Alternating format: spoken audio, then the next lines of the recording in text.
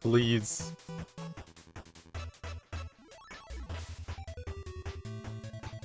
Refresh chat. Refresh. I want to turn down that music a little bit. But I need the Twitch link. Let's move to the stream VC. Okay.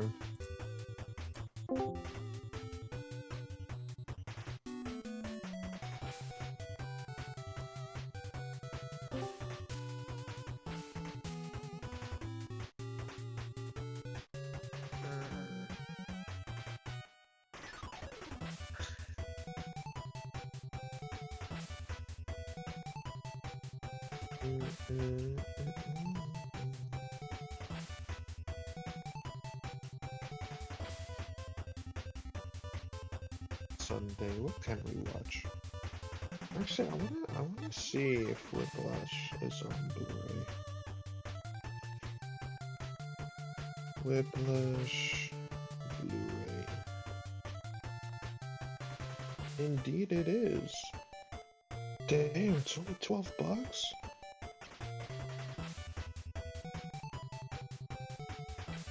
Yo, I might buy this. You have Amazon Prime. Bro, Amazon Prime is a scam, bro. What do you mean it's a scam? Sounds pretty good to me. Like, I know it's good, but...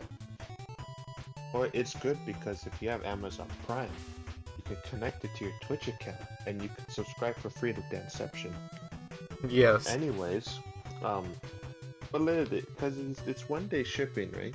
But like, literally, most of the time, if you order something without Prime, it'll just get to you in 1 day anyways. Or like 2 days. But still, it's kind of extreme. It's not a scam, but like It is not a scam.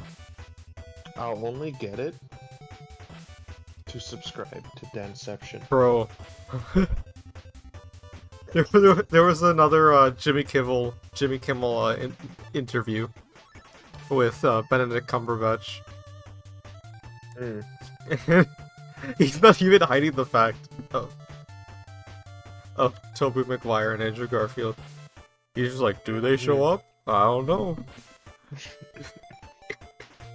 There's no point to hiding it anymore, like, come on.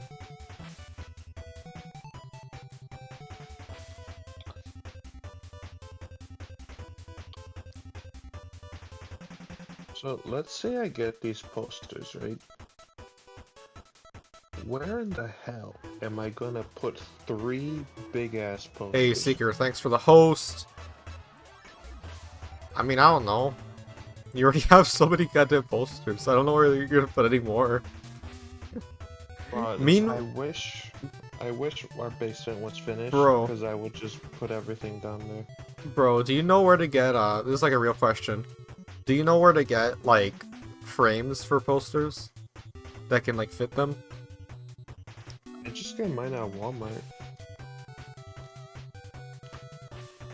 Because I've had these Mario 3D All-Stars posters for over a year, and I still haven't put them up. They're still, like, in the packaging. Yeah, I just go to Walmart to get my frames. Take a picture of one for me Okay. tomorrow. I Please. got you. Bro, I'll your take a throat ever picture just of the get... frame I have. Your throat ever just, like, get, like, watery sometimes? Like... Not Yeah, congested. Yeah. I sent you a picture. I'm gonna send you a picture of the Fuck. frame. There you go. That is like Spider-Man No Way Home Malik Trailer 3. Spider-Man No Way Home Trailer 3. Thanos in No Way Home? Yo, Thanos in No Way Home? Bet. Oh my god. Alright, we got 3 people watching this bitch right now. Let's go. Detective Batch Detective Bad! Detective Bad, he comes back! I'm waiting to see if I'm waiting to see what Jeweled.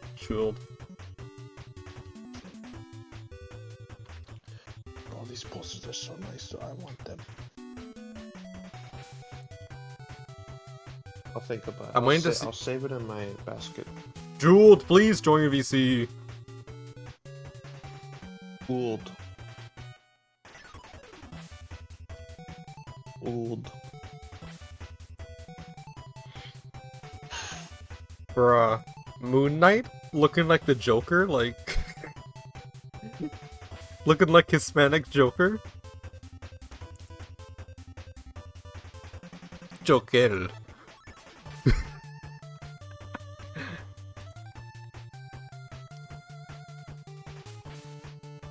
I keep forgetting that Tyler actually donated to the stream. Thank you for the whole... Ladies and gentlemen, hello everybody, my name is... Alright, let's get started. Why don't we? So this is my new, setup. I probably should actually turn on alerts on this thing. Hold up. I actually don't have an alert box right now. I'll put it right there on top of the chat. So, this is... the X-Men show is coming back. Oh yeah, and it said Marvel Studios. I am so excited. It said Marvel Studios. Think about that for a second. Bro. They better keep the original opening. Please, if they change it, no, I'm not gonna be happy. Okay, so this is... It has been a while, but we're finally back with Detective Bad. This is actually a mod of the game because Ace Attorney Investigations 2 never came out in English. It only came out in Japan and never got officially translated. The fucking great Ace Attorney games got officially translated before this game. And I'm assuming the reason why the game never got translated was that the Ace Attorney games back then, after a while, didn't do that well in terms of sales in the US. In like North America, like particularly. So I guess they just didn't bother releasing this, especially since like Edgeworth Investigations 1 didn't sell that well at all, so they're like, fuck it, no. Y'all don't deserve this. But yeah, here we go. This is a fan translation. As you can see by the beta on it. Yes, a beta of a DS game. Don't mind that. It's the full game. All 5 episodes. Oh god, how long did the last game take us to finish? How many streams did it take? It took Took like 15 streams. seasons. Took like 15 streams. Seasons. Yes. But we're gonna do this one a lot quicker probably. I've heard this one is way better than the first one. Like this one's like one of the best Ace Attorney games. So do you you don't care about spoilers for this, right, Ramon? I mean, you'll be watching it blind yourself too, so. Yeah. All right. You know why it's one of the best though? Why? Why is it? Because Detective Bad is probably the main character.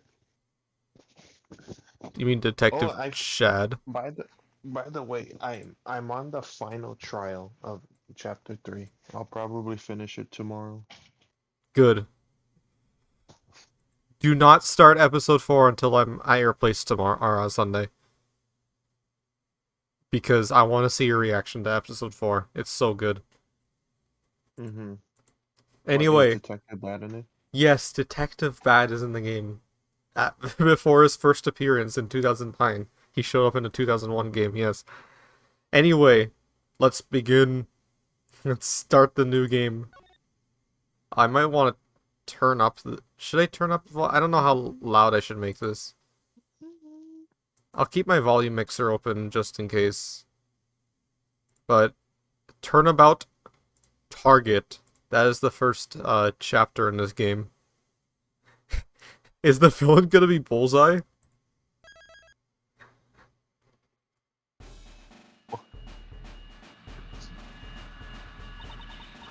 There it is! We can see it! It's the emissary of peace from the east! The president's private plane is arriving at Gordon Lake! Can you hear it? The cheers of the crowd. Welcome, Zangfa Republic. Welcome, Mr. President. Mr. President, this way please. Your audience awaits. This is just the JFK fucking assassination. My fellow Americans. Wait, is that who I think it is? Wait, no, is that who I think it is? Is that who I think it is on the left? Nah.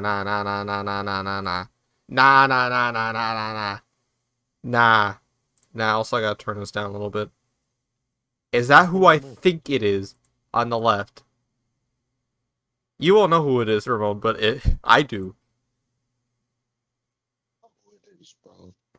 A few days ago, a smuggling ring that has long plagued my nation was exposed and crushed. This was possible thanks to your country's prosecutor's office. Hey, JFK assassinator. From the bottom of my heart, I convey them my utmost gratitude. However, the battle is still not over. I declare here and now. The hammer of justice shall be brought down upon... Looks like, Damn, that bitch got shot. Oh no. Ooh. Hurry, contact the prosecutor's office. We need that man. Miles Edgeworth. If there's anyone who can solve their case, it's him. Damn, that's actually sick. That's actually sick. Hold up.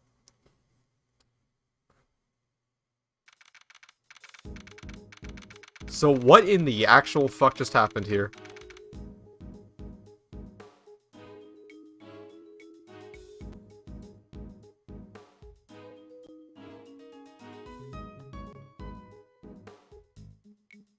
Okay, I just gotta change some settings here. Emulation settings. Just gonna make sure that this is, gonna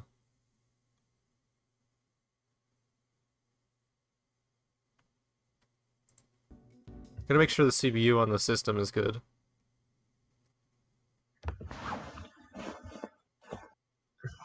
Ow.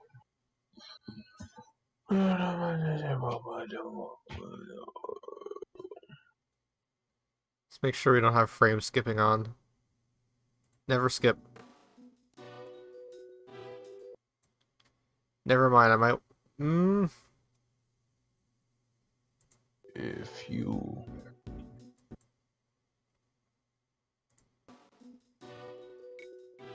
can. Oh boy, emulation issues. Yes. Yes. I could easily fix this. Hold up. It might just be because it's a, because it's a patched ROM that it's not being super fun.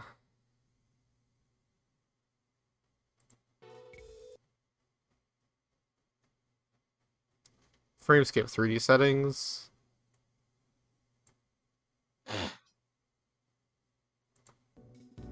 Or maybe I just have it like way too fucking,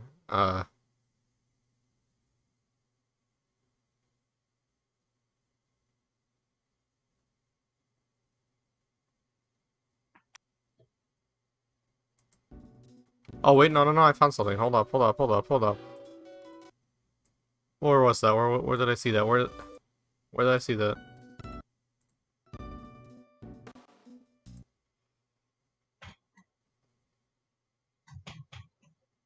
Oh, that's fast forward. Never mind. I don't want to do that.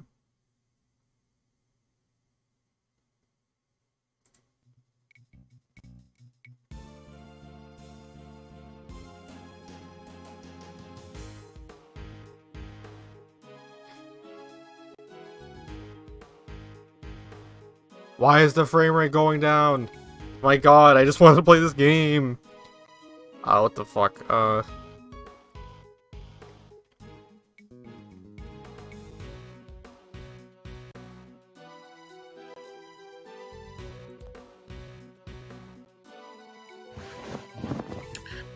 Do you know the character Meat from Mortal Kombat? What? Do you know Meat? Who? Meat Just meat. from Mortal Kombat. His name. Oh god, okay, I gotta send you a picture.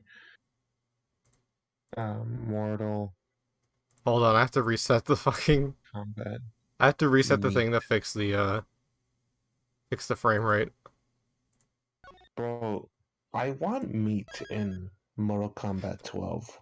Like, Okay, we have to go through this intro again. God damn it.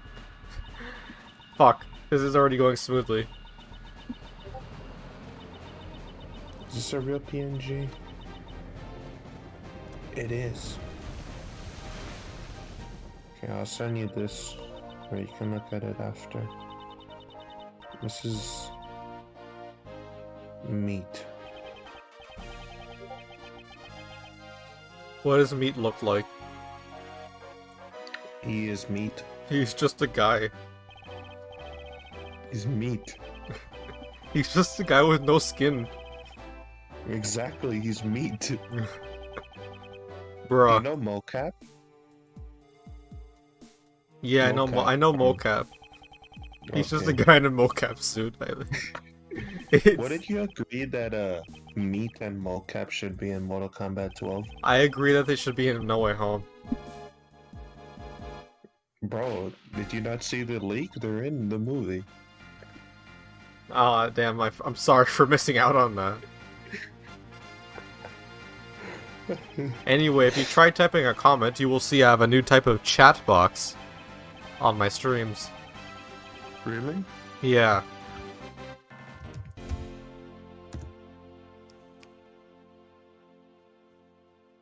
Wow. Amazing. It is nicer now. Mocap. Mortal Kombat. I miss characters like these though. Joke In characters? Mortal Kombat. Yeah, Meat, mocap, like Okay, that's it. let's start this. March 25th, 2:46 p.m., Gourd Lake Park. Audience area. So did we just witness JFK fucking dying? Is that what went down? Word of this must have reached every corner of the world by now. I like how Gumshoe's immediately there. He's... He has that sense. He just teleports right to a crime scene. An assassination attempt. An assassination attempt, okay. On the President of the Republic of Zangfa. My name is Miles Edgeworth. I am a prosecutor. No fucking shit. I was asked to investigate this grave incident, but upon my arrival...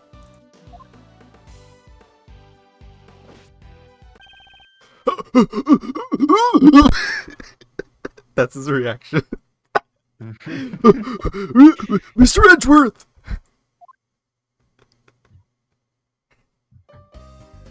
We've been waiting for you, sir!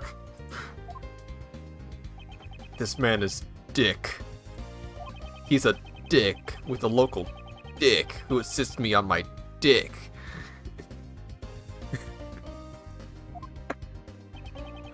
What is the president's current condition? I'm still not sure, sir. The paramedics just entered this plane a few minutes ago. I see. I hope it's nothing too serious. Very well, detective. Please show me your dick around the crime scene. Roger that, sir. I sound like fucking J.K. Simmons. Peter Parker, you have just committed 9/11.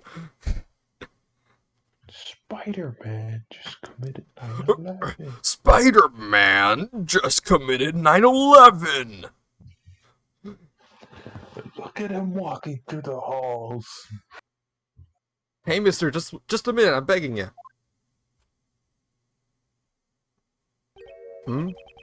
What's this? Mister, you're the prosecutor in charge around these parts, right? Can I ask you a little something real quick? I'm afraid I must refrain from commenting for now. Let's go, detective.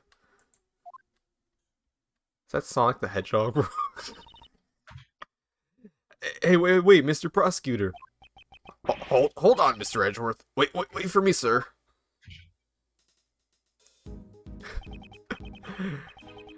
Hello, everybody. Today we are here to make a public announcement. Peter Parker has just committed 9/11. We must find him. We must bring him to court. Bro, look at that policeman taking pictures of the world famous Detective Gumshoe. Mm-hmm. If you think about it, Detective Gumshoe is just he is the successor to Detective Bad now, because at the end of the first game, Detective Bad told him to become a great detective. Bro, Detective Bad is 6'2". Of course he Bruh. is. He's the Chad detective. Bro, I thought he was at least 9 feet tall.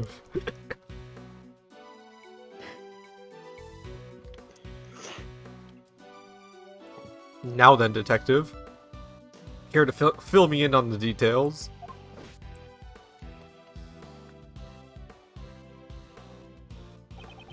Basically, the whole thing happened here in Gourd Lake Park. Bro, why does it look like the dad of fucking, of Will Powers Jesus. of Will Powers from Ace Bro. 31? He is ripped. Jesus Christ. He's That the suit is painted on. My God. What the hell? Bro, he looks like the dad of Will Powers from Ace Attorney 1 Chapter 3. Yeah. He's Detective Powers.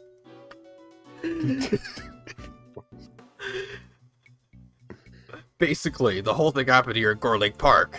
There was a big welcoming event for the President of the Republic of Zhengfa.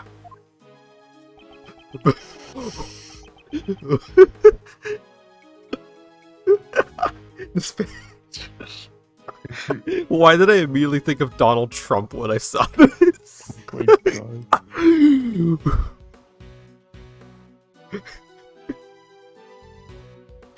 Peter Parker has just committed 9/11. We must build a wall to stop him. The president of Zhengfa, Di Junhuang. Okay, that sounds too much like Don Jiping. As I recall, newspapers and news programs were making quite a deal over his visit. We already got evidence. Let's go. It rained a bit, but it stopped just before his plane landed. He came out and all of a sudden, in the middle of his speech, bang, a gunshot. At least I think it was. You think? I just found the most perfect picture on Google. Wait, hold on. Truth is, I just got here as well, so I don't know the details, sir. So you were also called here on short notice? Yup, and today was supposed to be my day off. And I was supposed to be at the High Prosecutor's office preparing a case for a trial. The Chief Prosecutor asked you personally, sir. The Chief Prosecutor?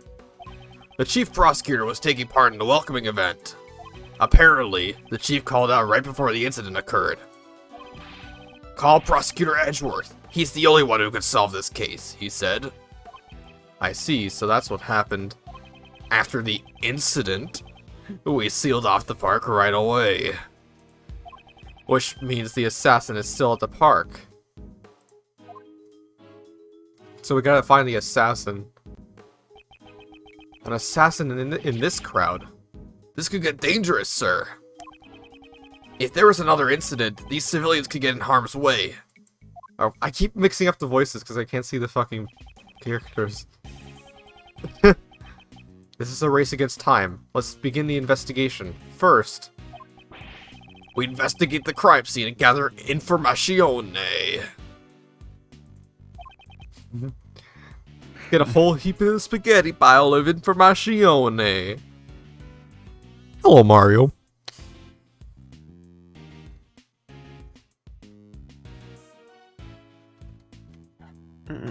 Yo, this song's a bop. I heard the soundtrack's also better in this game. This game came out on DS in 2011, by the way. Holy shit. It's 10 years old. Awesome. The 3DS came out the same year, Ramon. That's just to put into perspective how late in the lifespan this game came out. That probably might be another reason why it never came out in English. There's no mistaking it. The president was targeted with a gun. Oh boy, we got logic again. This is something I'll have to keep in mind. Detective Gumshoe! Where was security at the time of the gunfire? The police were only in charge of guarding the park's perimeter. The president was being protected by his own personal bodyguards. It's those guys over there. Why don't you try talking to them, sir? Yo, is that Nappa? Is that Nappa and his twin? Hammer? Yeah, it's Hammer. So let's talk to Hammer number 1. What do you want? You were the president's bodyguards, correct? What was the president's security detail like during the speech? The president had his 2 best men by his side. The rest were stationed near the stage area.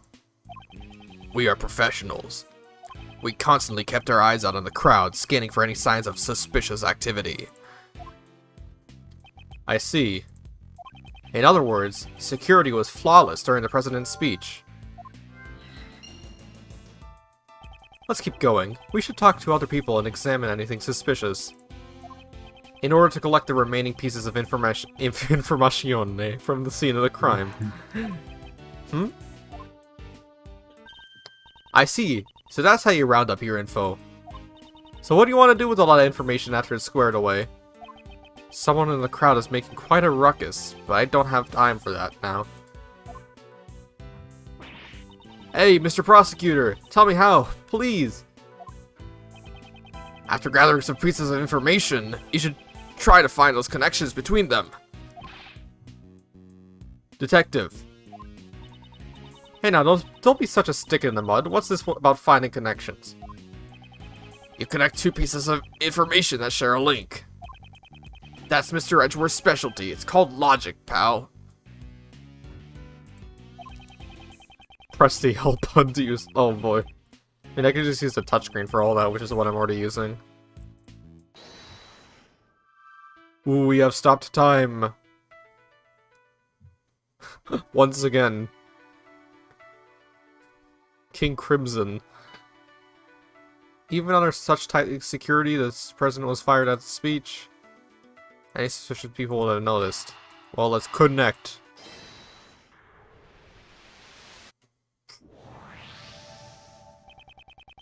Someone was able to fire a gun under flawless security. And they were able to avoid being spotted by the professional bodyguards. This is no easy task. There had to be a certain amount of preparation beforehand. It's very likely that the president's assassination was a premeditated crime. I expect nothing less from Mr. Edgeworth. What brilliant logic, sir. Yes, well, when you follow the facts and find a connection, you will begin to see the truth. However, if the information doesn't line up properly, I may stay farther from the truth. But if I think carefully before piecing the leads together, the logic should flow.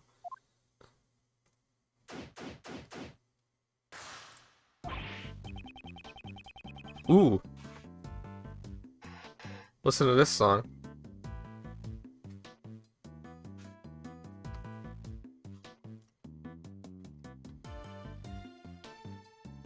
Hey.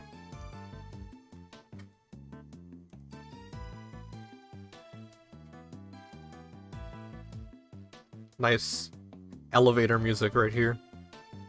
Let's examine everything we can. To examine, approach anything that looks suspicious and press the A button. If I want to consult with Gumshoe, I press the Y button. Oh boy. It begins once again. We have returned here. I like his jogging animation here. Just to like jog, you know?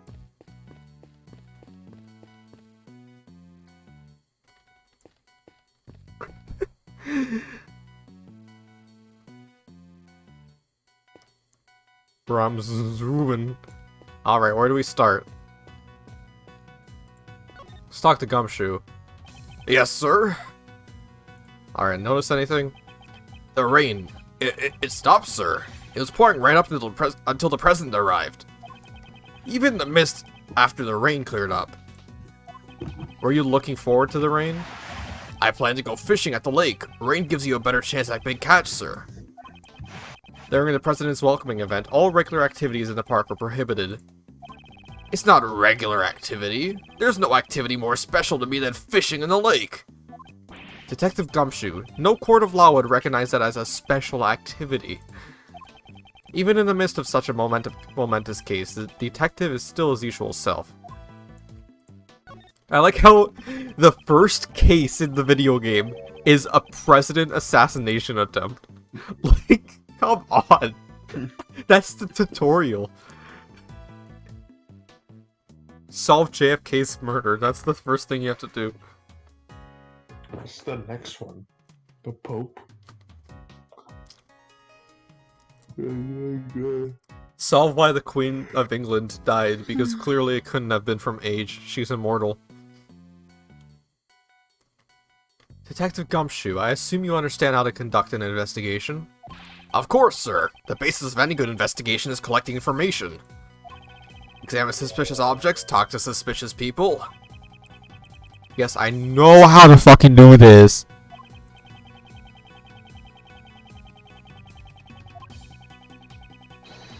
I have literally fucking played 7 Ace Attorney games. I know what I'm doing.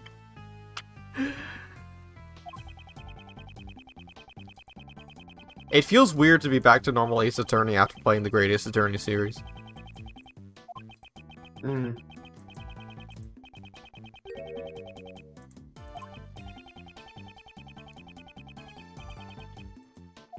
Bro, by the way, this is the last game chronologically that Detective Gumshoe is in. Really? Yeah, he doesn't show up in the 3DS games for some reason. Damn. I mean, the last case in terms of release that he's been was in the anime, because there's exclusive stories in the anime. Alright, let's start investigating.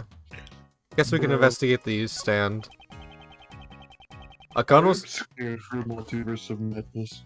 Oh god. I am scared.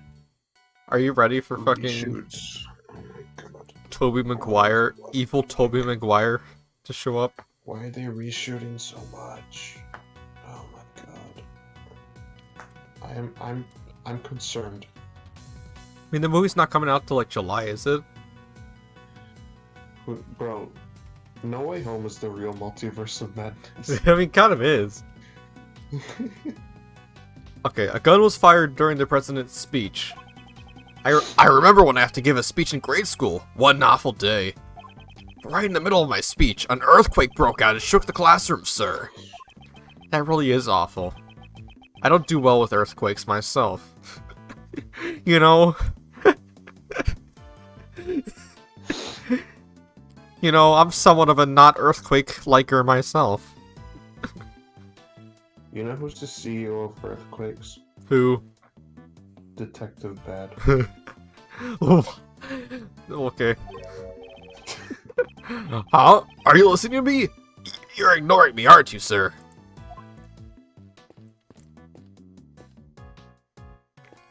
Oh, by the way, you'll find out why Edgeworth doesn't like earthquakes in episode 4 of Ace Attorney 1.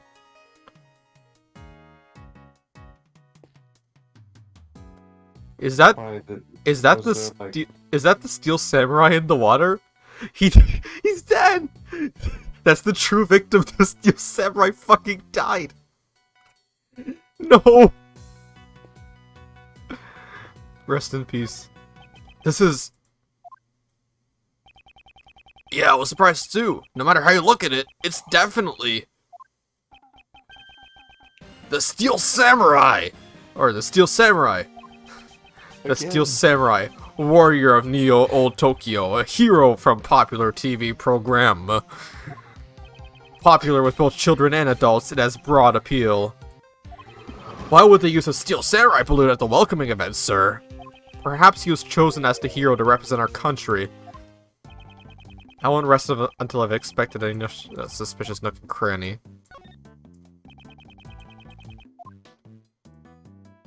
What does it want me to examine? Let's examine up here. These flowers were delivered from foreign country. I don't even know their names. Yeah. My favorite flowers are roses and carnations. Because when I see roses, I think of weddings. And when I see carnations, I think of birthday parties. You're probably just thinking about all the cake you're allowed to eat. Please don't be blunt about it, sir.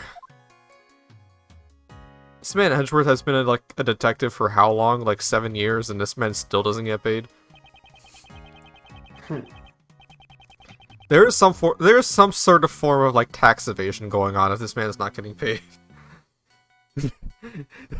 Episode 2 of Investigations 2. We investigate the fucking police headquarters for tax fraud.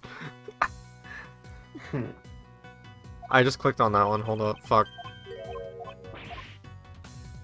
Let's look at the flag.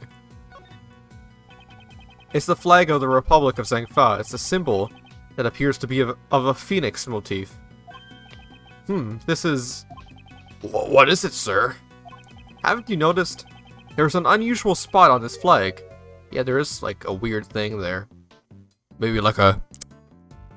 I was about to say a glory hole, but I forgot what that meant for a second. That would have been bad. Compared to the flag on the opposite side of the stage. There isn't a speck of dirt on it. This flag is spotless, sir. Yes, that is what the flag is supposed to look like. However, there's one spot on this flag that is out of place. Oh, where is it, sir? Please explain it so I can understand.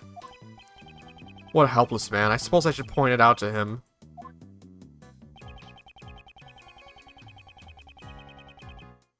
Press the X button. Oh, yeah, right here.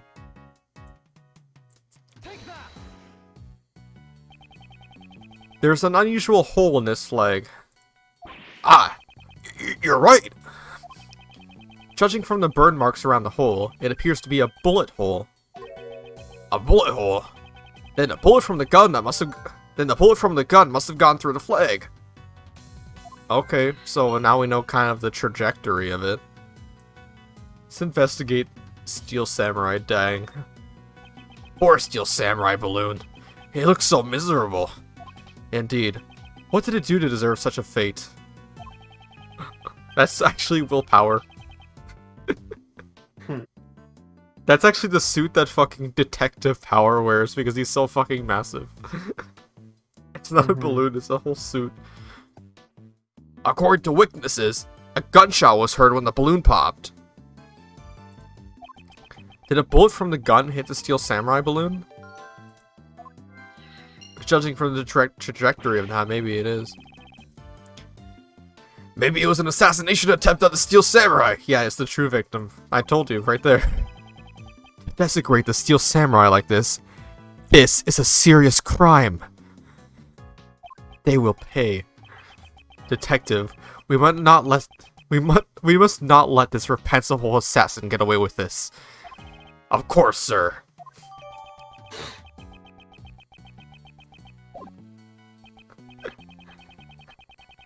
I like how he's more angry about the Steel Samurai balloon being popped than the attempted assassination of a country's president.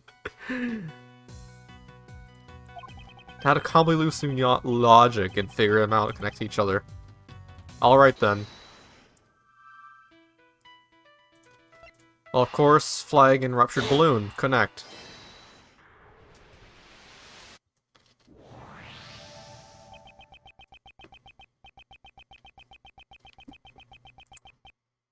As a result of the gunshots, There's a bullet hole in a flag and a ruptured balloon.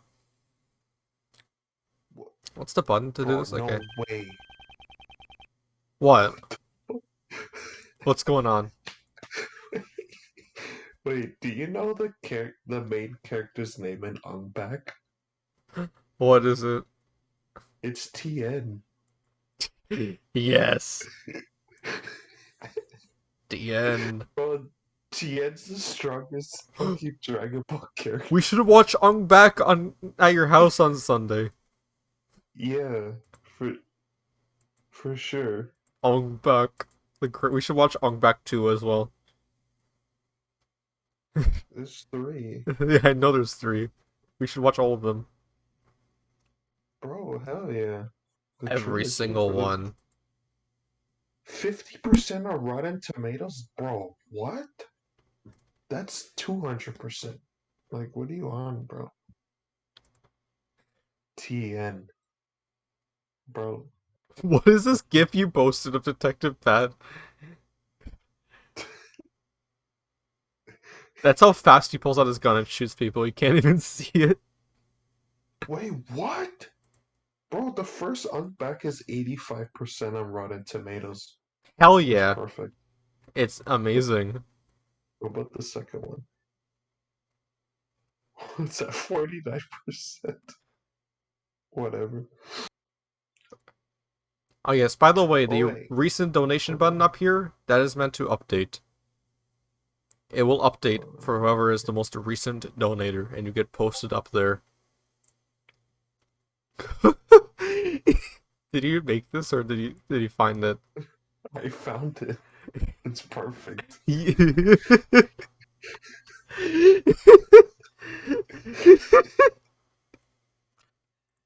Oh my god. He is gonna return, bro. He better return.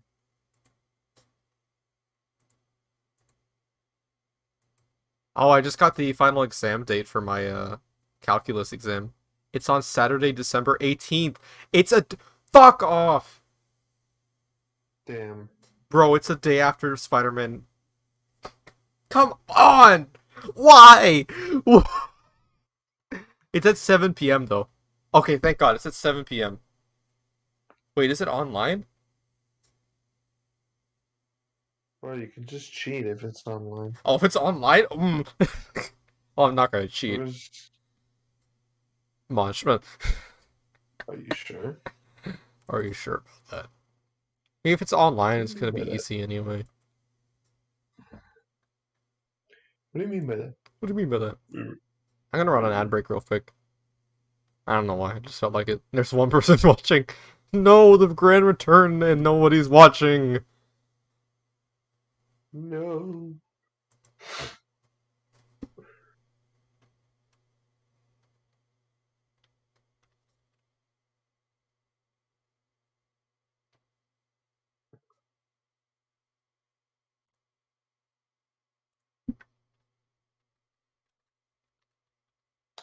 What's Unback rated?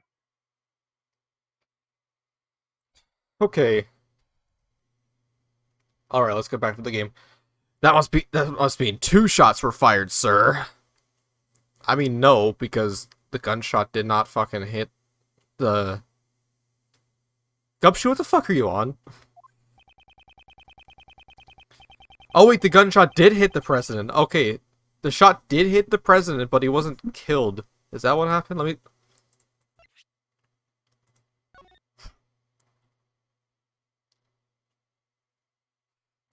Bro, he's so fucking he's Super Saiyan, bro. Look at that. Bro. His fucking shoulder is the size of a bowling ball. Like, god damn.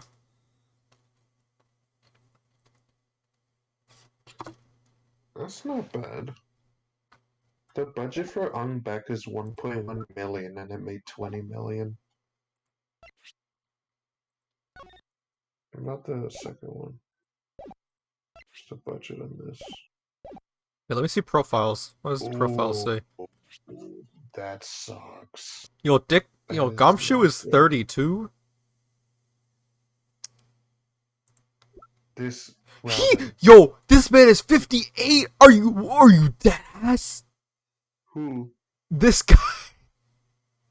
He is. He's Damn. 58. What do you mean?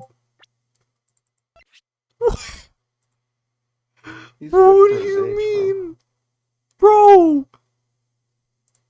Bro. If we include the shot that hit the president, No, it's also possible that the flag and the balloon were punctured by the same bullet. If we could be certain about that. Or if only we could be certain about the number of gunshots. That's all the investigation was? Now then, let's continue the investigation. Hmm? Oh my god, this fucking bitch. Hey, Mr. Prosecutor. If you find anything new, could you please let me know? I've been wondering for a while now, but who exactly is that woman? Thought she was just a nosy onlooker, but it looks like she's investigating too. Hey, please, I'm begging you. Why? In order to figure out how many shots were fired, we'll need to talk to a witness. Can't be helped. Let's try talking to her. Why does she look like she's straight out of, like, Jet Set Radio or some shit? What the fuck is that hair? You're looking like fucking Sora, Sonic the Hedgehog looking ass. God. What's that shirt say? IKEA? Like... What's that IKEA shirt? Why do you have a fucking bear trap on your... Bro, you're the killer. You're just carrying a fucking bear trap. What are those fake ass beats you're wearing? God. The name's Nicole Swift. Just between you and me, this case is gonna be my exclusive scoop. Exclusive. Miss Swift, is it? Can you tell me what you witnessed during... So how's your investigation coming along? Y'all got a suspect yet? Where do you get that frilly doohickey around your neck? Bruh. This man is getting roasted. The counter roast. The counter roast of legends. Could you please stop talking for a moment? I'll be the one asking the questions. What is this, an interrogation? I reckon I was gonna get myself in an interview. I'd like to know how many gunshots were fired. Can you please tell me what you saw? Well, I guess. I ain't telling you nothing. What? My life depends on info. I ain't giving it up that easily. Don't be selfish, pal. Won't you please cooperate with us? Selfish? He ain't gonna share no info with me, then I'm gonna go get it from elsewhere. You see, we are what you call the fucking police. The people in this fucking game, in these games, just forget that they're talking to actual fucking, like, authority. And Edgeworth just doesn't do anything about it. He's like, bro, okay, sure.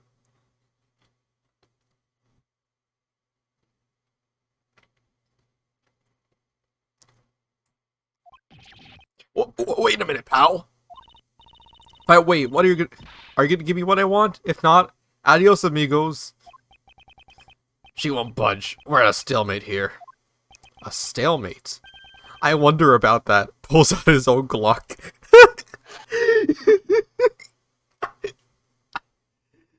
A stalemate. I wonder about that. Fucking pulls out a giant fucking minigun from like inside his shirt. He does the detective bat animation.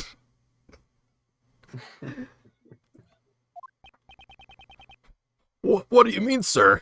As you know, chess is one of my hobbies. How does one go on the offensive against a defensive opponent? There are many tactics available on the chessboard. Really? I don't know much about chess. I prefer checkers. Even if it appears to be a flawless defense, there is always an opening. A flawless defense. Meanwhile, their defense. Nah, I just don't feel like telling you shit. No, you. Observe as I break down her defenses with my words. In order to get her to talk, I'll need to use the right strategy. Using the image of a chess game, I need to stay on one step ahead of my opponent.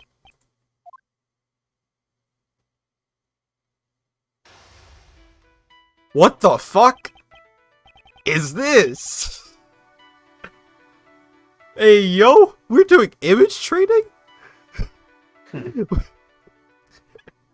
Now then, let's analyze the situation. Until you give me some info, my trap's sealed shut. She has her guard up. So this is her defensive strategy. What is happening? If I waste too much time, she may grow impatient. I need to pay attention to the time limit.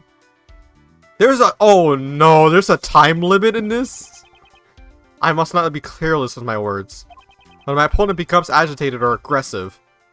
I told you I ain't talking, you're stubborn as a mule. For example, during times like this, I should calmly wait and see how things play out. The moment my opponent shows an opening, I'll be able to strike. First, I should ask about her identity. Now, let us begin. Logic chess. Your occupation. Bro, why is this a bop? Hold up.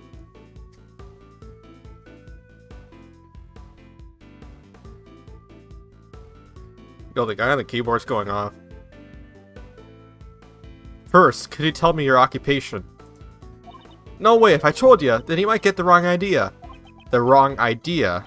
In other words, it's a job that you cannot tell others about. I never said that. I get some kind of sus.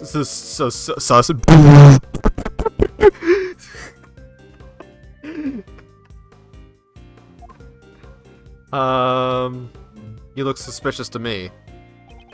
Haven't you realized it yet? I have you cornered. Huh? What's going on with you? I don't get what you're saying at all. Oh, that was a needless statement. Okay, so I didn't want... Oh god, my time limit's down. I lose my time limit meter. Oh shit. Well, they let their guard down. I must hesitate to strike. So I have to say it again. Okay, let's wait and see then. I'm just your run-of-the-mill model citizen. Please excuse my rudeness. I did not mean to offend you. I may not know the details of your job, but I'm sure that it is a reputable one. Well, you might be giving me too much credit there. I ain't even done any major articles yet. Article writing job. Heh. I heard you mentioned articles just now. Does your job involve writing articles by any chance? Dang nabbit. That's right. I'm an investigative reporter. A bona fide up-and-coming news journalist. I work for Kotaku. It is very reputable. I am a BuzzFeed journalist. Please give me credit. I see. A reporter. She may already have some information about the case. This will be my next line of questioning. Ooh, I heal up. Okay. This is where the real battle begins. I'll need to draw out even more information from her. Content of your coverage. Did you witness the incident? I think content would be the right one. You said that you're a reporter. Did you come over here to gather news material? If you want to know that bad, give me some info first. No, you first. Show me what you gathered. Honest to Betsy, I don't know what you're talking about. I don't have enough clues to process with this line of questioning. Maybe I should try another line of attack. Okay, witness incident. Were you present at the time when the incident occurred? Hey, Mr. Prosecutor, how about give me some of that info you promised me? No, ladies first. I insist. I told you my trap shield shut. You ain't getting the info that easily. I mean, that would probably work, but no. It's not gonna work out. This is my livelihood here. Please, I'm begging you. You stick to your head. If you stick in your head too deep, you may be putting yourself in danger.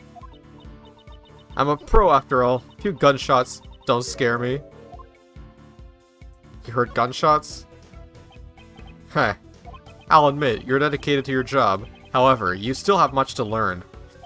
The fact that you heard the gunshots clearly means that you were present during the incident. Were you present during the incident too, I wonder though? Maybe 3? 3.5? The solo incident? The Red Dead incident? The IRL incident? So many incidents. Yeah. Who just joined? Joel. Jew. Hello, Jew. Hi. Hi. We are streaming Edgeworth Investigations 2. So, can I get some context on what's going on? Have you never seen this game before? No, never. So, basically, there was an assassination attempt on a president. Mainly, you know the country that that one guy comes from? The fucking guy with the scrolls from the first game.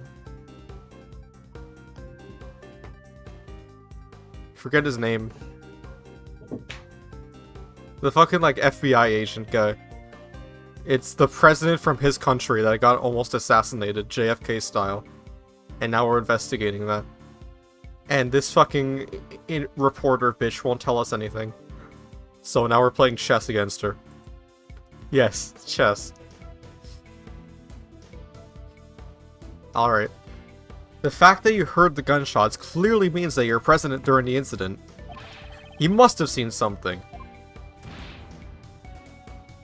But busted again. I just happened to be here covering the speech. And that's when it all went south. That's all, I swear. I ain't saying another word. So she was here to write an article about the speech. She should still have some materials gathered for her article. This could be a useful clue.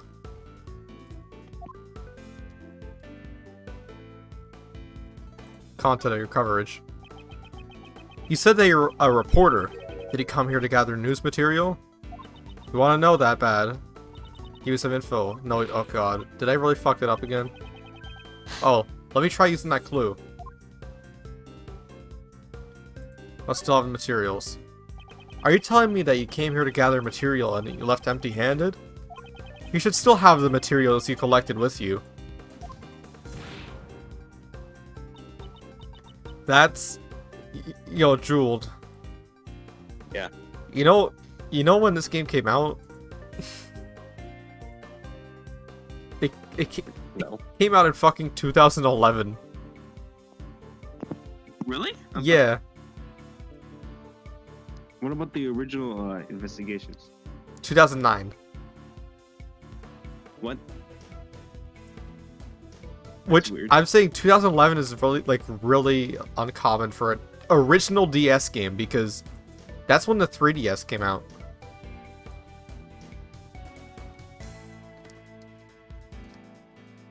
So, yeah. I mean, that's probably one of the reasons why this game never came out in English, officially. That's pretty interesting. Darn tootin', I'm a pro! I collect info with my own 2 feet. That's why I ain't giving up without a fight. As the prosecutor in charge of this case, I am making a serious plea for your cooperation. Don't you mess with me, I ain't handed it over, and that's final.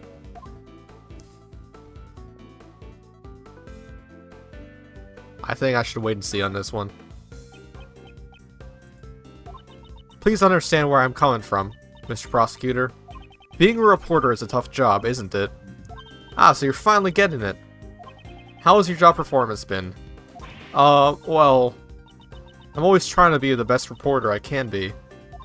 This here tape recorder, I always carry it by my side.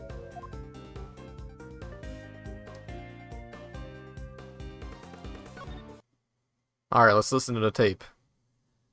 Alright, let's try to listen to this tape. So you know what's fucked about this, part of the game that I just realized, Jeweled? What? It is the only time in any Ace Attorney game where you're on a time limit to make your decisions. In this time limit, it goes down for every single decision you make during a chess segment. But in between, you'll get time back. But if you get the wrong answer, you lose time. I didn't actually notice the timer. Yeah, it's down there. Pretty much acts as your health bar in this. If you're trying to be the best reporter that you can be, then it would be unnatural for you to not have collected any news materials. You recorded it on your tape recorder, didn't you? The information regarding this case. There goes my exclusive scoop. That's right. I have it on my tape recorder. All the information I recorded for my article is right here. Huh. Checkmate.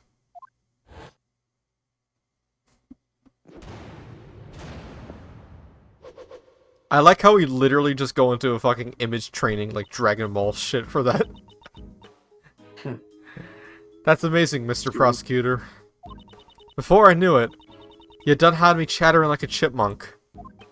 Let me hear what you have on the tape recorder.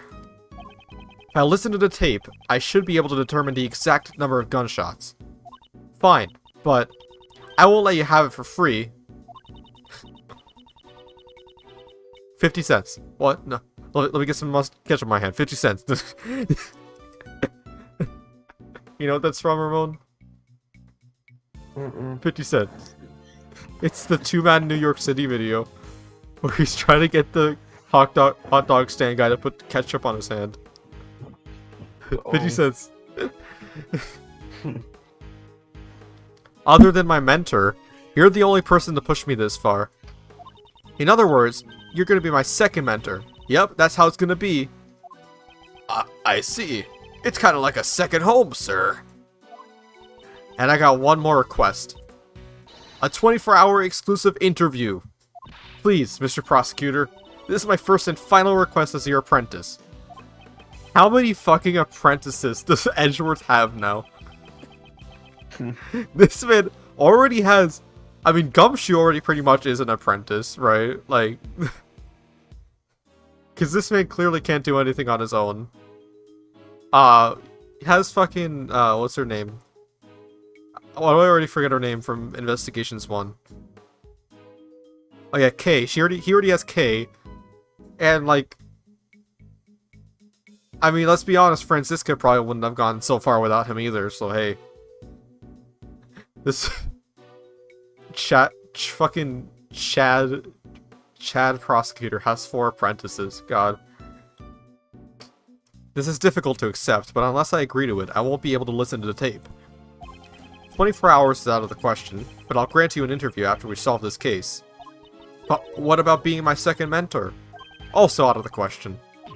Ah, don't be so ordinary. Well, I guess you take what you get. It's all for the sake of my news scoop. Time to get the ball rolling. Let's begin our exclusive coverage. Well then, Miss Swift. Please begin the playback of the tape recorder for me.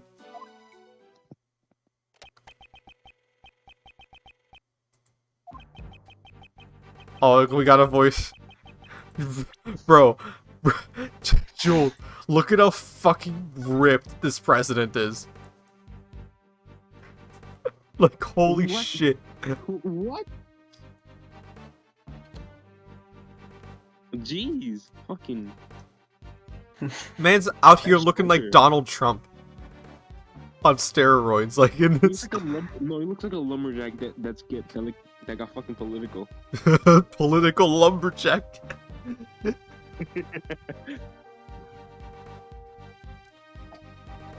Bro, if Detective Bad comes out in this game, I'm freaking out. If he comes back, if he makes his return. Wait, is he the one that has like a ripped up coat? Yeah. Nah, I don't think he would. He better. He's the Chad detective, bro. Like, look at this, bro. He's like Chad detective.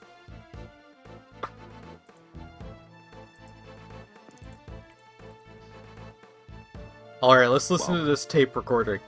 My dear friends, there's a reason for my visit. A few days ago, a smuggling ring that has long plagued my nation was exposed and crushed.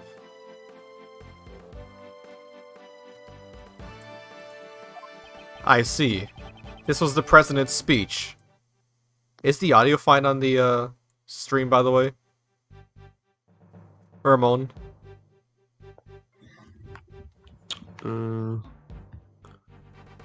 I gotta make sure. You know? You know? Yeah, it's good. Okay. It's good. It's good. The president passionately addresses the crowd. He's deflating the rumors flying around about recent declines in approval ratings. This is my own commentary. I try to create the feeling of actually being there. According to the schedule, there's a meeting after this. He seemed quite pleased that the Yatagarasu incident has been resolved. Well, of course. It's a great honor for us as well. Whose voice is this? Those are the folks standing in front of me. I reckon it was two older men. They kept on whispering to each other. Where have I heard this voice before? He's heard the voice before. Wait, hold up. Hold up. What if...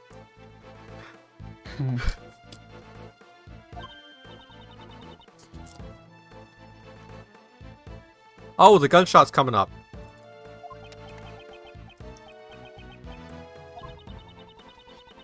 The president raises his fist in the air. The atmosphere is boiling to fever pitch.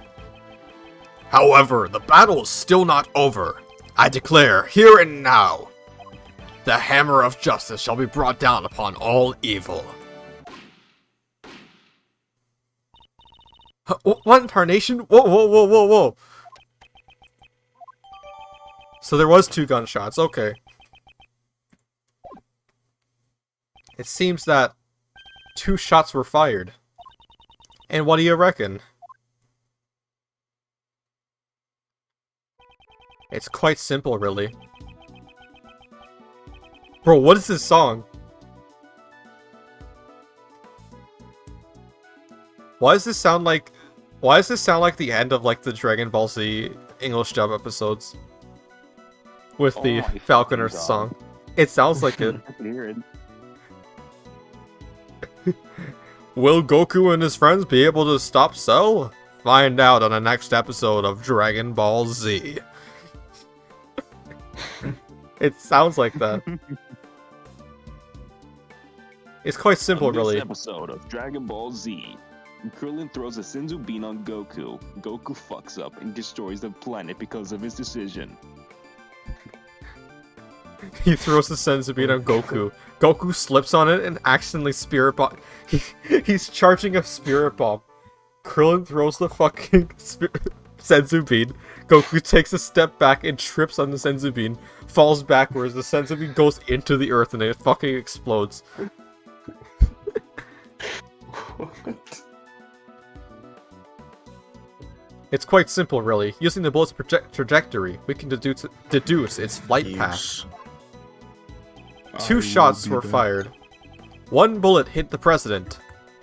That means the other shot left a hole in the flag and punctured the balloon. Do you understand now? The location of the perpetrator who fired that gun. The bullet that struck both the flag and the balloon was fired from here. Must be from like in the front, right? Because if it hit directly, it must have been like around here. So then it would fire there, and then fire straight ahead.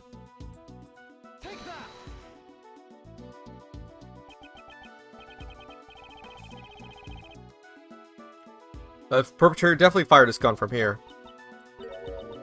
Would them bullets really hit their mark from there? Mr. Edgeworth, we're talking about here, pal. I'm sure. What do you mean it wouldn't have been from there? That sounds perfectly logical. That sounds perfectly fucking, like, correct. Hey, Mr. Prosecutor, don't push yourself too hard now. What do you mean? That was the right spot. Where do you fucking...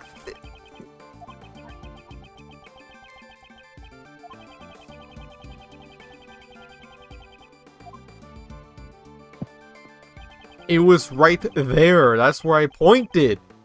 So, like, it goes down here and then down here. Maybe, like, up here at the front.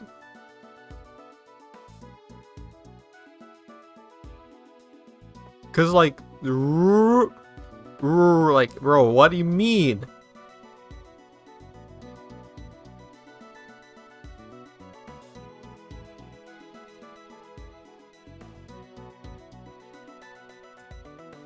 Okay, how about from here? Maybe it's particular about it. Bro! Am I just retarded? Am I just retarded? Absolutely. Okay, then tell me, Jules, where is the perpetrator here? If not right in the... Alright. Let me think. The front. I just clicked the front twice. Too bad. Maybe, like, specifically here.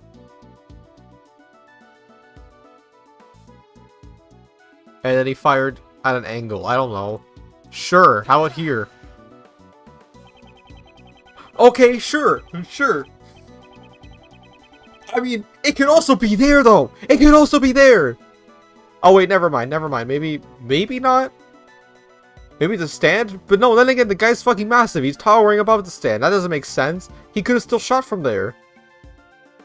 Come on, bro. Come on. Yeah, that is kind of weird. That is kind of weird, though. By connecting the bullets from the flag and the balloon, we learned the bullet's trajectory. It's likely that the bullet fled from the side of the audience area. Or was fired from the left side of the audience area.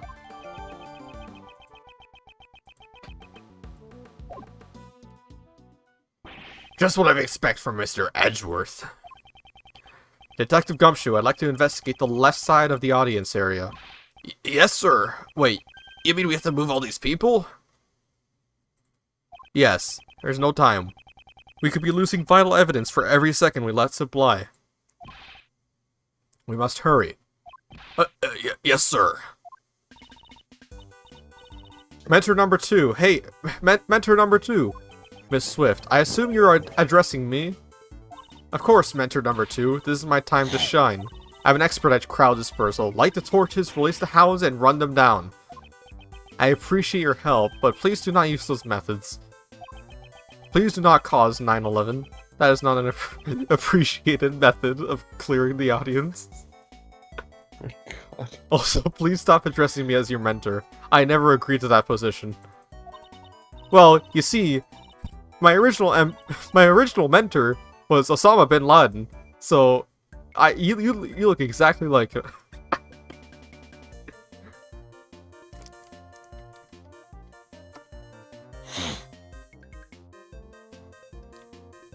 I hear ya.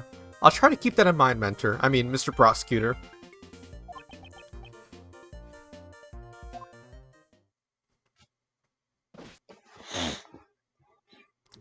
This man's zooming, goddamn. Mr. Edgeworth, we're ready to begin the investigation. Miss Swift here was all over the crowd helping us round them up, sir. Huh, this ain't nothing compared to my first mentor's mob wrangling skills. She seems to be used to this sort of thing. However, Miss Swift, all that running around seems to have caused your clothes to be covered with mud. I'll take care of the cleaning bill if you'd like. Eh? Oh, you're talking about my parka? Don't you worry about your fancy little head about it. It's reversible, so I can just flip it around later and it's good as new. That won't do much for mud stains, though. Well, Mr. Edgeworth, let's restart the investigation, sir. The crowd has made a mess of the crime scene. I hope some traces of the criminal are still left behind.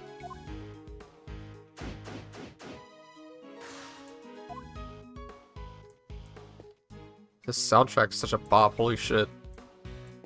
I mean, it's Ace Attorney, of course it's a bop, but like, this song right here.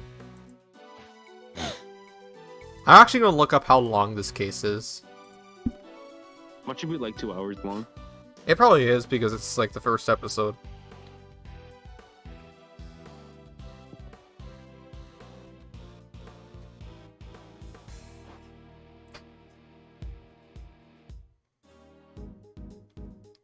It's 3 hours. Oh. So Um, it will take like 2 streams or what? it'll just take me one stream, honestly. Hmm. I can just do it tonight. The full game is 27 hours! And that's, like, without breaks or anything like that. Jesus Christ. Imagine not having a break on that though. Alright. Where do we investigate first? There's a fucking cup. Can we investigate the cup, please?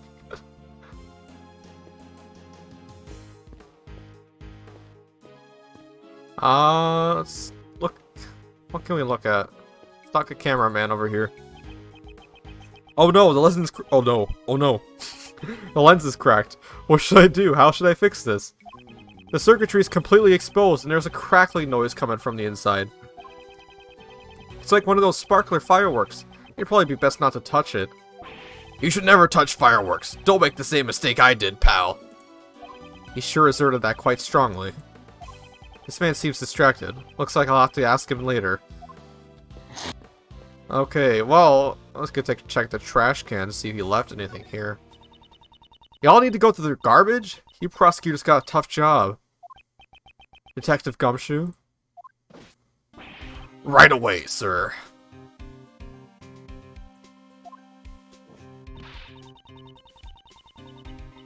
Hey, I just realized this is actually playing Gumshoe's, like, original theme from Ace Attorney 1. It's not the remix for the, that's in this game. Interesting. This is the remix. Second edition. So it's the detective's job to go through the trash. Prosecutors don't want to dirty their hands. Let's see. I hope I find something good. The detective seems to be a little too eager about searching through the trash. This is a winning popsicle stick! Detective! Sorry, sir. Let's see. Something related to the case. Bro, whenever I think about popsicle sticks, like, my brain just... My fucking... Dies. My brain just dies because, like, I just think about the texture of it. Like, you ever just rub your fucking tongue on a popsicle stick? Early? Why would you mention its fucking taste, though?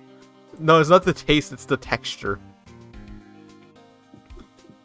It's like when like a doctor puts a popsicle stick in your tongue. Just a fucking wooden plank, dude. Yeah, exactly. That's why it's bad. Just eat it and swallow it, though. It's like scratching paper.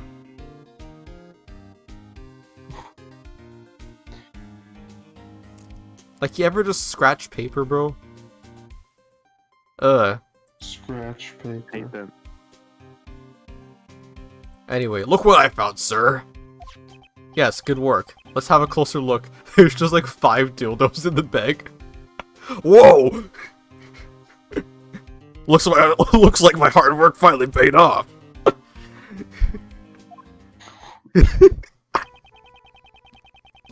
Oh, we get to see it in various angles too? Yes, sir. Just give me the warrant. I'll spin the evidence round and round. Spin you right around, baby. Right around.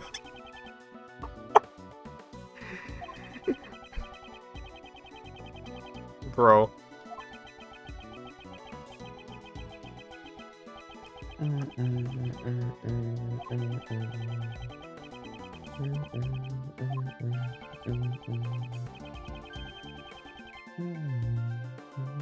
Bro, wait a second. Ramon.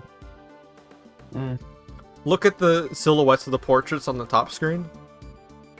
So you see, there's 2 characters on the right we haven't been introduced to yet, correct?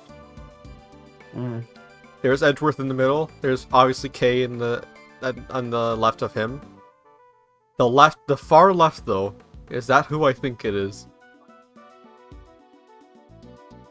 Wesker from Resident Evil. Holy shit, he's in the fucking game.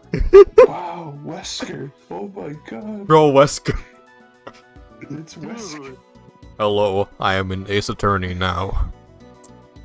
Chris! Alright, let's give it a try. I want to play Resident Evil 4 eventually, and the Resident Evil 2 remake. Have to. Bro. I might stream those games.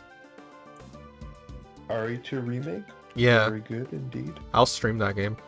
I might keep Resident Evil 4 to myself, but RE2 remake, yeah, I'll stream that. Hype. RE2 remake. This is a nice looking bag, not gonna lie. And that is a fucking gun. Oh sure, take out the paper first. It's a document of some sort? Let's see. President's security detail. Why is there chess pieces on there? Pay attention to the lake area. In a case of emergency. Okay, I'll read it later. These are the plans for the president's security, sir. Alright, pay extra attention to the lake area. Rook takes Knightley's place. In case of emergency, Knightley will lead the president inside the plane. A terrorist we can't be certain there isn't one. The bodyguards' names are written on here too. Rook and Knightley. The bodyguards are not from the Republic of Zhengfa? It seems that the president hired local security firm. Why didn't he use the police force of Zhengfa? You want to know the reason? That's another big scoop. Do you know something about it? I was just at Zhengfa Embassy the other day, fixing to get some news material. That's when I heard. It sounds like the president's got plenty of enemies. He also don't get along too well with the top brass of the Zhengfa police. I see. He doesn't even trust the people of his own country. This could be related to the assassination attempt. Remember what happened to the ambassador in the last game? Fucking evil detective bad. That was a good case. I really like that case. But why would this document be in the bag? That's strange indeed. It concerns the safety of the president. Normally, it would be under tight security. This bag. There's something else in it, sir.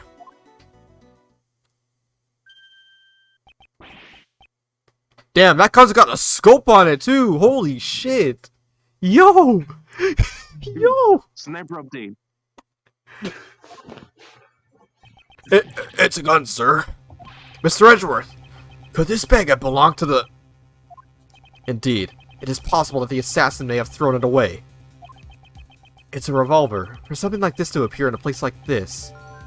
6-shot revolver found in the trash in the audience area. The gun that is prohibited in this country. It's Mista's gun, bro. It's a 6-shot revolver. Mista killed him. Is this the work of a professional assassin? He must have used that document to carry out the crime, sir. This revolver. I will need to take a closer look at it.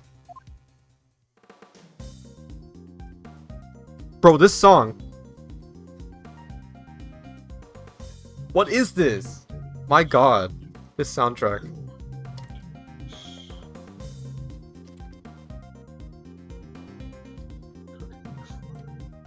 Pull the trigger.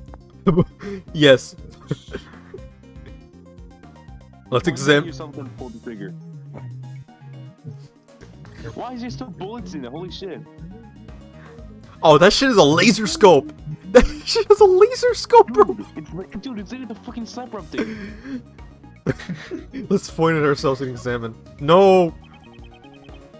This would be the grip. I've held the grip of several guns in the past, but it's never been a very pleasant feeling. Let's look at the bullets. Let's see how many are left in here. The gun fired 2 bullets. That matched the number of gunshots heard. This must be the murder weapon, sir! So like, examine the scope as well. Examine the trigger. You have to. This is Please. a laser pointer. It's an implement you attach to a gun to help you aim with the lasers, sir. Just press here and... It's firing a red laser, sir! Did the assassin use this laser pointer to target the president? The laser is actually like a fucking like super hot cutting laser. Gunshoe points it at Edgeworth, he fucking dies. He gets killed like Vegeta in fucking the Frieza saga. Oh my god.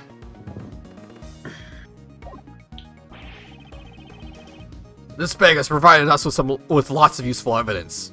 Dumpster diving really paid off, sir. Good work, detective. I have one more request. Please tell this forensics team to check the gun in the bag for fingerprints. Yes, sir. By the way, I heard from someone that I was talking to on Discord about this game that Gumshoe has a character arc in it. Like, he's actually one of the more important characters in this game. Finally. Oh my fucking yes. Jesus. And there's an actual arc for this fucking guy. This is actually awesome. It's also the last game he appeared in, so. What, did he shoot himself or what? Well, technically not the last game he appeared in. He appeared in the Professor Layton crossover as well.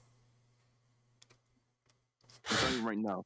As he examines the gun, he's gonna accidentally pull the trigger right now. Right now, no character arc. He just dies.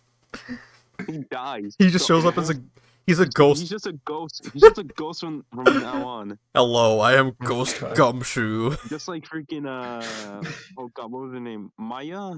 No. Mia. Mia. Or it becomes a force ghost. Yeah, he possesses Maya. he becomes a fucking stand, dude. He's just... His stand is literally the fucking is literally like the lock from part 4. Because I'm broke, so are you. If we could obtain fingerprints, it would help be a huge breakthrough on our investigation. I got the results back, sir. That was fast. Of course! I made the double time it. Unfortunately, we couldn't find any fingerprints, sir. Are you certain you did a thorough search? Of course. We combed every inch. We even took out the bullets and examined them, sir. As expected, this won't be easy. Alright, is that Winston Payne? Is that Winston Payne? It's literally just an ugly bastard into Ace Attorney. Ramon, you know Winston Payne, right? He was he's the first prosecutor in the first game. Oh. Your first opponent, he literally sucks. Yeah. It's interesting because he wasn't actually in the first Investigations game, I don't think. He literally looks like Dr. Kleiner from Half-Life 2. This is a terrible incident indeed, Mr. Edgeworth.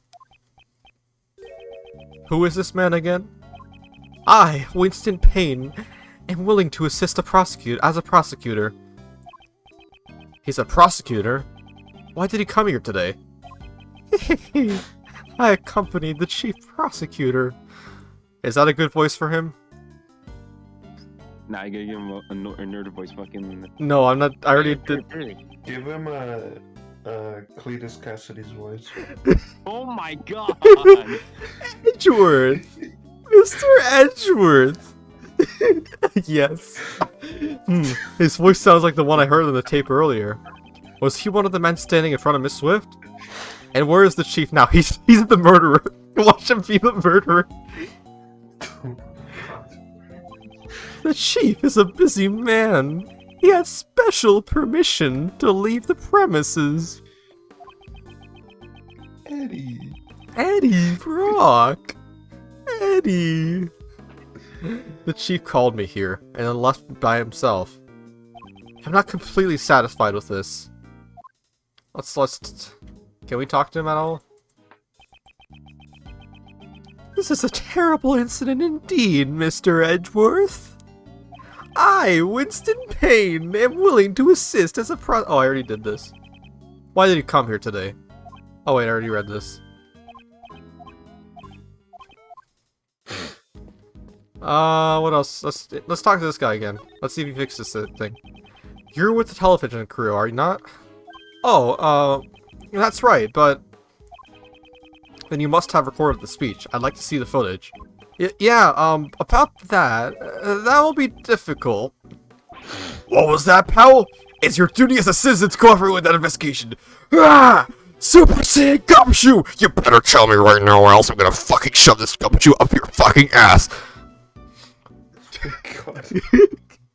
He just chokes him like...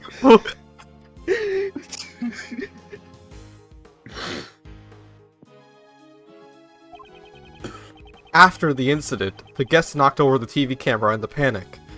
All the footage was lost. If there was any footage left, it could have been vital evidence. Yeah, it's too bad, sir. I'm gonna have to kill you now. Who's laughing? Oh, what was that? Looks like you're in a jam, Mr. Edgeworth. That voice! Bruh! She just teleported in! Where the fuck she top? She's on top of the van. Bro, what?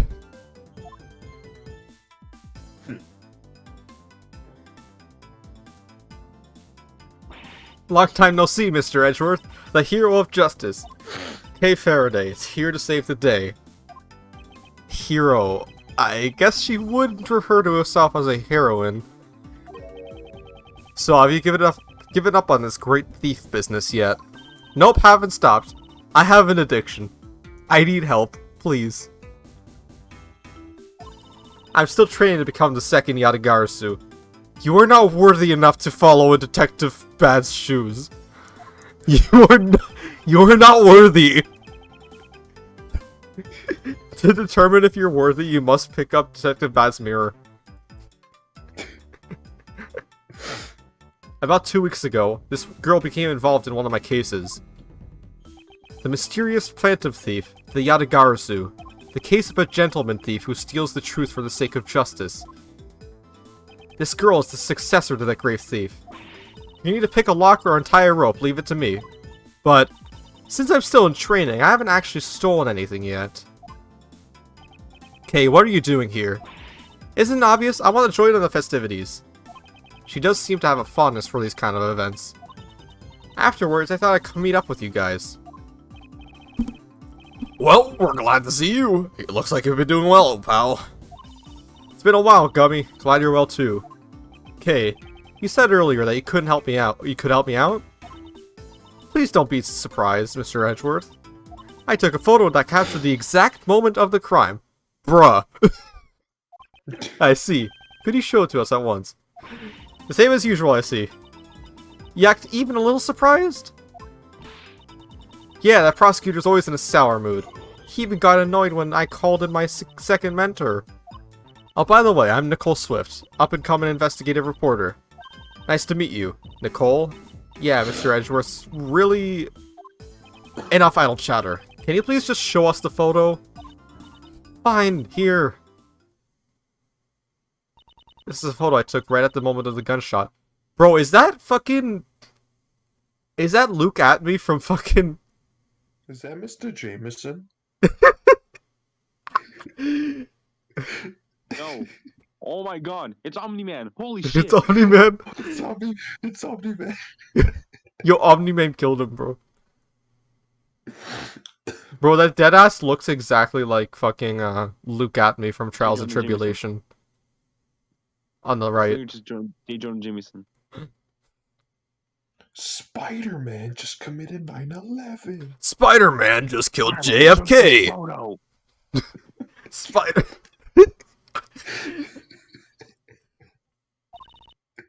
Oh my god. It was awful. Everyone was in the audience was running in panic. This photo depicts the president and his 2 bodyguards. Judging from the names written on the security plan, these 2 must be Rookie and Knightley. What is this? Thank you, Kay. This will be very important. Oh, you've got that sharp look in your eyes. Did you find something, Mr. Prosecutor? In this photo, there is a contradiction. This photo, I don't see nothing. If you don't understand, then I'll show you. The scene captured in the photo and the evidence I'll have on hand. By comparing the two, I'll find the contradiction. It's time for my deductive skills to come into play. First, I have to find the spot that holds the contradiction. Bro, what contradiction? J. Jonah Jameson. I don't know. What about the red dot? Once I found the contradiction, I pressed the X button with conviction. I guess it is that. Then I present the evidence that contradicts the spot.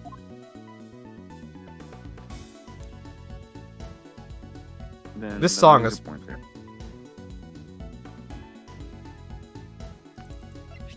The laser pointer on the gun. Yeah. I guess, yeah, it does look like a laser pointer, huh? But he was shot, he was not killed though, it was an attempted assassination. If he got shot there, he would have died, unless he's fucking, like, Luke Cage. Luke Cage. Luke Cage! Or... I don't know. Luke Cage. Well, All just right. try out the gun first. I want to see what happens. Sure. This plot clearly contradicts the evidence. No. It's wrong. You made me fuck up.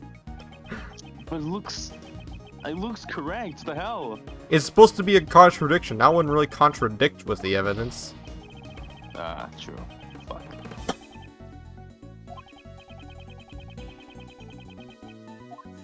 Jeweled, do you play Dokkan? So it is this spot though. Yeah, I spent some time on it. Bro, there's a glitch in the game right now that doubles each unit's like passive, so they're doing like 10 million just every time. It is very fun. How do you do it? Oh, I know why. Hold up. So Think. you Okay, wait. start the Hold up. game, You start I- an event, and then once you're in like a fight, you close the app, and then when you open the app again, when you get the thing that says continue the fight, you put airplane mode, then you press cancel, and then cancel again, and then you turn airplane mode off, put your Wi-Fi back, and then you go back into you resume the battle, and then that's how the glitch works. It's insane. Bro, okay. Jeez. How did someone even find that, dude? I don't know. It's so specific. Jeweled. I know, but Ju- I hope, bro. Honestly, I don't care if I get banned though. Like, bro. Jeweled, I need to... Okay, I need to confirm something with you. So you see how... That's probably the laser pointer, right? Yeah. So from the trajectory, that means the laser pointer is coming from the front of the stand, right? But from what we know about the bullet's trajectory right here, if the gun was fired from the left side, that shouldn't be possible. It should be directly on the front. It would be like on the side of his head. Yeah. Yeah. So it must be this. I was trying to think of that. Fuck. It was wrong. Fuck my life. What? What if it isn't the dot then? It's automatically doing it though, so that means it is the right spot. You're losing Alright, let's health. see. You're dying. Your badge. No. No, not the badge, because there's a red dot on the badge, red dot in his head. Therefore...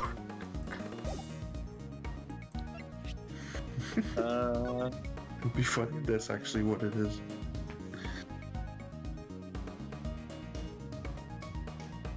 Yeah, I'm taking advantage of this glitch to beat the God of Destruction event. It's so easy now.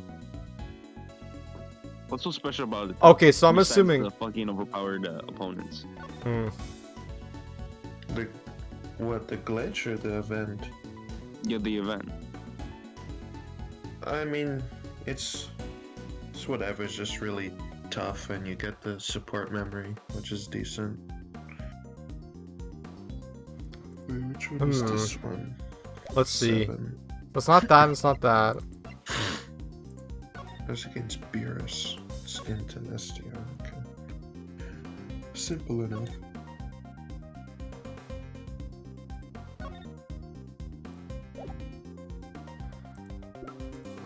Um, So, it could be the security plans. and then Maybe. So Rook and Knightley, I'm assuming, yeah, Rook's on the left, Knightley's on the right. screw up again. Case of an emergency, Knightley will leave the president inside the plane. Maybe? Nope, I fucked up again. This is the first. Suffering just brain damage. Every time I get it wrong, Edgeworth gets fucking shot by the assassin. Is it really just the... Is it... Watch. If it's the newspaper article, it's like, oh, he doesn't have a red dot on his head on the fucking newspaper article. Are you fucking kidding me? Oh my god! Miss Swift, this newspaper contains a photograph of the president. I'd like you to compare it with the photo Kay took at the scene. Hmm? What do you mean? They forgot a necklace. Or some shit, dude. Oh! That's right. There's something on the president's forehead that wasn't there before. Fuck off! Oh my god! It's dumb. I think it's like obvious though. It's so obvious. Dude, it's like no shit. Is that a mole? It certainly looks like a red mole. Red? Are you all idiots? No, that's a laser pointer. Oh my god. That's foolish. It's hard to believe that a mole would pop out of thin air like that. Maybe a bug bit him, sir. Is that all? I thought you were onto something. Turns out it's just an itty-bitty bug bite. You were talking with such serious look on your face. I was getting all excited.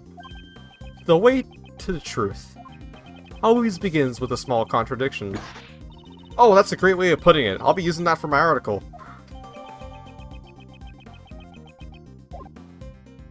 So we just don't elaborate on that? We just don't elaborate on that, even though we have the fucking evidence to prove it. Bro, like, it... I guess we gotta connect these two things. Laser pointer and red mole. We already did the connection before we did the fucking connection. The fuck's Exactly. going on? I've solved the mystery of the red mole. Eh? You mean it's not a bug bite, sir? It's not a fucking bug bite! Idiot! Oh my god! Your pay! Down! Down! Down it goes! 1 cent! 1 cent! You'll be able to buy a fucking pack of ketchup. All after a month. You can't even afford a McDonald's pack of ketchup. You have to dipshit. feed off of fucking gumball machines, dude. He can't even afford that! No, I just steal it. He just breaks the fucking gumball machine. You know, I have a story, by the way. I think Ramon... Was Ramon there? Ramon was there, actually. Ramon, when we went to see Shang-Chi on my birthday, do you remember what I did to the skee ball machine in the arcade? No. So while I You think... broke it. Oh yeah, we were waiting for you. We were waiting for you to come in To the... get the Uno. to get Uno, So yeah. I wasn't there. Damn. Yeah, so we were just waiting around, and I had some random quarters in my pocket. I was like, you know what, fuck it. So I took a quarter. You know, like the little hockey pinball gumball thing, like the Jawbreakers. You know that little machine with like the pinball, where you play pinball with the Jawbreaker, and you get one if whatever happens. So I won a couple of those. You know what I did? I used them on the skee ball machine. Oh my god. And I got them into the hole, and it rolled down into where like the balls are supposed to come out, and it got stuck because it fell in between like a track. Oh my god. You're an idiot. Bro, that's This is why even the, scratched no, the this, you're the surface of reason what he's why done. the fucking shampoo has instructions on the back. Hmm? You're the reason why shampoo has instructions on the back of how to apply it. Don't eat it. Don't Don't eat don't. Do shampoo. not eat it. Do not drink it. It is not sauce. You're Bro, in school, this man put a bag of chips in the microwave. oh yeah, it lit on fire. It lit on fire Yes, because it was you're tin. an idiot. Because it was a You're tin an bag. idiot, bro. I mean, What if someone put cheese in a fucking microwave? I Just put straight up cheese, a block of cheese, I put nothing else on it. actually, Jewel, I bought I brought a wrap to school for lunch, and I decided to microwave it in wrapped in tinfoil, and it blew up. You gotta be kidding me. It's not as bad as the one guy who fucking like straight up destroyed the microwave. He put a fucking fork in there. See, now that's dumb. Look, it was destroyed. For the longest time, we only had one microwave, and it sucked. Actually, you know what? There's another What, was guy. it broken? Yeah, it was. He broke it. You know, there was another situation where this one guy I knew. So, if you went to the inside in the cafeteria store and you asked for like a carton, like the cartons they use for, or like the cardboard like things that they use for the fries, you know what I'm talking about, right? Ramon, Oh yeah. like the carton that they use for the fries. You could just straight up ask for those, Mhm. and they'll give you one. So this man decided to ask for one. He pulls out a fucking bag of ramen from his like a pack of ramen from his backpack, like not cup ramen, just normal regular ass ramen. Pours water, Mm. so he puts the ramen into the fucking like cardboard carton, and then pours fucking water into it, and it puts it in the microwave. And puts the seasoning. My What? God. Yeah, and it worked. The mad lad did it.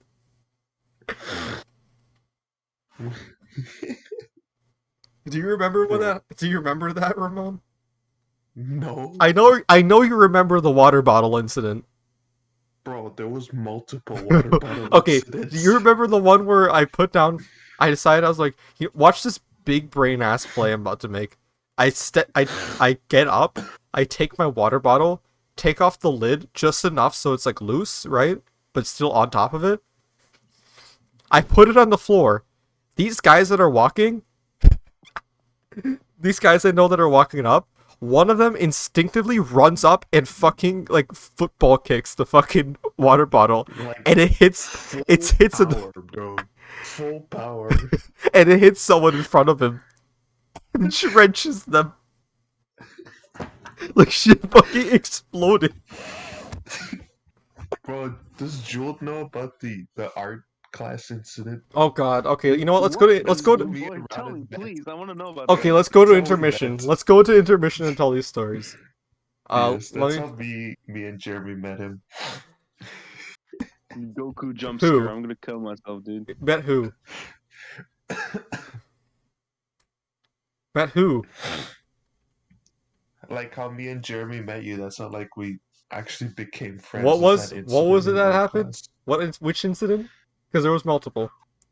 When you were choking on peppers Oh. with the sparkly water. Oh, that's the moment we became friends. So, all right. Yes. So Jewel. Come here. So one day during lunch, right? I was eating lunch with them, right? Because we sat at the same table in art class. And my mom packed me a bag of like bell peppers in my like cut up bell peppers in my lunchbox. And I was eating them, and I started choking on one of them, right? Because I wasn't chewing it properly. I don't know what was going on, but I was choking on it, and like I was desperate for water. I was like, "Fuck, I need water," and like in my brain, I'm like, "I need water ASAP, like now." So I go into my bag, I grab out a fucking bag of like club soda, right? Yes. I take instead of like just opening the can, like taking off the lid on top, right? Like a normal fucking person. You poked a hole in it, didn't you? What I did, as I Of took it out. course. I took the fucking thing out and then aligned it with the table, fucking slammed it into the corner of the table, and it exploded. And I started shrieking at him, and it flew everywhere. Fucking idiot. And the teacher didn't care. Dude, why? There was no reason to do that. Don't ask me, I don't even know. What was that? Your fucking monkey instinct? You get a banana, then you smash it on the Yes! floor until Yes, it's like... like jam.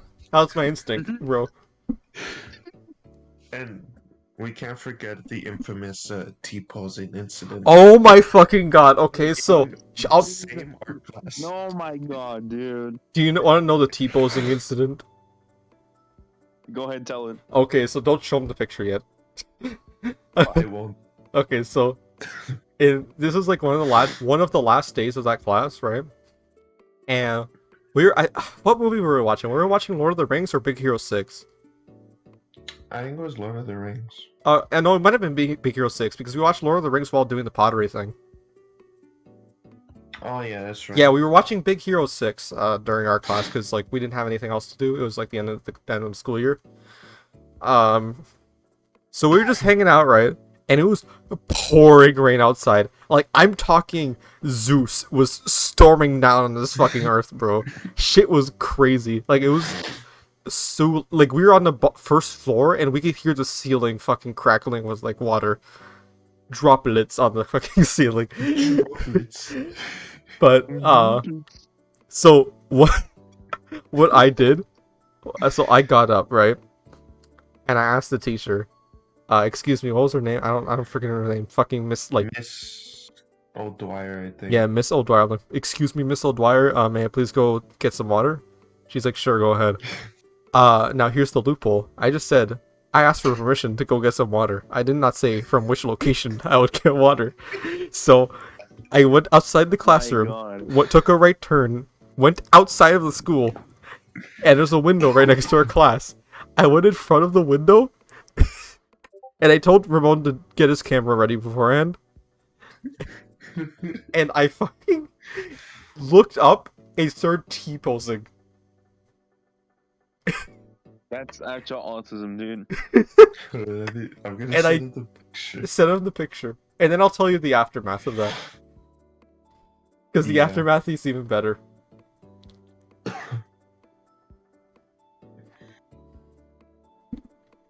Here you go. That's the picture. Oh my... Why? Jesus fucking Christ. Yeah, that's me. Yo, send it to me so I can see it again. You look unnatural without the fucking Spider-Man mask.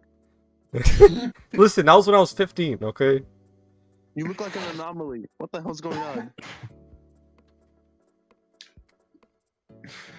Yeah, I'll send you the picture. Yeah. You can't really see the rain because of the cameras. They're like really good. But yeah. That's when I used to wear glasses all the time. I don't wear glasses often anymore, even though I probably should. Bro, I look so different. Do I look different now, Ramon? I feel like I look very different than how I did back then. You look different because you don't have your mask, dude. I'm like the same body size though, like... Bro, why is Tyler telling me he ordered fucking Max on DoorDash? I mean, he ordered Max on DoorDash, bro. Oh yeah, I actually have a story about that, but Okay, so I gotta tell this story, like the conclusion to the T-posing story. So after that, right, I walk back in the classroom, the teacher is waiting outside the door. I'm like, oh boy. Oh boy. And she's like, bro, go explain this to the, well, not vice principal, but like the school EA. I'm like, okay, fuck, alright. I didn't really care because it was like the last day of school. But of course the EA is the worst fucking person in the school. What's her name again, Ramon? I don't care about Mr. doxing. Shenko. Miss Deshenko. First off, her name sounds fucking deadly. Miss Deshenko. Deadly. Yeah. And she is infamous already for a bunch of incidents that she has caused. But so I Yeah, go we I showed our hate to her in freaking auto shop. so I Oh, went God. so I went to the thing and I was like, okay, so what I did is I went outside and I did a thing called T-posing in the rain. I was just doing it as a joke, so like my friends could take a picture of it because I thought it was funny. And she's like, "You were T-posing. What does it look like?" I did a demonstration, and she was like, "That's a desecration of Jesus Christ." I'm like, "What?" I'm sorry, what? Yeah, desecration of Jesus. No, no, no, no, no. It's like a thing from like video games where models are defaultly like that. And she's like, "What do you mean?" I had to explain for 10 minutes what a T-pose was to an overly Christian teacher in a Christian school.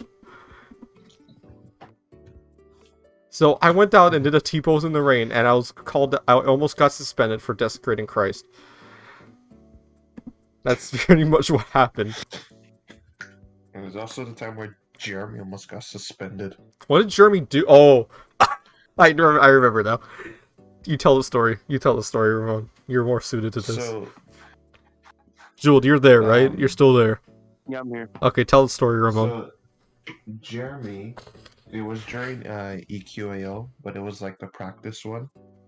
So I finished, and Jeremy finished also. They're basically like exams, kind So- of. You're like, What he decided to do was, on the school email on the school computer, send me your mom gay. And because of that, he got sent down to the same person, Mr. Shenko, and he had to explain that it was just a joke on the internet for probably the same amount of time he had to explain it to. and you almost got in Yeah, trouble too, Ramon, because I think you were about to reply with something. No, I replied with no you, but it could have been worse. Yeah, you could have said like your daddy lesbian or something like that. Yeah. Or just your mom or your girlfriend looks like my mom. Your sister's a mister. Your sister's a mister. Oh Bro. God, I actually got suspended twice in elementary your school. brother and mother. Jewel, I got suspended twice in elementary school. Why?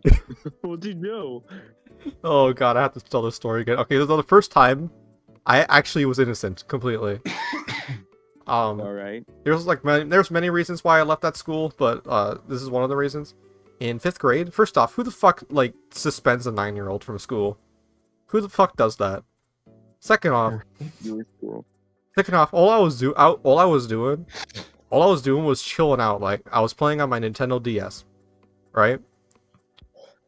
I actually believe. Oh no, it was specifically my DSi because that's around the same time I got my DSi. Yeah, I was playing Mario and Luigi Bowser's Inside Story on the DSi, having a good time. Didn't really have any friends. So I was chilling out by myself. And this one fucking girl just comes up to me, looks at me, then walks away. I'm like, oh, okay, what? And then she comes back with a t-shirt, and she said, "He threw a rock at me." I'm like, what the? What? Yeah, he threw a rock at me. He slingshotted me with that wristband of his, because I had like a wristband on my arm from like a school fundraiser. I was like, no, I'm I'm playing Mario. And then I come to the principal's office. I'm like, what? And I'm like scared because I'm like a little kid, right? And like I didn't do anything wrong. And I go to the principal's office. Now here's the thing about the principal we had. She is the most threatening and imposing principal you could possibly have. First of all, she's fucking massive. She'd be looking like Big Mom from fucking One Piece. Gee, oh goddamn, dude. And she talks. She has like asthma or whatever. So every time she talks, she always breathes like. She's like, so you threw a rock at a girl. And I'm like pissing my pants. I'm like, no, no, I didn't. And then she's like, stop crying. You know what you did? Stop crying and trying to get out of this. I'm like, Ron, he's playing Mario on my DSi. Look, do do do do do do do do do. You are lying. And she's like, call your parents. You're going home. What? You're going Hey, home, bro, that's sick. Going home? Hell yeah. and you're suspended for a day. Proud of that. And my parents didn't believe me. Why not? I don't know why. They just didn't believe me. Believe. But then What, so they throw you through the rock? they thought I actually threw the rock. But then after like later, God. after I was like accused of later things, they stopped believing it because like it became bullshit. How many things happened to me at that class in that school? Wait, so did the girl ever specify where she got hit or what? What? Did she ever got specify where she got hit? No. Because, well, if it was in the face, it would say like, "Oh, no, you're lying" or some shit. But what the fuck? Bro. See, back when I was a kid, I was a fucking Your- pussy your as a school kid. is Dumb. If- Your school's dumb. That's all I'm gonna say. If that happened to me, I'm like, bitch, Shut the fuck up, you nasty bitch. I'll be like, bitch, I'll make a reason to get suspended if you don't shut the fuck up. Like, Then get away. bitch, I'm not gonna get suspended. I'm gonna get fucking arrested. You choke him. But yeah, so I got suspended and it was fucking bullshit. There's another time I got in trouble. This one was honestly my fault but I was like, first off, I was 7, right? I was 7, right? And so I saw that there was this teacher, right? Now, I'm just gonna say, now as an adult, I think it's fucking weird. Okay? I think it's fucking weird what was going on. So my 7-year-old self might have been onto something. But there was this teacher, I'm not gonna say the name, I think it was, I kinda remember it, but oh well. There was this teacher, and he would always be like patrolling like the playground and shit, right, during recess. Yes. And he would always be, how do I explain this? He would always be followed by these 2 or 3 like girls. Teachers. Oh no. Oh no. And I even my 7-year-old brain was like, something's up. Something's up about this. But like I was just thinking like, oh, haha, okay, whatever. And so what I was thinking was just like, oh, they have like a crush on the teacher or something. Ha ha ha ha ha ha. Losers or whatever. Like I don't know what I was thinking. I was 7, okay? So I didn't know what the definition was of what I was seeing or what I was thinking. So guess what word I decided to use? Rape. Close. Close. I said directly to the teacher, you're having sex. Oh my god. Stone faced. Like stone fucking cold faced, like like fucking gone hunting down like gone fucking Dude, what the hunting fuck, down dude? Oh my god.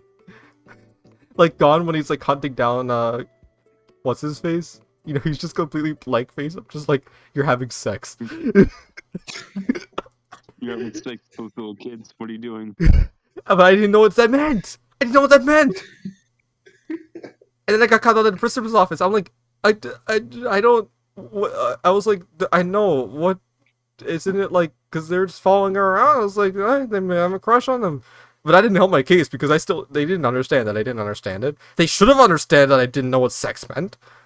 I was 7. Sex is fake.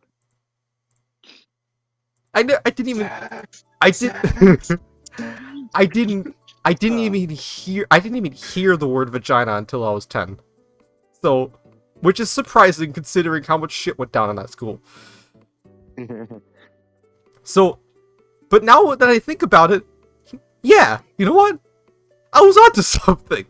What? It's kind of fucking weird. It's kind of fucking weird that there's these 3 girls always, like, I mean, always following this teacher. Like, that's the reason why I said that, because I was noticing a pattern. I was like, what the fuck's going on? Yeah, true. It doesn't help with the fact that one of my teachers in high school is an actual fucking sexual predator, so. Wow. Yeah. Okay.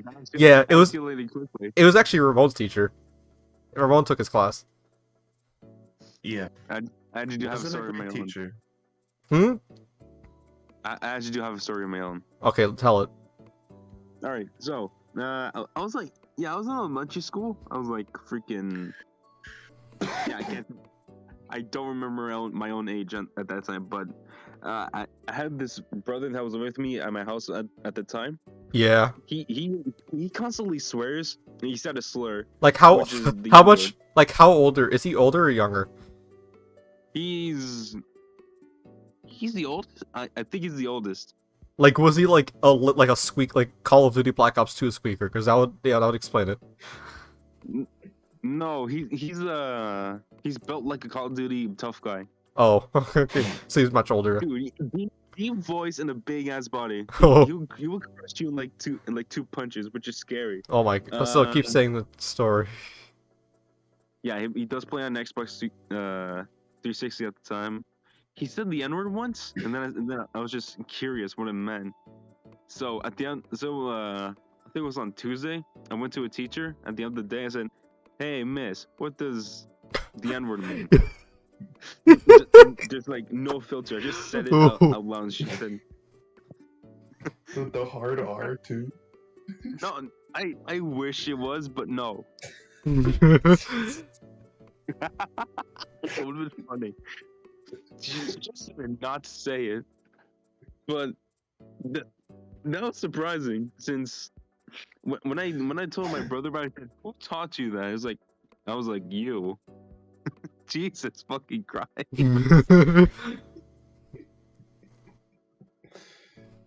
God. Oh man, that reminds me. I can't believe I said that in front of a goddamn teacher. Something similar happened with my sister. What? Back when I was like 12 or 13, I was just goofing off with one of my friends at the time in my backyard. We were just playing in the snow, and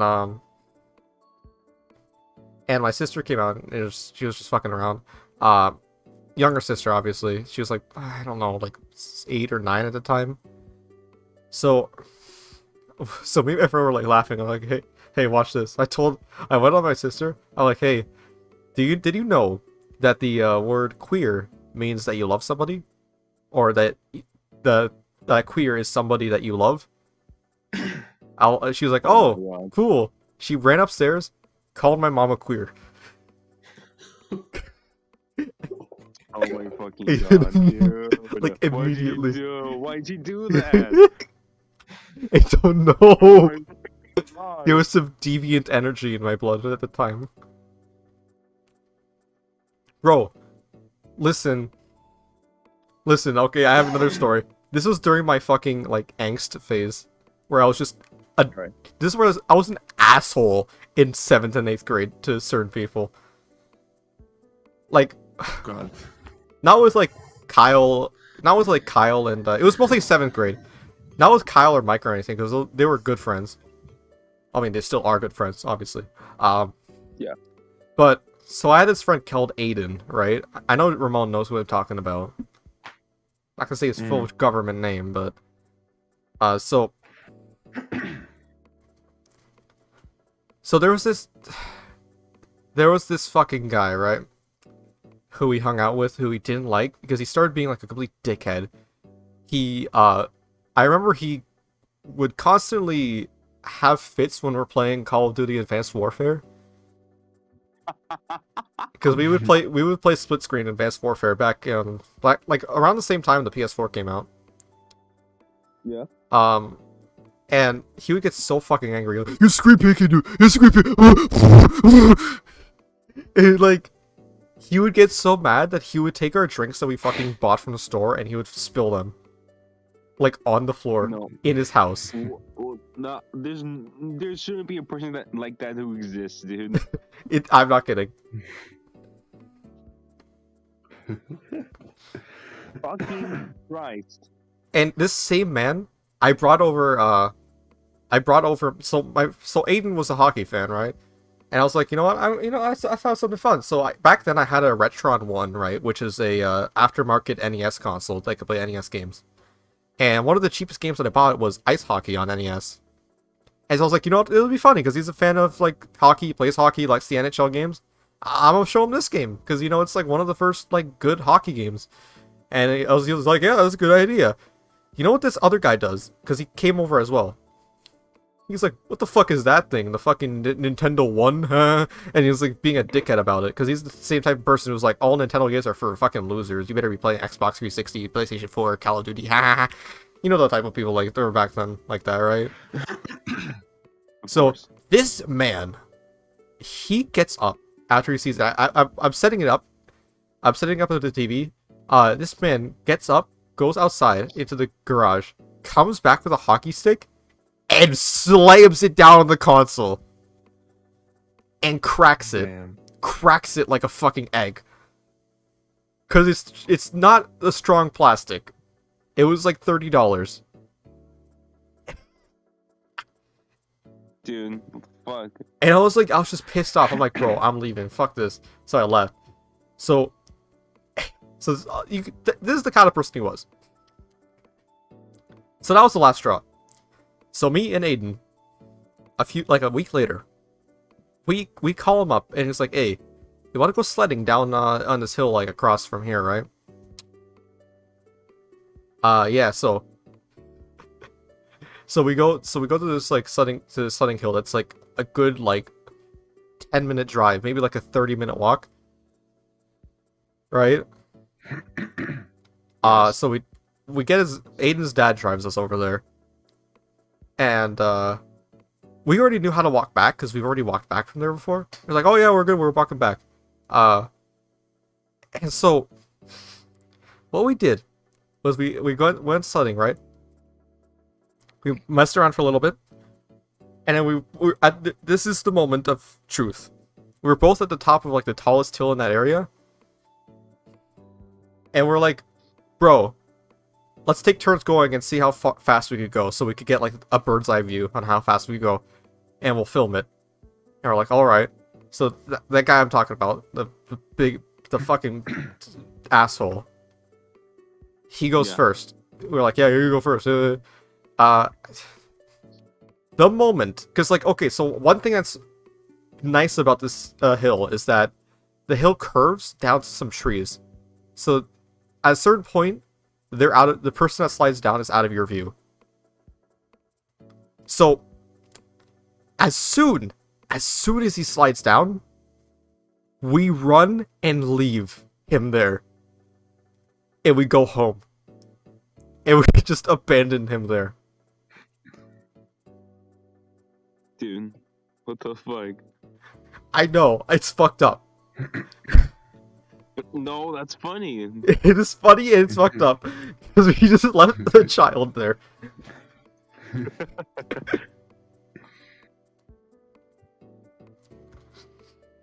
Jesus fucking Christ, dude. And there's also there's actually another sledding story. I know this has been going on for a while, but there was another sledding story that is at that same place. Me and Aiden were going sledding there, right? And there was this group of kids. Like, I remember this so vividly, bro. There was this group of kids that were like, they're like hooligans, right? They were all like in this group, and we're like coming up to them, they're like, "Yo, bro, what the fuck? What's up?" And I'm like, "Okay, sure." And they're like, "Bro, this is our hood, bro." I'm like, what? Yeah, and this is my bitch. They're all white, by the way. You're all right, by the way. And like one of them's like 6 feet tall, and he's like 12. And there's this one little shit looking like fucking Malfoy from Harry Potter. Like, I'm not being dead ass, looks exactly like him. And they're like, yeah, hey yo, let me. And this man was like, hey yo, let me ride on your snowboard, because I brought a snowboard. I had a snowboard back in the day. And I'm like, nah, no, bro, I'm good. And he's like, give me that snowboard. He takes the snowboard, goes down on it, I'm like, bro, okay, please, fine, just give it back, bro. He's like, nah, bro, I'm not giving it back. What? Not giving it back, bro. And this man was not giving it back. And, like, we couldn't do anything about it because it was like 6-7 people. There's this whole fucking gang. So we're like, we can't do shit about this. But, like, some of them are, like, small as fuck, so we could probably take some of them. Like, this is, like, we were contemplating fighting them. But, like, there was too many of them. Because I wanted my fucking snowboard. That was an expensive snowboard. I got it for Christmas. You're not taking my fucking snowboard? So, what we do, right? We call somebody. Ramon, out of your guesses, who do you think we called to help assist us in this war? How old are you? We were 13. So we were in that's elementary school.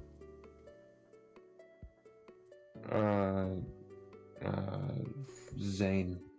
No, he was in that school at the time. I called up the boy Marco Bro. because we hung out back then. Bro, backup is here, bro. Exactly. Backup is here. Exactly. We call him up. Backup is here, bro. We can call him up. He shows up, pulls up like Thor does in Wakanda. Bring me Thanos! And we go into an all-out gang fight on a fucking snow hill. I take this kid, like, this is the one thing I remember. I'm proud of it. I take this one kid who looks like fucking Malfoy from Harry Potter. He's at the top of the kid. I grab him by the face, right? I grab him by the face like fucking, like Omni-Man does, like, like Omni-Man style. And I push down, jump up, like I pushed him down, like while pushing on his face, down the hill, and I drag his head down through the hill. Bro, like, bro. Exactly. While we're both sliding down the fucking hill. And during it, I'm punching him too. That's literally just a Family Guy move, dude. What? That sounds like something a fucking Peter Griffin would put out against that one chicken. Exactly. That's what I fucking did. I just kept going. And I took this man's fucking sled and I started hitting him with him too. It's like one of those foam sleds. So it didn't really do much, but it pushed him back because it was pretty big. Like, bro, and my gloves were like boxing gloves, bro. It did not hurt to punch him at all. And Marco, oh my god. Alright, this I man feel really sick, so I'm gonna leave this room. Okay, but I just need to tell you what Marco did first. This man, Marco, he's short, right? He's short, but you do not want to fuck with him. Okay? Because that one kid I told you that was 6 foot, he threw him! He picked him up and threw him over his head. Down the hill. What? Jesus fucking Christ, You dude. do not fuck with him, bro. Ramon can attest to this. Yeah, Marco's one of the crazy people. My god. Yeah. Actual insanity. I mean, Jewel, have you heard about the 7th grade versus 8th grader war of legend? Okay, let me tell you this one last story. This is the big one. Ramon knows about it. Yes. So, But I'm going to head off after this. alright. I'll keep to stream by myself. So just think like Avengers Endgame, right? Yeah. I'm just sitting reading like what was I reading? Percy Jackson. I was reading Percy Jackson on the bench. Because Percy Jackson slaps. And like, I look up from my book because I hear noise. I see a bunch of kids arguing, and they're like standing like opposed to each other. 7th grade on one side, 8th graders on the other side. Like 25 students on each side. And like a lot of people. And I'm like, what the fuck's going on? Apparently there was some beef between them about sports and shit, and like just general shit. Like the 8th graders were like calling the 7th graders retarded and squeakers and shit. And like 7th graders were pulling up. They're like, nah, bro, what the fuck? And they start running at each other, endgame style, like, Avengers, assemble! Ah! And they start fighting, fist fighting, kicking, sticks being hit, bro, people being thrown, tackled. Oh my fucking god. I contemplate joining in too. I go up to Kyle, I'm like, bro, what happened? Bro, I don't even know, but it's crazy. And there's no teachers. This went on for like 10 minutes. This whole fucking war. Even the fucking like little kids from like 2nd grade were watching over at the fence. They're like, damn, bro, what the fuck's going on? My fucking that I want to fucking see that recording of it, but I wish we don't have many recordings of like school. I do remember the one recording of a fight where this one girl, because there's this school that we had beef with, or some people had beef with in our high school. St. Stephen, yeah, St. Stephen's. This one girl from that school came up because she ran up to the school, came on school property because she had beef with this other girl that came here. Now, I already didn't like the girl that she had beef with, so I was kind of fine with what was going on. But they started fighting, and the girl that came up, the girl that was getting pulled up on, she tried fighting back. She tried hitting. She missed 2 punches, and the girl that came from the other school punched her so hard that she instantly snapped down to the ground. Like one frame snapped down to the ground. oh my fucking god. Like, okay, I need a video to show you. I don't. Ramon, you know one video I have of the guy running up behind a girl and punching her? No. You don't have that video? Mm-mm. Here, I'll show it to you, Jill. Just to put into perspective what is actually happening. Alright, go ahead. Let me see if I can find it. The thing is, I have so many fucking things on my camera roll. Yeah, almost 3,000 pictures on my camera roll on my phone. It's a lot. Wait, do I not have it anymore?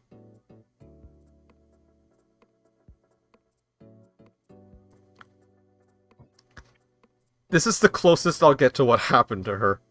Just the ending of this video. Because I don't have the specific thing. Oh my fucking. Yeah, so needless to say, what we found out after we had it on video, people were making memes out of it. You know, like the GameCube meme, where like, Yeah. where like as soon as the GameCube intro, like the block falls, a video would I know come about in. it. That's what happened. They cut in that part where she fucking gets clocked. And there was also a Fortnite victory number, like a game over Fortnite 1 too. I remember seeing. But what I heard from after that, the girl that came over actually got arrested. Because she was trespassing on school property. Not even the assault one. No, a fucking charge of assault. But okay, I mean, should have been, but like, I don't think. obviously. Yeah. I also remember that time there was a fucking school shooter threat at my school. Yeah, like it's dark. That was the one time that happened because some kid posted a picture of a gun on Snapchat. We were stuck in our class for like 3 hours and we like went home.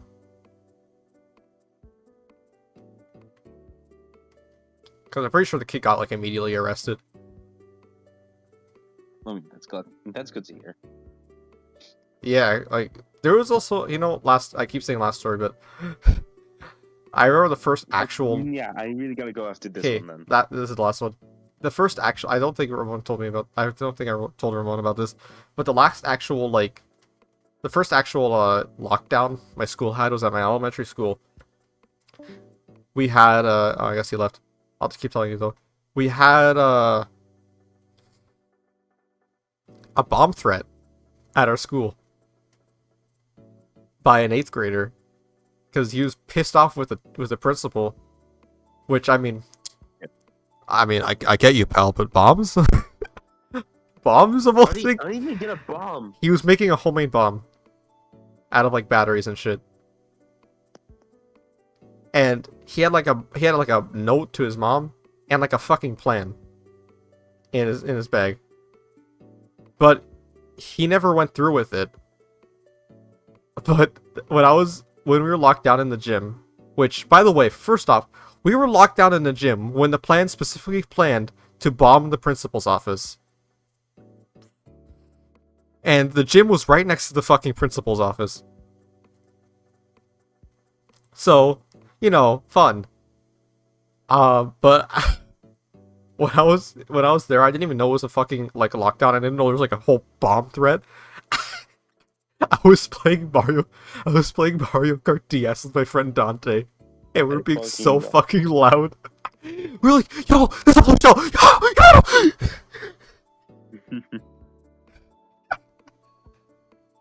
It was hilarious. Anyway, I'll leave you go. I'll leave you to go. Yeah, Alright, good luck with the game. Yeah. Hopefully nothing like the fucking red mole or whatever that shit was happens again. The red mole. The red mole. Coming soon in DVD. I don't know. Fucking years. The red mole. That's my favorite Ace Attorney character now, the red mole. The red mole. Coming soon in theaters. Do you think- 2024. Do you think the red mole is Detective Bad? Anyway, I'll see you later. Alright, so yeah. Before I leave, I'll just go into this chat. Hello, DJ. DJ, you still streaming? What'd you say, Dan? You still streaming, DJ? Nigger, no. What? I'm streaming, bro! What the fuck? Yeah, okay. Set this up. I don't... Why did you come in here and ask that question? I'm assuming you're streaming, because so why are you in voice VC? No. It's done now. See how you're not paying attention, Dan? I understand. Yeah, well, I don't care. See, that's your fault for hitting the hard R. Why are you hitting the hard R? What hard R? What are you talking about? Uh. Literally no one said anything. Anyway, DJ, how's the banner going? Cypher. Is that cool? Yeah. You should have did it because they're C. Yeah. They're C. Or is DJ not here? They're C. They're planting C. I guess DJ left. Anyway, I'm going back to my stream. I'm playing Ace Attorney Investigations 2. You get to delete your VOD. I post my VODs to the fucking YouTube, though. Well, it's up. Well, I guess you can't post them now. I gotta post it, though. Walk. You know you're there. Well, I guess you have to edit it. I'm not editing. I don't care. listen, H3 could get away with hitting the hard R, so Watch I'm the fine. video. I'm not black, guys. I'm not black. Oh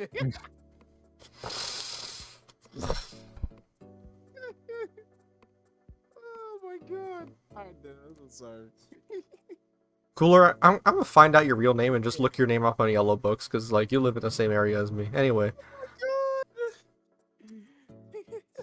Anyway, I'm going. Fuck my life, bro.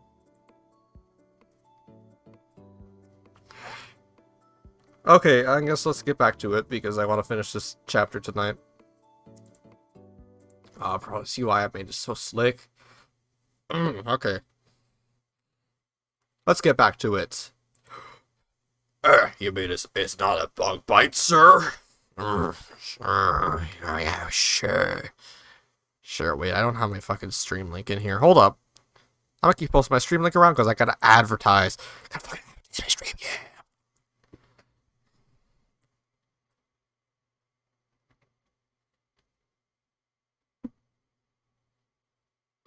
Oh boy. Anyway, let's get back to the new. Hello, ladies and gentlemen. My name is Game Snarl. Let's get. I don't even know what I'm fucking going for. Anyway, not bug bite. It's nothing like a bug bite or an itchy rash. This is the light from the laser pointer.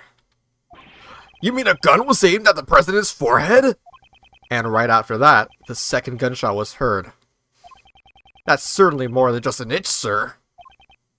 Indeed, I'm concerned for the president's well-being.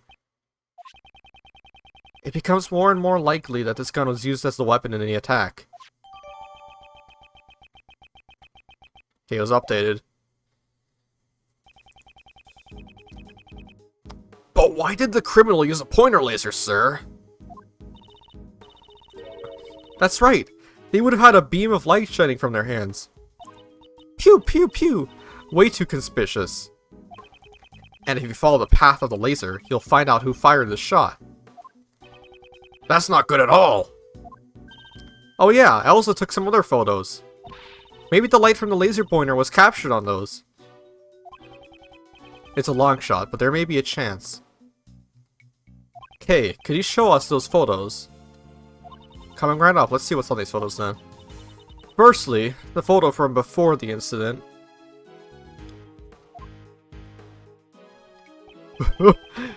We are going to build a wall. This man just down up here. Bro, what's to say he's not holding a gun in his hand? It's shooting at the air. Your face is taking up most of the frame. I wanted to get a two-shot of me and the president. This was taken a little before the gunshots. And here's the one I showed you before. This was right after the first gunshot. Or right after the first gunshot. I'm assuming those, like, those suitcases might be like riot shields. They might be like shields in disguise or something like that. I don't know. And immediately after that, a second gunshot rang out. And then... What is this? You can't really see much in this photo. Yeah, I don't really see anything here.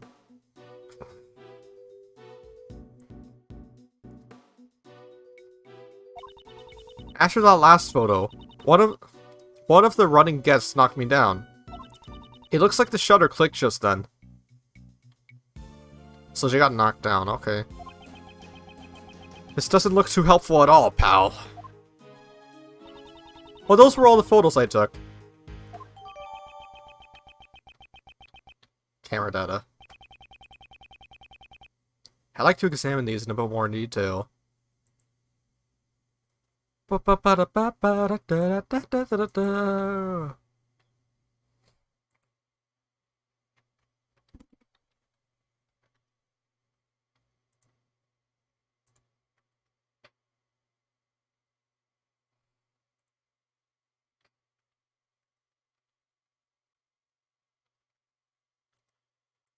Oh boy, okay. Let's get back to it. Let's examine. Investigate which photo. Alright, let's start with before the incident. Where can the light from the laser pointer be seen? Oh, it's on him. Why is it there? Is that Winston Payne? Maybe it's the guy in the red hood that's pointing it, because it's going directly from there.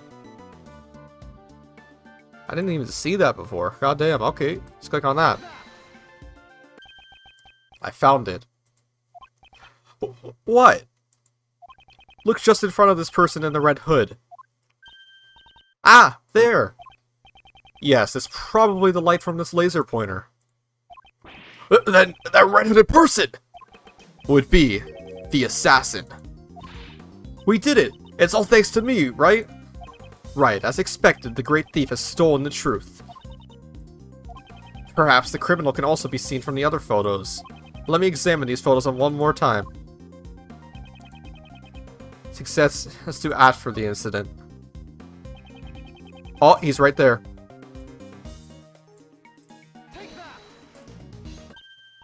Ah, there! The red-hooded assassin. It looks like they're escaping in the panic, sir.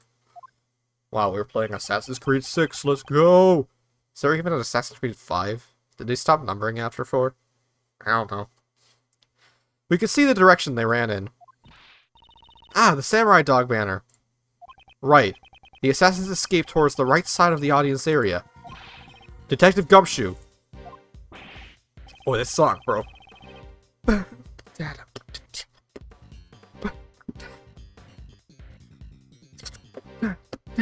Hey. It slaps, oh my god. Got it, sir. We'll investigate the right side of the audience area.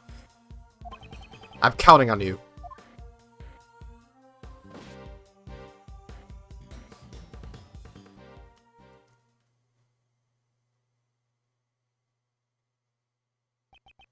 The red-hooded assassin.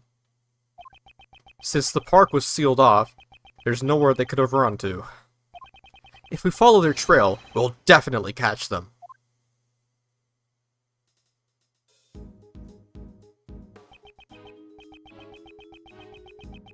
Now then, let's continue the investigation. We'll definitely find some traces of the assassin.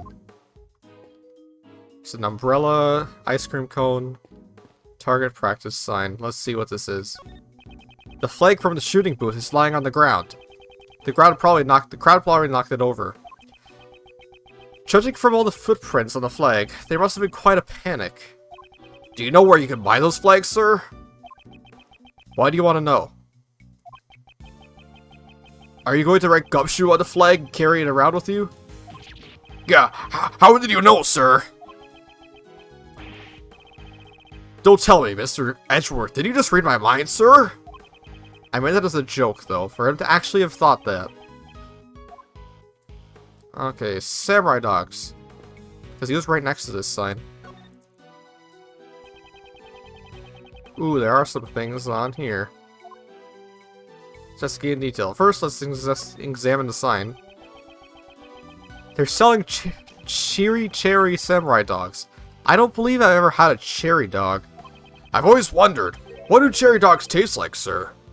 They use cherries instead of hot dog. So it probably tastes like cherries. But why do they call it a cherry dog and there's no hot dog in it, sir? You have a point. For once in your life. The truth about cherry dogs. It remains a mystery, sir. What about this? It's a cheap-looking food stall made out of plywood. They're selling samurai dogs. Mr. Edgeworth, I've got $2, sir. Am I imagining things, or are you suggesting we take a snack break during our investigation? Of course not, sir.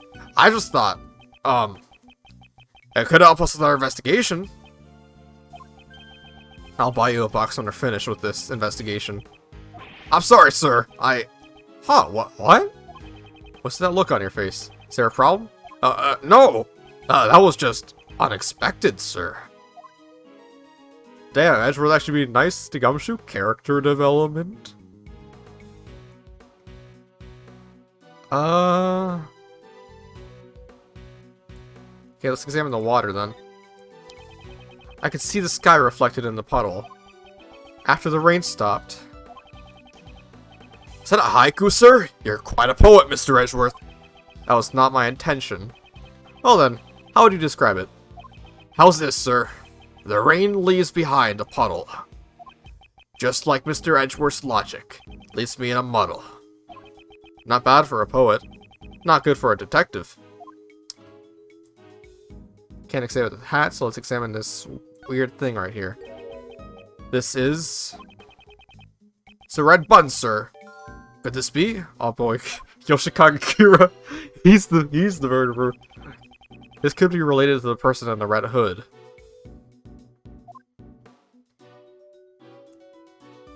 There's also something underneath there. There's something red down there. Detective Gumshoe, please check underneath the food stall. Something stuck here. Let's see.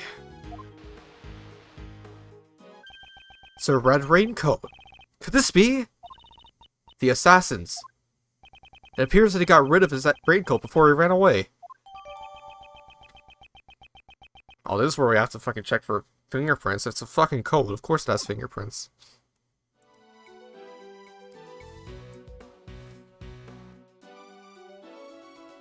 Guess there's nothing else to look at.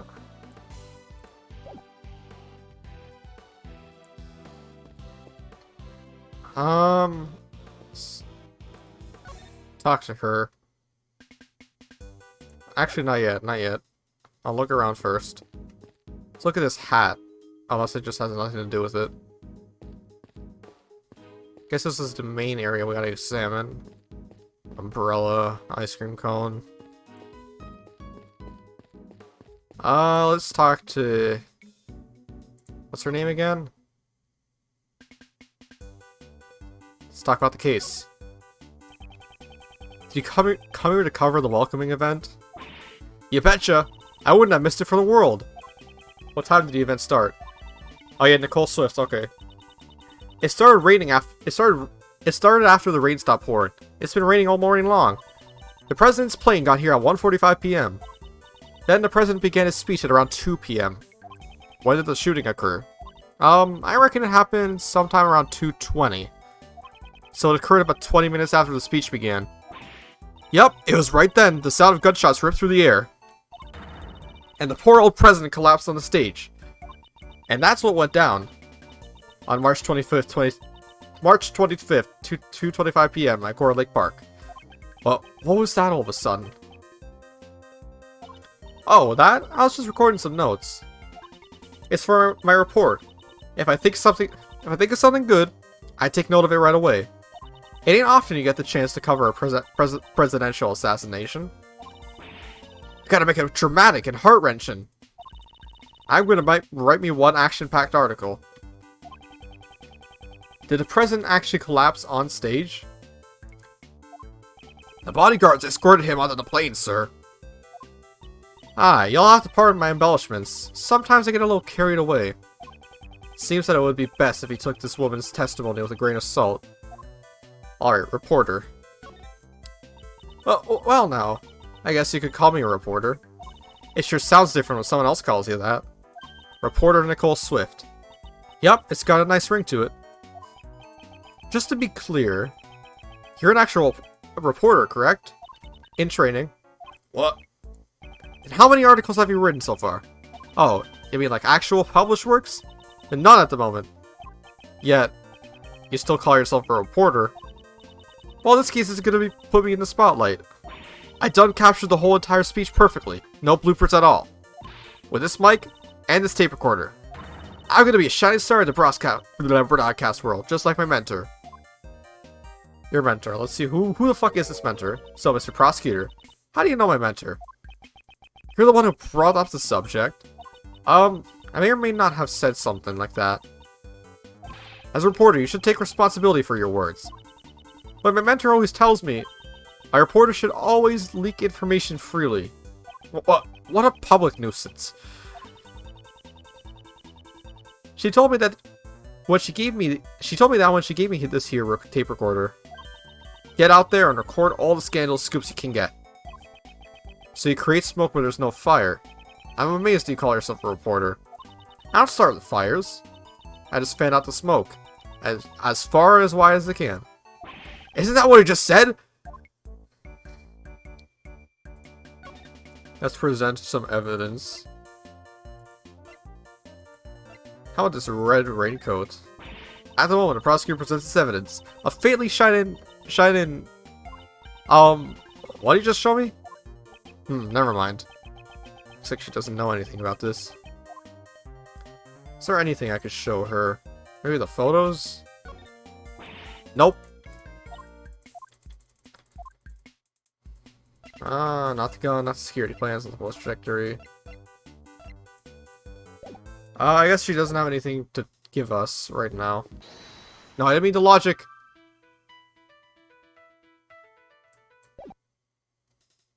Okay, Kay. Let's speak. Alright, let's talk about her. What do you think? Just like the real hero, right? Yes, a new truth has come to light thanks to you.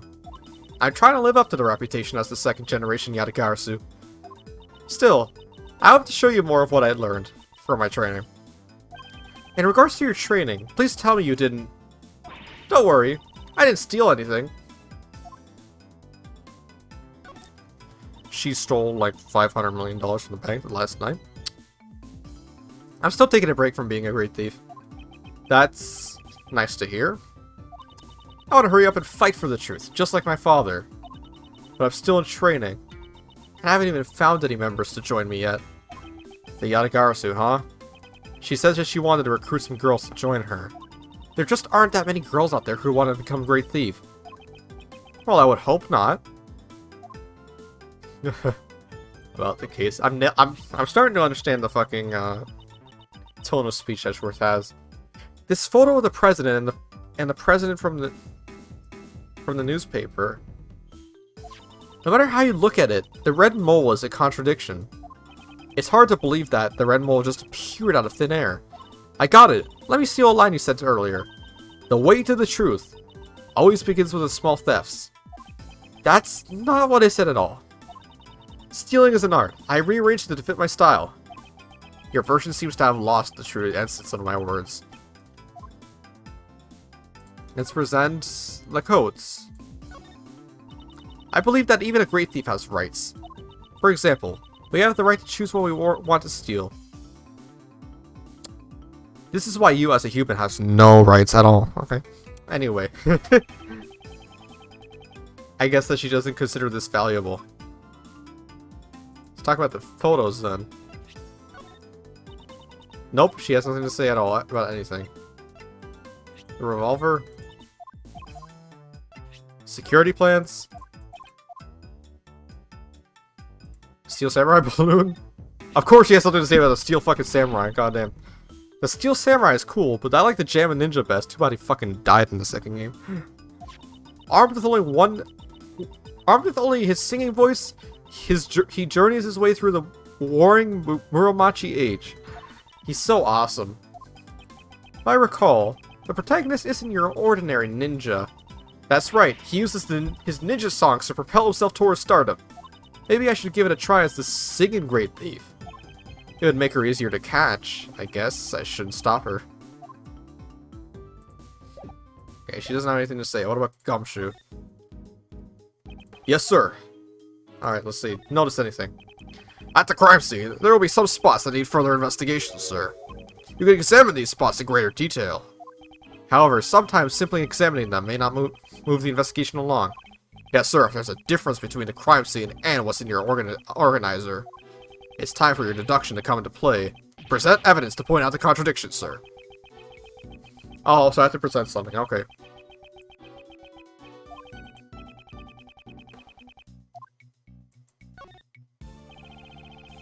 A Red Hood will really stand out, sir. It's almost like he's asking to be arrested. No, that's not enough. I need to search for additional identifying factors. In other words, there will be a huge backlash. Can't arrest someone for just wearing a red hood. Detective, you've been watching too much Kids Masterpiece Theater, sir. I like the quizzes at the end of the show. Now then, getting back to the trail of the assassin. Oh, don't ignore me, sir. Let's present that hood. Red raincoat style. Red raincoat style. What was that all of a sudden? Why are you singing that old weird song? It's a catchy song I heard on the internet. Seeing that red raincoat reminded me of sir. Sexy raincoat. Raincoat style. And now he's doing a strange dance. I don't think he has anything to say. Okay, and further, let's investigate this a little more. Sir, present bar. No, we don't have enough present. Nope, never mind. Guess we don't get to present anything. Oh wait, hold up. The left sleeve. There doesn't appear to be anything out of place. It's not turned inside out, and the button's still tightly in place. Even though it was thrown away, it looks a bit too clean. Let's look at the other part of the coat. This sleeve. It's inside out. It's almost also missing a button. Okay, now we just gotta use our logic, I guess. Oh yeah, red button and raincoat sleeve. Okay. Connector forward.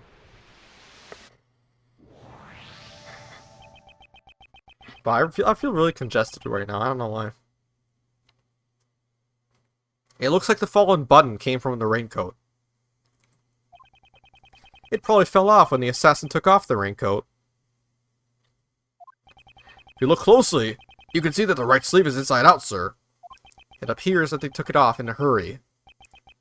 The button was probably torn off. After shooting the president, the assassin disposed of the gun and the bag in the garbage bin. Then, during the panic, they moved from the left to the right side of the audience area. I talk way too fast compared to the text speed. The bullet's trajectory led us to suspect someone who was on the left side of the audience area. The assassin then took off the raincoat and hid it under the stand. The assassin was in a hurry to remove the raincoat. That's why there are signs that the right sleeve was hastily removed. That's why it's upside down. It also explains why the button was torn off. If that's the case, why is the left sleeve not in the same state?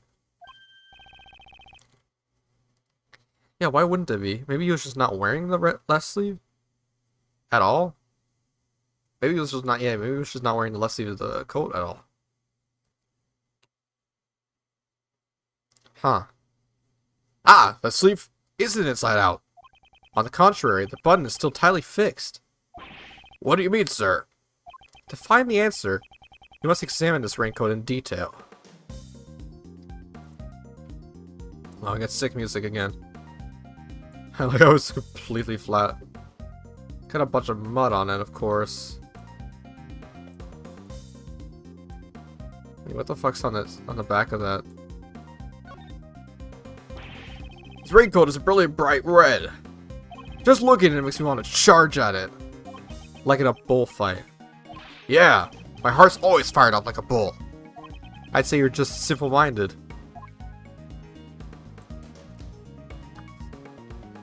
Let's examine that sleeve. The right sleeve is turned inside out. And you can see where the button's been torn off. Indeed, this raincoat must have been removed in a hurry. Oh, this music is so chill, oh my god. Let's look at the zipper then. I'd like to investigate the inside of this raincoat. Oh, maybe there's something inside of that. Yeah, that was what I was thinking, because like he took out... If he wasn't wearing the left sleeve, maybe he was hiding something in there. Detective Gumshoe! Got it! Oh, yeah, there's blood in there. This is a blood stain.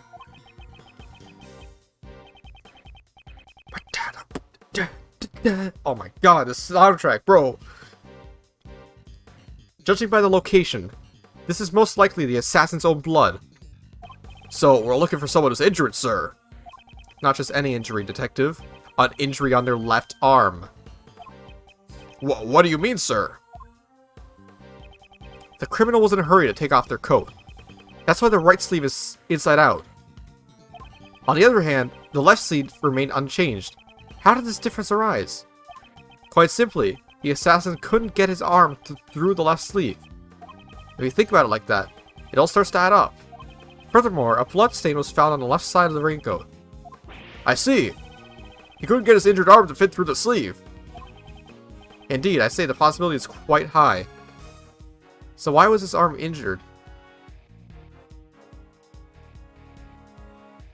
Was he... Maybe he was hit by a gunshot. I don't know. Probably not, but... Why would he... What kind of injury would warrant blood in his coat? Because it wouldn't be a healing injury, since the blood would have stopped at that point.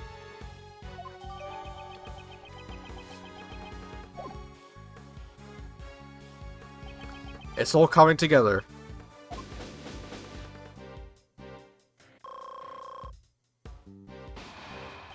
Detective Gumshoe, I want you to pull our assassin out of the crowd.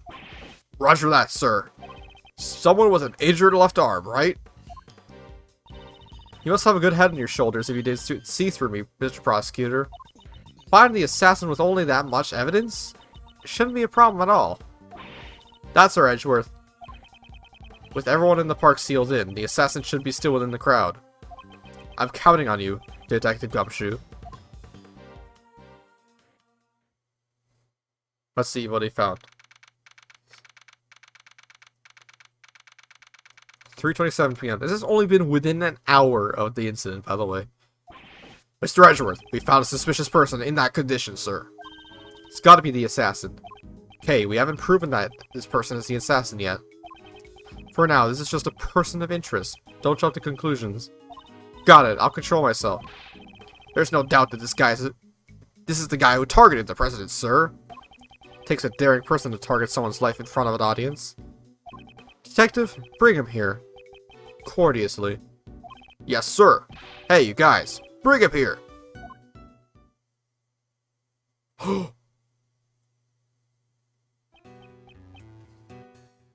That's the assassin from Justice for All. Yo, it totally is, bro. What the fuck? I didn't expect to see this guy here out of all places. I think his name is Shelly the Killer. Yeah. He's not carrying an umbrella, and his left arm is bandaged. You there, state your name. My name is John Doe. That is a fake-ass name. John Doe. That's an unusual name. That's correct. This man. Have I seen him somewhere before? Prosecutor Edgeworth. You know my name? Yes. I've been observing you in your investigation. May I ask you why you have called me here? We are searching for the assassin who has attempted to murder the president. Do you recognize this red raincoat? I'm terribly sorry, but I'm afraid I do not. I believe that this raincoat belongs to the assassin. Oh my, that is terrible indeed. This person should have a severe injury on the left side of their body. Precisely like yours. I have no relation to this. A stare down! Mano mano! It's like they're firing laser beams out of their eyes! So what happens next? Obviously a confrontation, pal. A battle of wits between two gentlemen. Shall I hear his explanation? Let's do it. A witness might lie or misunderstand. If you find a contradiction in their statement, present evidence, pal. Present the hour button to look at the organizer and the X button to present. If you don't find a contradiction, what do you do then? Those times you press the witness for more details. Press the L button. Can you give us a demonstration, please? Go, Mr. Prosecutor. You're America's best. Well, Japan, but you know. They did keep the heart of the translations in this fan translation. That's what I'll say. She just won't quit.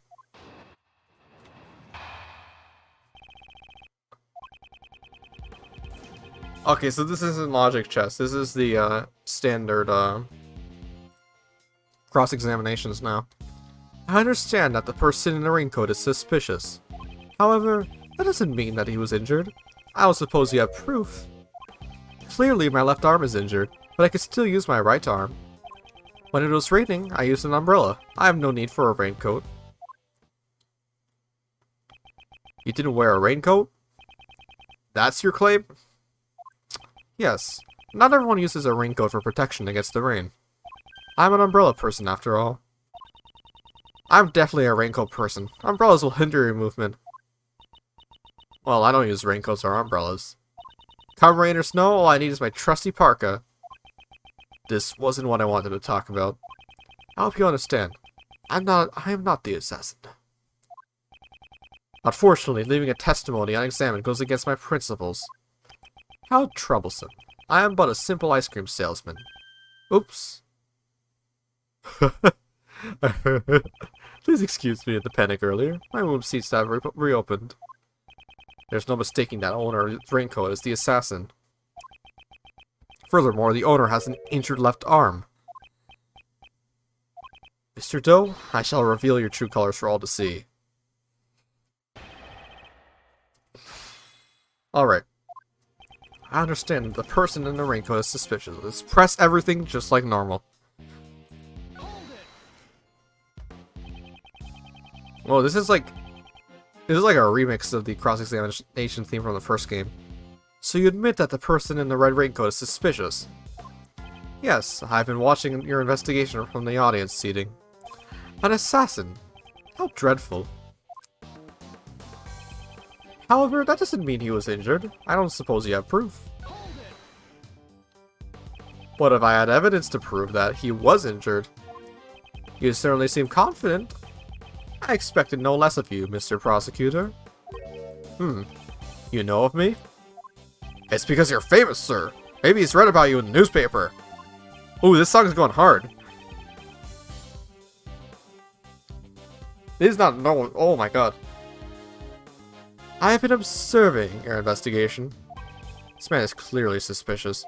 If I expose his lies, I should be able to uncover the assassin's true identity.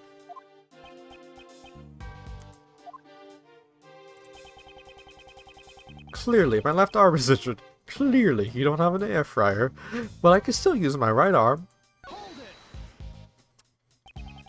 That looks quite severe. When did you suffer that injury? A short while ago. That's it? Even preparing a single ice cream cone is now a difficult task. Due to the injury, I could not hold an umbrella with my left hand. That's a fucking lie. But it was raining. I used an umbrella. I have no need for a raincoat. From what I can see, you don't seem to be carrying an umbrella. I'm sure you're well aware that the rain just stopped. The rain stopped just before the incident occurred. I do remember. Afterwards, the number of spectators swelled. It hasn't even been an hour since then. Are you saying you lost it in only a matter of minutes? Yes, exactly. Having your umbrella stolen in that crowd wouldn't have taken more than that, wouldn't it? That's... He has a point, but... Oh my god, the song is going so hard! Holy shit! God! Fuck, why are you trying to hype me up like this? Holy god, shit, fuck. My god. I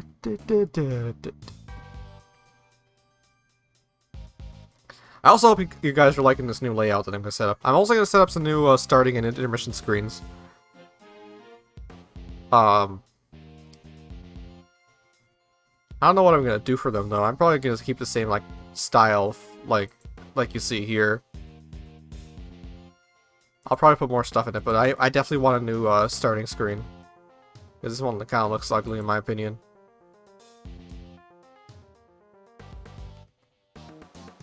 Anyway, back to it. Alright. The fact is, I had an umbrella when I was raiding. I guess it'd be inevitable to lose an umbrella in the panic, sir. Do you also not intend to say it was inevitable his wound just happened to open?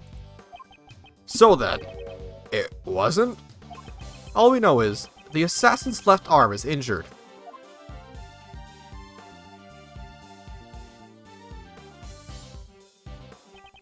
Mr. Doe has such an injury.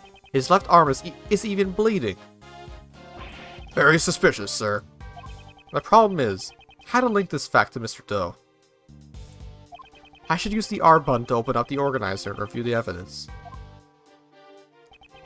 Alright. However, it doesn't mean I was injured. I'm supposed to have proof. I have proof, bitch! Bloodstain. Curse of the Moon.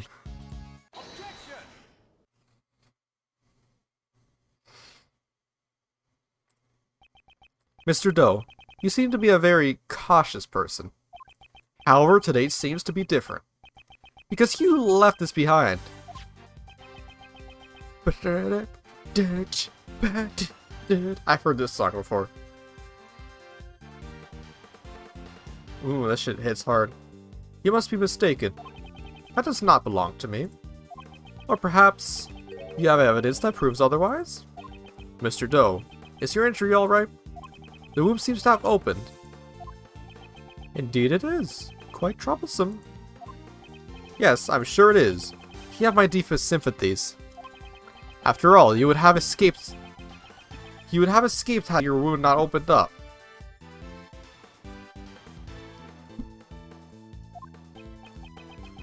What do you mean?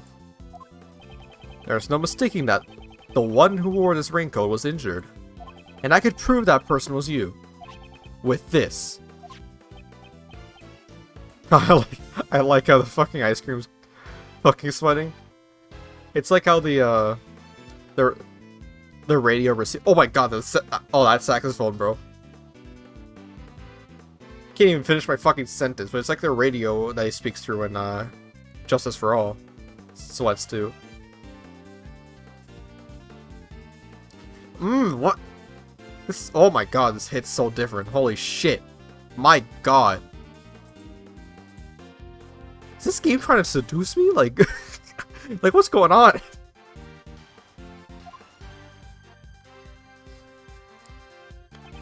On the inside of this raincoat, there is a small blood stain, Curse of the Moon. It's the blood of the assassin. Oh shit, that ice cream. Oh, he just catches it. And it goes back to slutty. Okay, sure. Physics. Attacking the president is a serious crime, pal. Will cause an international incident. No matter how long you keep silent, your true nature will soon come to light. A blood test will settle this. The blood from the raincoat, and the blood from your bandaged arm. I have all the evidence I need. Why don't you just admit it? You're the assassin who attacked the president. I am not the assassin. You don't know when to give up. If this was a game of chess, you would have been checkmated a long time ago. Admit your defeat gracefully. Seems completely unfazed. I suppose I have no choice. I'll admit it. Indeed, the raincoat is mine. He confessed, sir. Arrest him. Arrest him. However, that does not mean I shot the president. What's that, pal? Prosecutor Edgeworth. All you have proven is that I wore the raincoat. What sort of crime is that? Oh boy. Part 2. I'm no assassin. I'm just a simple ice cream salesman. All I did was put on that red raincoat and listen to the president's speech. It surprised me to see the bodyguards take action just before the gunshot rang out. Everyone in the audience immediately tried to escape, creating a state of panic. Are you satisfied this time? His story's getting fishier by the minute. He's really suspicious. That's dumb. I'm sorry. Glaring at me won't help. We've got evidence. Here, look at this guy in the red raincoat. That's gotta be the assassin. I see. That is certainly not me. What? Prosecutor Edgeworth, please consider this carefully. Was I really the only one who wore a red raincoat? Whether he was or not, the person in the photo can only be Mr. Doe. But why? This man's self-confidence and his intensity.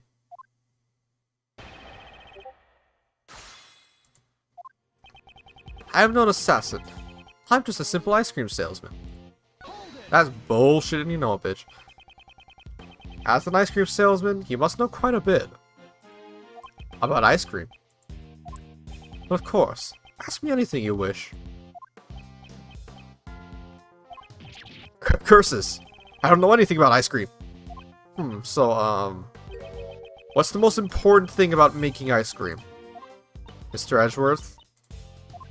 The most important thing about making ice cream is honor. Honor? To make ice cream? Without honor, ice cream is nothing more than sweet ice. Do you understand? I am just a simple ice cream salesman. I mean, he's got a point. You don't have honor, you can't make fucking ice cream. That's just the law of the land.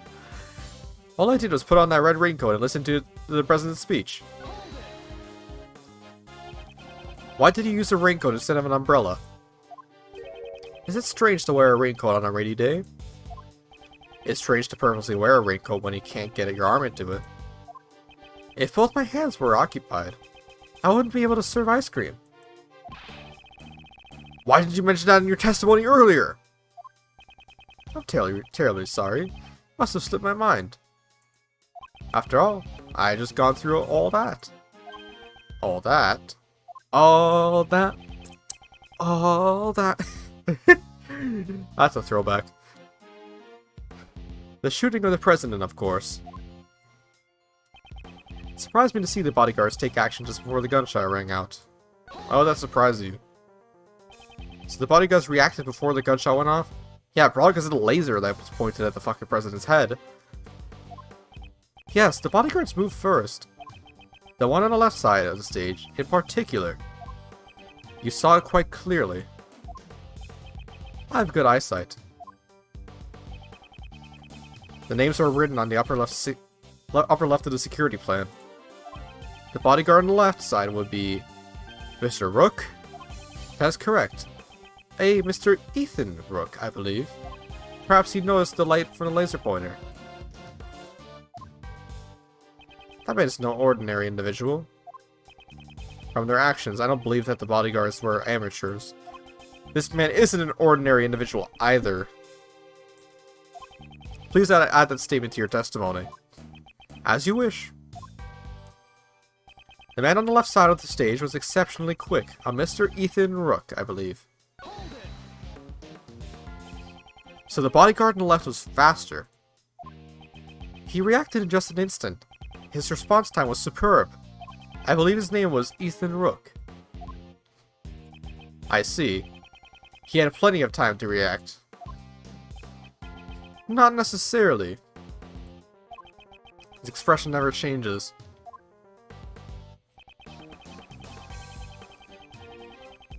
Everybody in the audience immediately tried to escape, creating a state of panic. But you yourself did not run? No, I did not.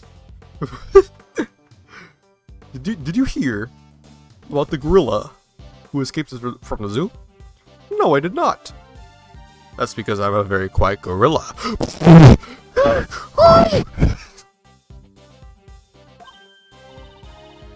Aha, what were you doing then? Amidst the panic, someone gave my wound a big wallop. I was in terrible pain. It felt like sparks would shoot out of my eyes. But, in reality, no sparks came out. Sparks don't come out of people's eyes, Kay. The person who wore the red raincoat is the assassin. That's very clear from the photo. However, Mr. Doe is saying that person wasn't him. That's just some story you made up, sir. Rip off his disguise, Mr. Edgeworth. Yes, in any case, I need to start exposing his lies. That's right. And in order to do that, we should press him for more details. Oh, we already did that.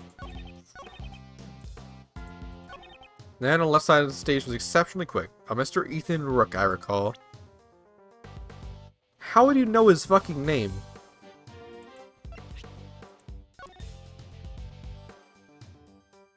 This doesn't show their name, right?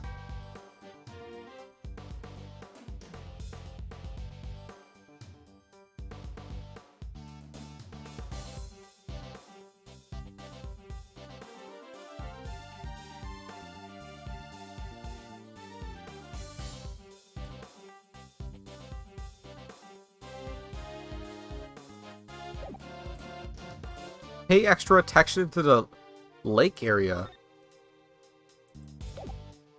So if he was paying attention to the lake area, he wouldn't have reacted quicker than Knightley. You're wrong. I'm sorry to say, you're fucking wrong. Oh, I haven't seen that pose in a while. Oh boy, it's good to be back. It has been a while since I actually last streamed this game. Or like, Ace Attorney in general. Actually, hold on, let me check out. When was the last time I streamed Ace Attorney? Hold up, what was it? Twitch.tv. Who's actually streaming right now? Holy shit. Mario Party has 30k viewers right now? I gotta do a Mario Party stream soon. Might do one this week, actually. Because Mario Party Superstars is fucking amazing, bro. I'm just saying. The Elden Ring made us live? Huh. Interesting. Interesting. Indeed. Okay. Actually, it wouldn't be in my channels. It would be on my, fucking, what's it called? The, archive channel. I'm still sad that one of those, Ace Attorney streams got lost because of Twitch's bullshit. Because I thought I was safe, but my, Twitch Prime actually ran out because Twitch Prime lets you keep VODs for 2 months, while without Twitch Prime, you only get to keep them for 2 weeks. Not my Let's Play channel, no. My stream archives, which only has 3 subscribers. Why are you doing this to me? When was the last time I streamed this game? Or the series? Part 14, 3 months ago. July 28th? Yo. Stream date 9/24. I mean 8/24, not 9/24. It was July 28th, so 8/24, 2021. 2021. Hello, I'm under the water. Help.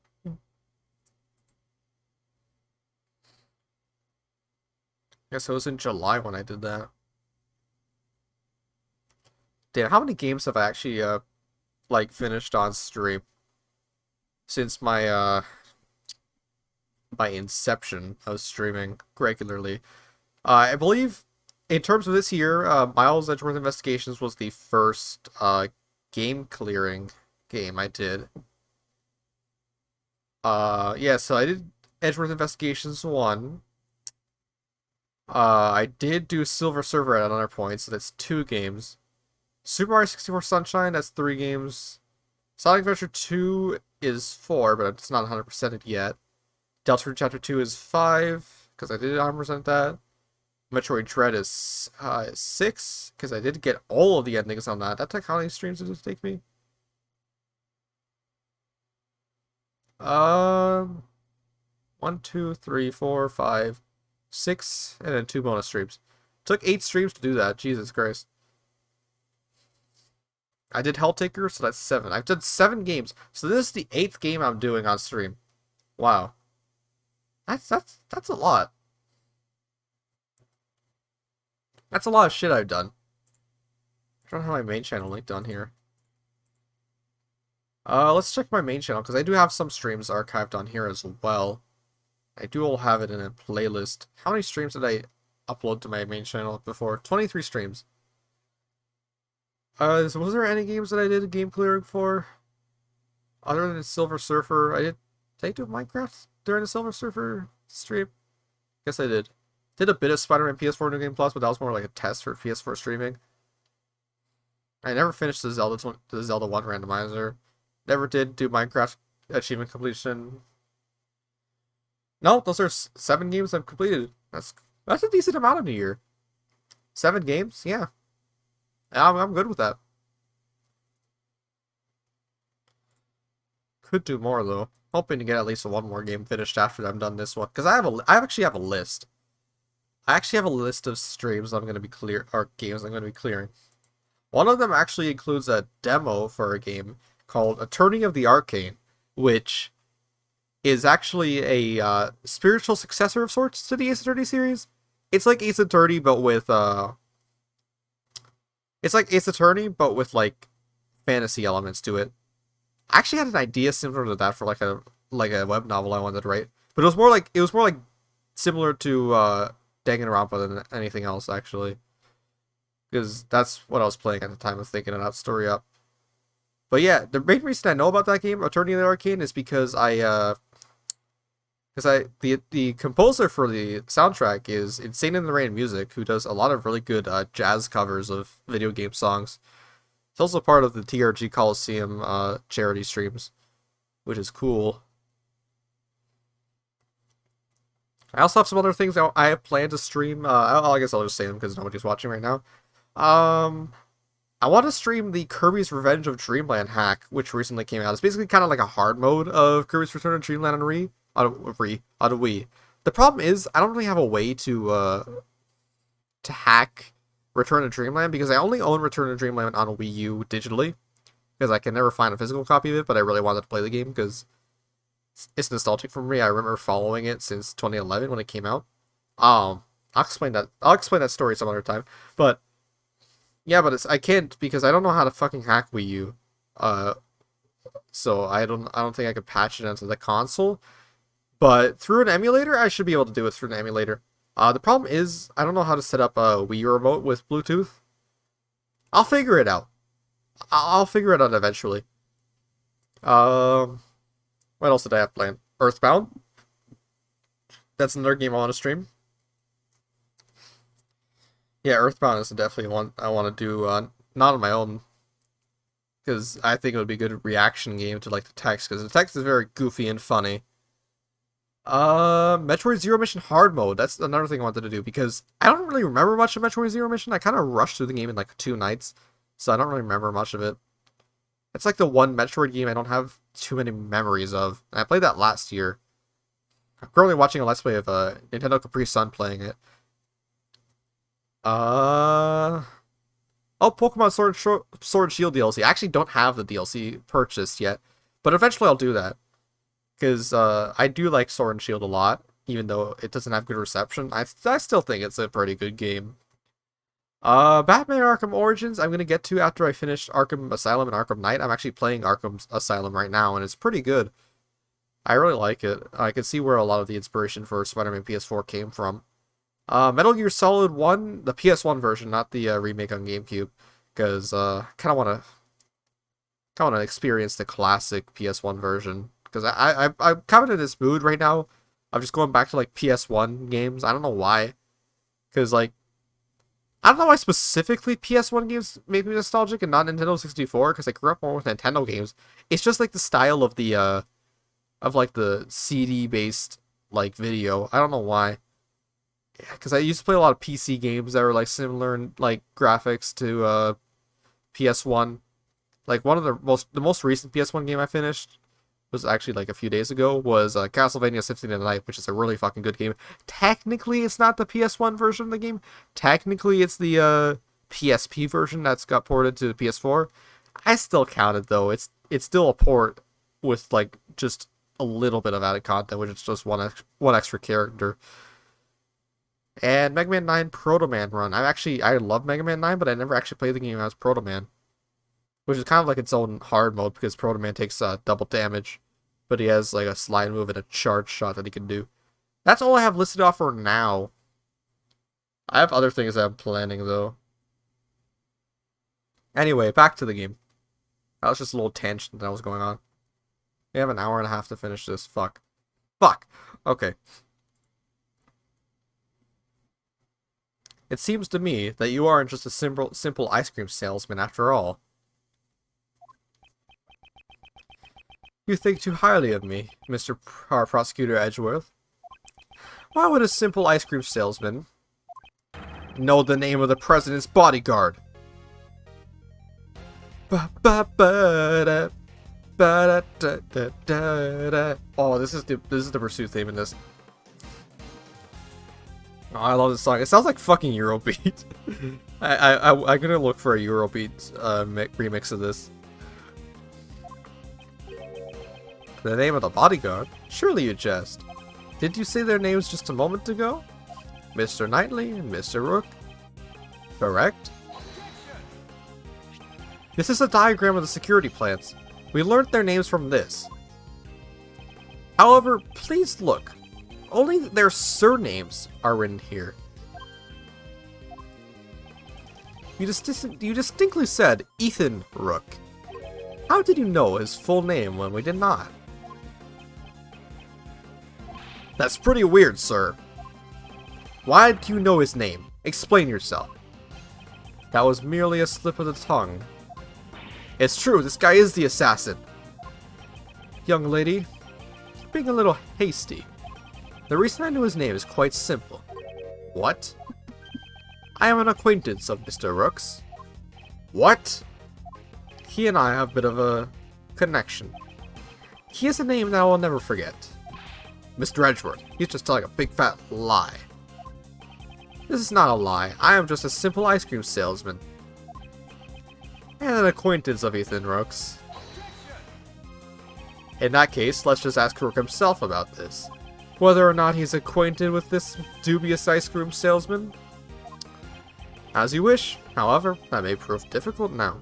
He is currently busy with the president's security after all. Besides, even if I'm not an acquaintance of Mr. Rook's, does that prove I fired the gun? If you aren't the assassin, then why did you remove your raincoat? It was a little hot, and the rain has stopped. I wanted to air out the wound. Is there a problem with that? I just can't seem to corner him.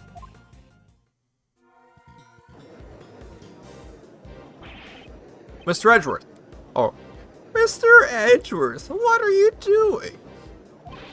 Hurry up and arrest him! That man's so suspicious, I'd even arrest him myself. Arrest him without evidence? How could I do such a thing? Come on, Mr. Edgeworth. Can't you do something? Breaking news. The criminal is on the verge of escaping the prosecutor. Oh dear. You're already treating me like a criminal. I understand. I mean, there's so many things pointing to you, but like, hey. Since I've been suspected this far, it seems I'll have to tell the truth. The truth? What is he up to? I saw another person wearing a red hood. What? What? Surely that was the person who was in the photo. I first noticed him right before the speech when it was still raining. He caught my eye because his raincoat was the same color as mine. In his hand I saw a laser pointer with the light aimed directly at the president. It can't be. There was another person wearing a red hood? I knew that if I wore the red raincoat, I'd be mistaken for the assassin. That is why I took off the raincoat. You saw an assassin wearing the same color hood as yours? Huh. Wouldn't that be a nice coincidence? That's what I expected you would say, which is why I did not testify as such. Prosecutors and the police are a suspicious lot. I knew that nobody would believe me. At the moment of the incident, the assassin was very close to the prosecutor. Prosecutor, I only arrived after the incident. That's you, Prosecutor Edgeworth. That prosecutor over there. Huh? Me? Yes, you. You should be visible in that photo. Here. Right in front of the person in the red hood.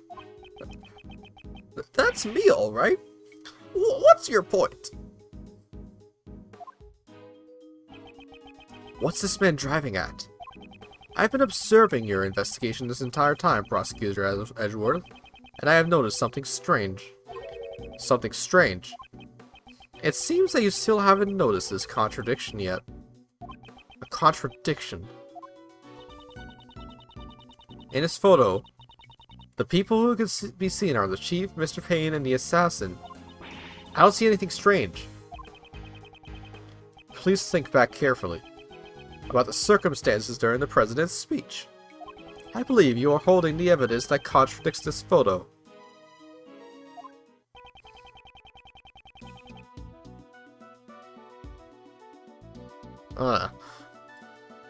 Okay, evidence that contradicts him. Left side. That adds up with where the assassin is.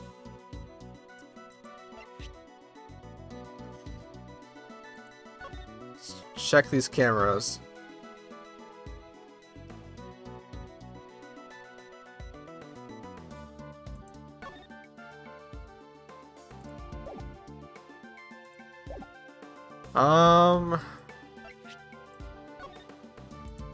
It's not from today, so that wouldn't count.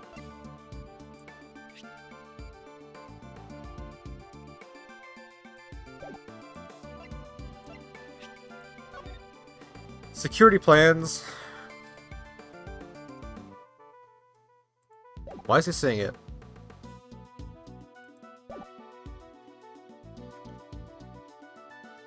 Is it one of the other photos? So... Okay, what was that contradicting? He's pointing the laser at Mr. Payne.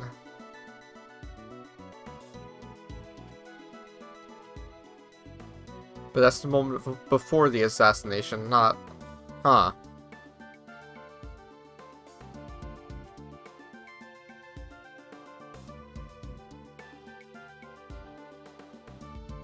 Interesting. Hold up. Actually, I'm thinking here. What would contradict that? Is it possible to point the gun? It should be possible to point the gun towards the president here. But... is it?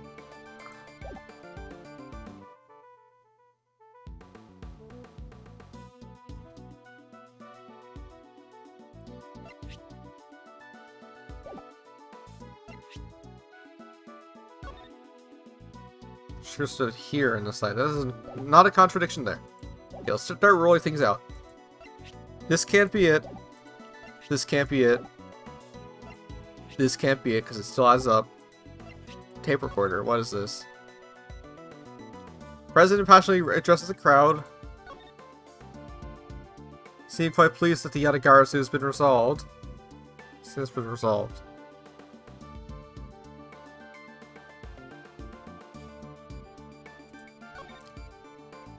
Raises his fist in the air. The atmosphere here is boiling to fever pitch.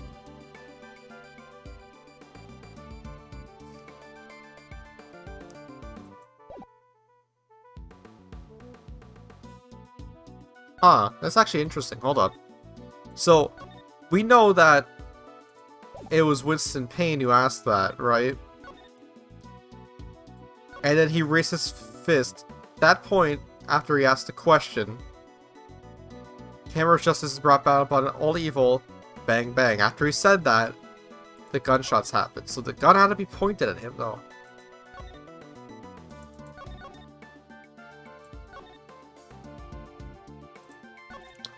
I'm assuming it's this. It can't be. There's a contradiction between the photo and the tape. It seems you've noticed. Mr. Edgeworth, what's going on? There's a person missing from this photograph. Huh? Who is it? Yes. It's rather strange. Someone who should be there, but is not. Person in this photo should be... Oh! She's not there in the photo, even though it's the same time she's recording it. Is that what he's trying to say?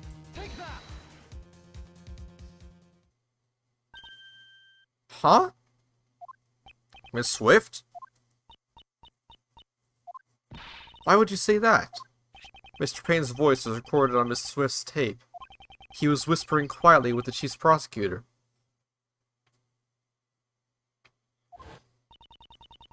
Those folks... Those are the folks standing in front of me. I reckon those two older men. They kept on whispering to each other. It seemed Mr. Swift was near Mr. Payne when she recorded the speech. Ah, but she isn't anywhere in this photo. That is correct. Now, Mr. Prosecutor, who is the one you should be pursuing? Nicole Swift, would you mind giving us your testimony? Come on, it feels weird when you talk all formal like that. It's fine, I ain't got nothing to hide. Oh god. This goes on forever. Ooh. We're getting faster pace now. Going to the Allegro stage. It ain't like I was staying in one spot while I was recording. I was moving around the audience area, shuffling here and there. I reckon this picture must have been snapped at a different time to my tape recording. So quit making that scary face. It ain't what you think. Miss Swift's tape recorded a conversation between my colleagues, Mr. Payne and the chief prosecutor. Why would Nicole be lying? That would mean... Nicole Swift is the assassin, pal. You gotta be kidding me. I ain't done nothing like that. Be that as it may, however, there is a contradiction in your testimony. Huh? I don't reckon so, no, sir. It appears I must reveal this contradiction with evidence. Holy shit, it could actually be her.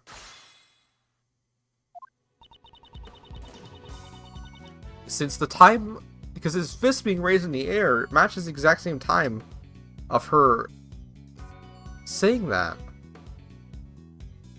Ain't like I stayed in one spot while I was recording. You were moving around while you were recording. Why were you doing that? Huh? What do you mean? Why? Surely when recording a speech, it is best to remain still. That's, well, you know the importance of covering a story from every angle. I wanted to convey the living, breathing event into print. Yes, sir, you betcha. Ooh, this shit's crazy.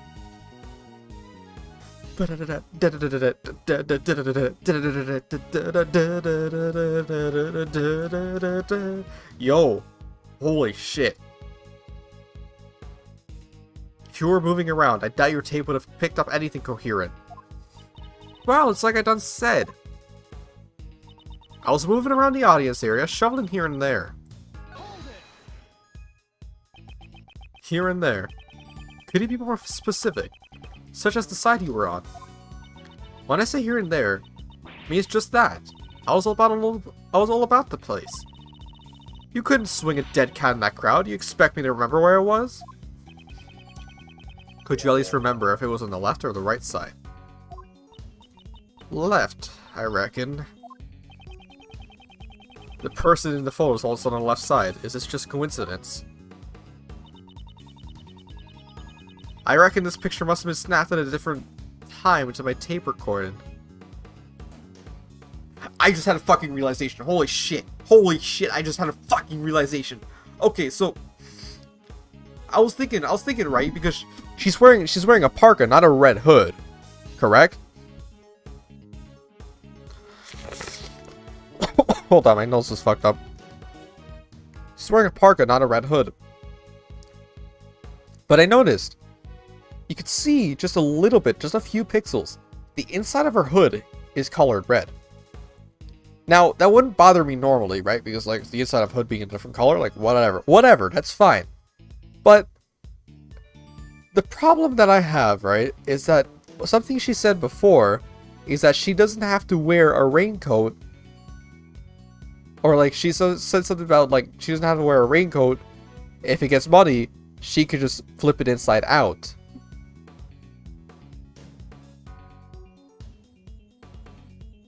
Huh. Keep that in mind.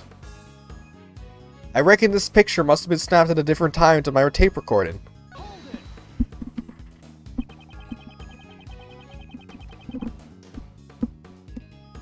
So you're saying is that it's logical that you can't be seen in the photo. Yep, I was near that prosecutor when his voice got recorded. But I reckon this picture must have been taken when I was far away. No doubt about it. Ain't nothing wrong here as far as I can see. It is her, bro. It is. We got... Did this game just, like, pull up, like, a big twist? Like... Because, like... That's pretty damn clever if you're making me think that this fucking assassin character that we know before is the killer. Like, you thought it'd be easy because of the tutorial, but then shit just changes up on you like this. Holy shit. So you're saying the photo and the recording were taken at different times.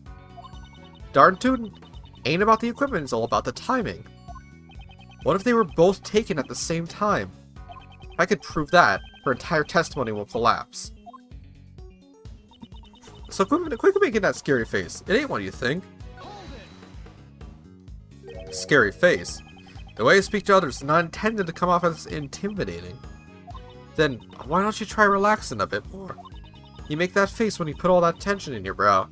No matter what you do, you always do it with a smile, don't you agree? I am searching for the criminal who attacked the president. This is no laughing matter. Said the prosecutor with a grin on his chin like the Cheshire Cat, end quote. What a frumious nonsense. I should show her what a real scary face looks like. Just pulls out a gun again. Nicole seems rather aloof about all this. Still, she just doesn't seem like the kind of person to tell harmful lies. I agree that she doesn't seem like a person with ill intent, but... If that's the case, there must be something even worse troubling her. In any case, Miss Swift's movements have been recorded on that tape. Surely I have evidence that shed some light on this. Alright. Picture must have been snapped at a different time to my tape recording. Ha, let me get the tape recorder out and about.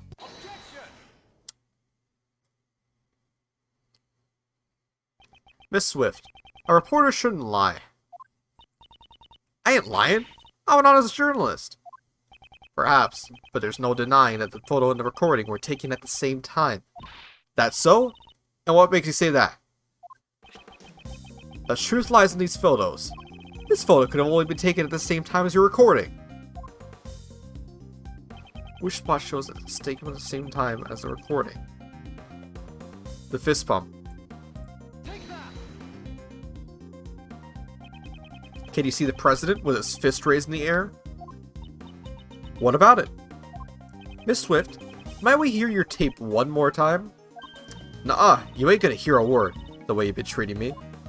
Would you rather we charge you with obstruction of justice and seize it from you? Fine, you win.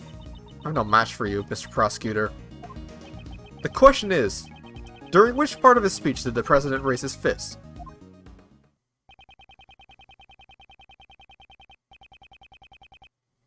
No matter which sort of hate, in his criminal organization, I will not allow them to exist. The president raises his fist in the air. The atmospheres boil into a fierce pitch. Aha! Raises his fist straight from the horse's mouth, sir. The tape was recorded at the moment the president raised his fist overhead. And that means Nicole not being in this photo is really strange. Oh, but she is in the photo. Right here. The person in the red hood. It was you, Nicole Swift.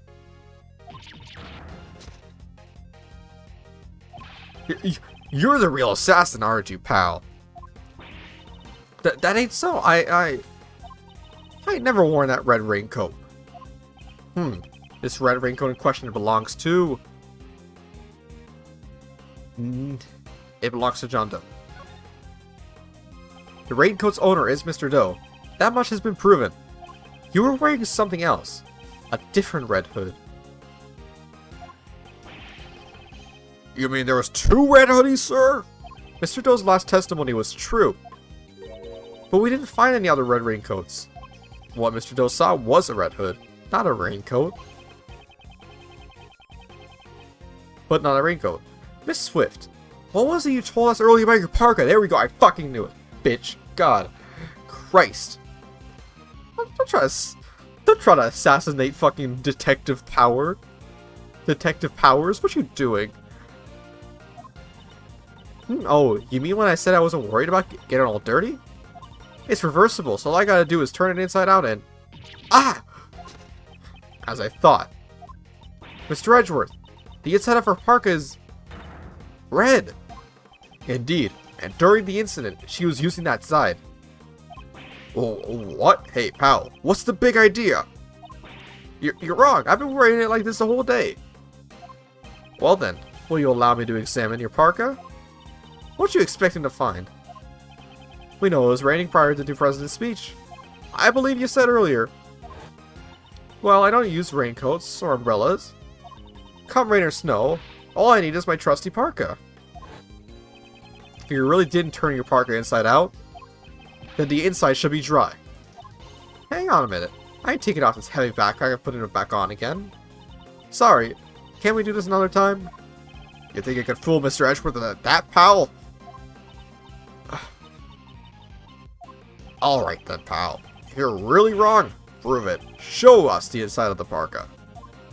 It wasn't me. I ain't no assassin. Miss Swift, if you want me to believe that, then you need to cooperate with us. Will you please tell us why you wore the red side of the parka?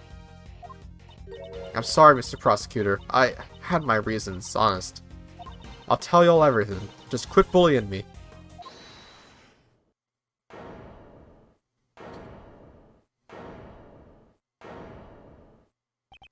Whose voice was that? Hold on a sec. It's a little too early for the end game.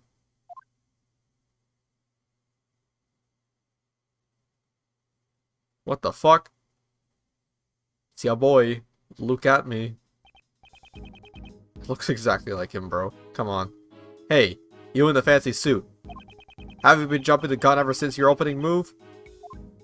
This man was in Kay's photo.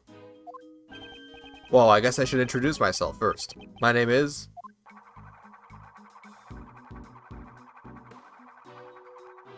Damn, bro. He's getting crazy. Horace Knightley, the president's bodyguard. Second in command of his personal security unit. Oh, watch it, pal. That's not toy. Well, my bad. She just wants to come out and play. I can't seem to help it. Why do you have a gun if you're not a police officer? She's a lady of Zhengfa. Only the president's bodyguards are authorized to use it.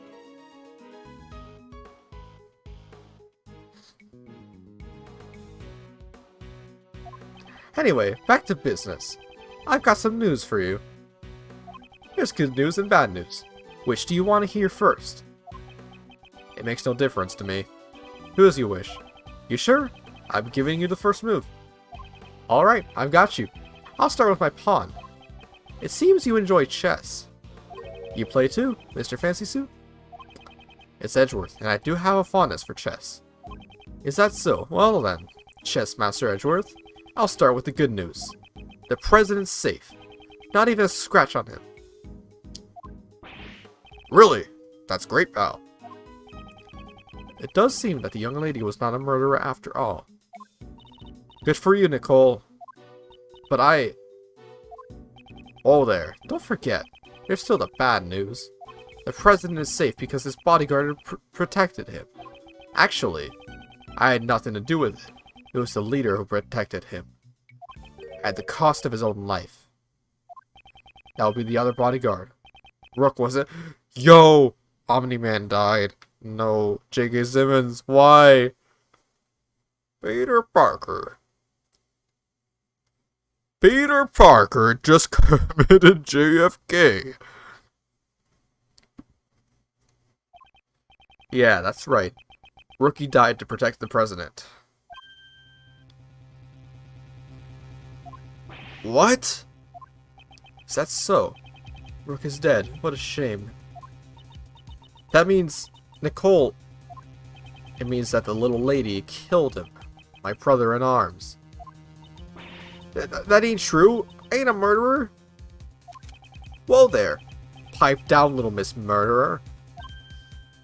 Jeez, even if we had to make a sacrifice to protect the king, it was a pretty bad move. That castling. Sacrifices and castles. What's he talking about, sir? They're all chess terms.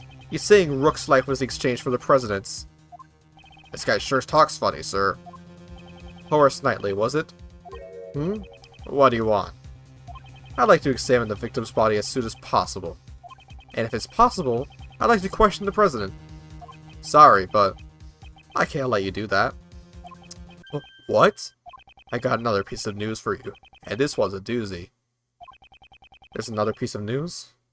From here on out, this investigation will be handled by the Zhengfa police. What? What's going on, pal? This case is under our jurisdiction. You have no right to interfere.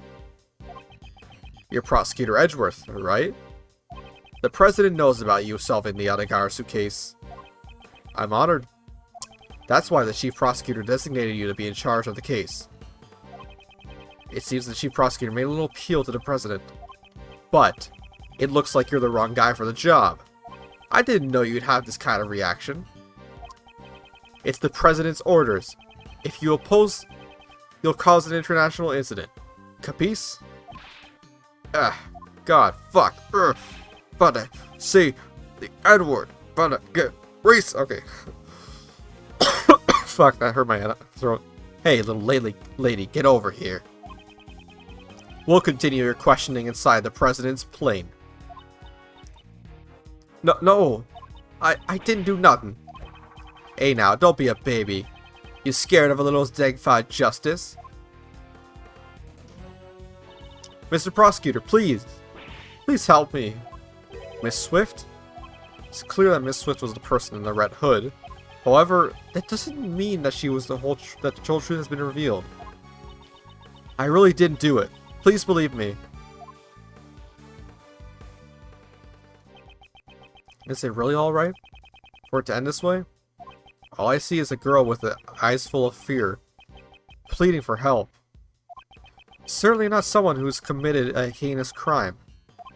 I stand aside now and do nothing. The truth will be lost in the darkness.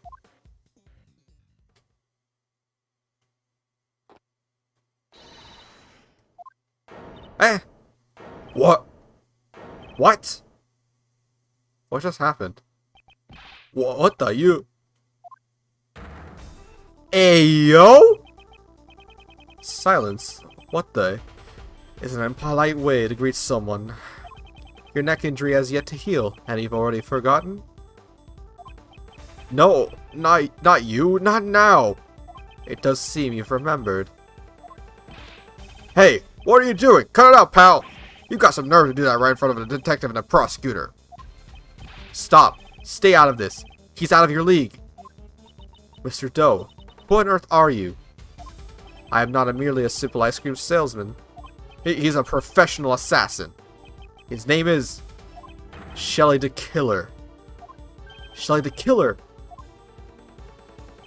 There's no one in law enforcement who doesn't know the name the Killer. An assassin who will carry out any request without fail. He was once involved in a case I handled. It's been a while, Prosecutor Edgeworth. Although, I do believe this is our first face-to-face meeting. The real assassin was you all along? That is correct. I received a request from the key individual to take the president's life. I should have seen his face before in the case files. Curses. I was careless.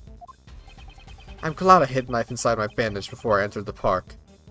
Even though my calculations were a little off. A knife. Not a gun? Now, Mr. Knightley, shall we play that game you love so much? Of course, the stakes will be of your life. What are your demands?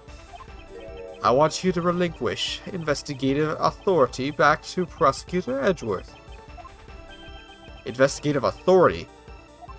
Well, what are you playing at? I simply want you to allow Edgeworth to continue his investigation. Huh? What do you want with that? Rook is an opponent who is connected to me by fate. I would like to discover the truth about his death. When that man died, the investigative authority was transferred to you. I am simply asking you to give him back to the prosecutor.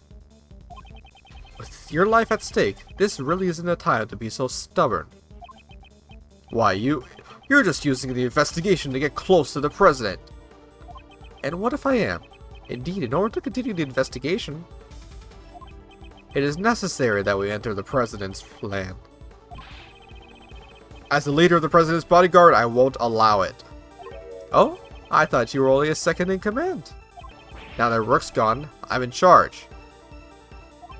Not so sure if you're as capable as Rook was. What are you saying? I'm totally the leader now. Very well. In that case, please exercise judgment befitting of a leader. You can lose your life here, needlessly, or will you allow the investigation to continue? He's using the investigation as his excuse? Why would he go through all that trouble? What is this man thinking? I don't think the killer did it. I think it might have actually been the guy. There's something complicated going on here. It might have been... actually, it's equally, like, confusing, because, like, it could be the killer, it could be, Swift, it could be, Knightley. I'm leaning towards Knightley. That's kind of the obvious choice right now. Because otherwise, why would the killer be doing this? Prosecutor Edgeworth, I trust you have no objections? Let us continue the investigation. Mr. Edgeworth, what should we do, sir? For now, we have no choice but to accept his proposal. At least we'll be able to investigate. But, listen well, detective.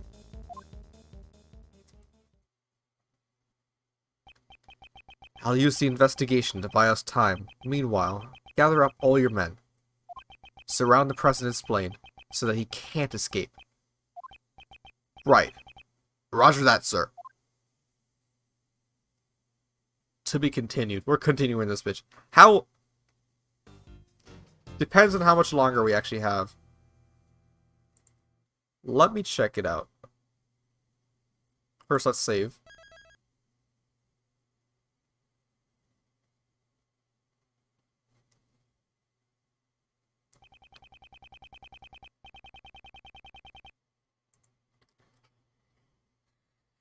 Yeah, let's check out the the time on this real quick. Actually, I'm gonna check out who's streaming right now because I know I'm actually gonna run an ad break while I do this, even though nobody's watching.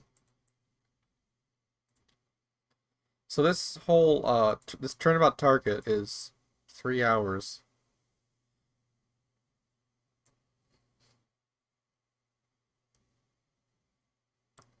Oh, we're only halfway through it. Oh shit, we spent 4 hours and I'm only halfway. God damn.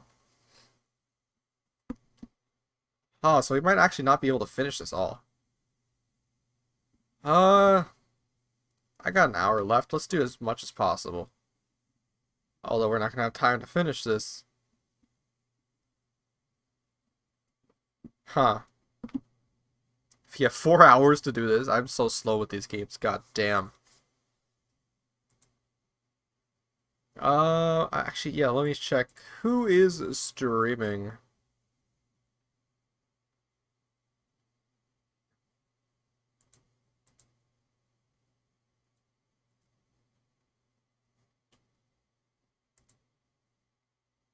Isn't Cooler streaming?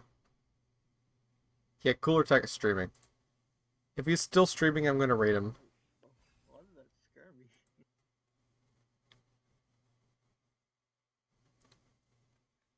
Alright, whatever. Halfway through it? Let's get as far as possible. Alright, let's get back to it. The death of the bodyguard Ethan Rook and the arrival of Shelley the Killer. A new development in this case has come to light. Under Knightley's direction, the door of the president's plane was opened. After the paramedics attending Mr. Rook left, we set foot inside the plane, one by one.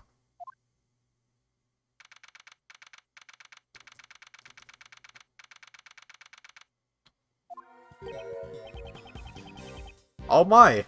Where would the president be? Who knows? It seems he's just behind that door. Still a coward, I see.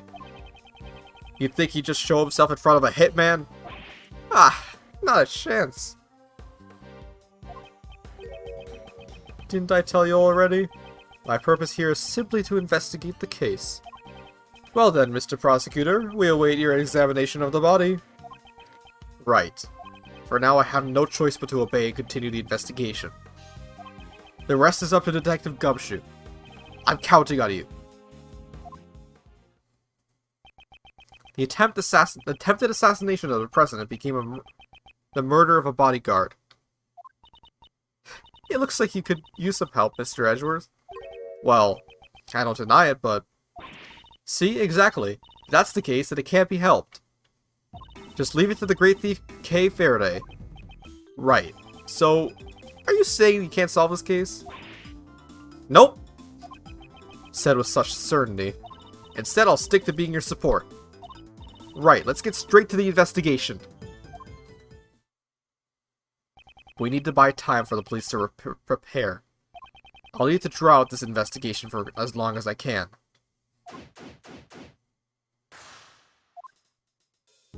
Alright, let's examine everything. Gas masks. That reminds me when fucking Lucas came to my house on Halloween, the gas mask, god damn. 2 gas masks laid on the table, ready to protect the against poison gas attacks. The president seems to be quite fearful of assassinations. So this is the rumored gas mask. It's my first time seeing the real thing. Rumored? Among the great thieves? No, the Jam and Ninja, the children's program. During Princess Viola's wedding, the poison-tongued ninja Simon Kowal. I should stop listening to her so seriously. It never seems to pay off. Okay, what's this?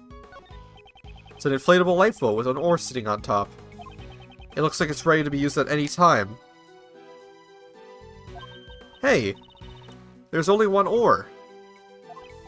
Well, I guess you could try to paddle with your hands.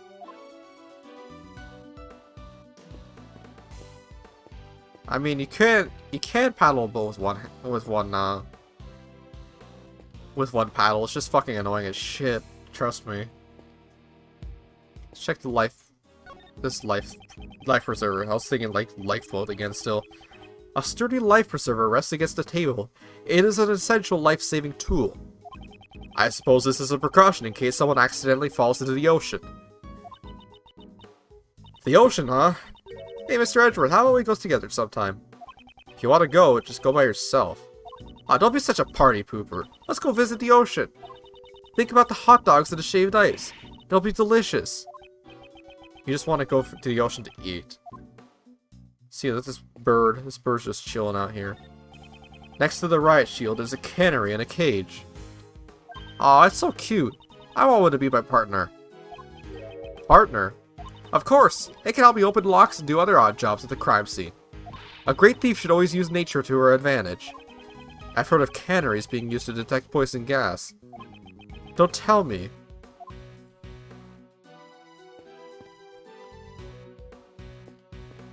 It's probably another precaution against poison attacks. Let's see, the phone? Or is it a vest? It's a bullet vest. First off, that vest has... that vest is fine. Or that vest has a bullet, not fine. I don't know what I'm thinking. I'm tired, okay? That's a heavy-looking vest. The president's clothes must be made from some special fabric. Indeed. It's to protect against bullets. Wow! It even does that?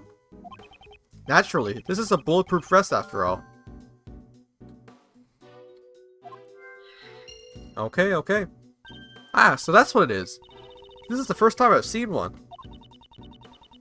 Could have said something earlier. That really surprised me. Okay, let's examine these. What are those? It's a collection of colorful personal security alarms. They seem to have been used before. The president. He sure is a nice guy. He bought these security alarms to protect his wife and kids. Then why would he leave them all here? It's obvious that they're for his own personal use. Objection! A single person can't carry that many security alarms. Because the person only has 2 hands. That objection is worth 0 points. Let's look at these files. Are these some kind of official documents? I know it's a bit rude, but let's take a peek inside.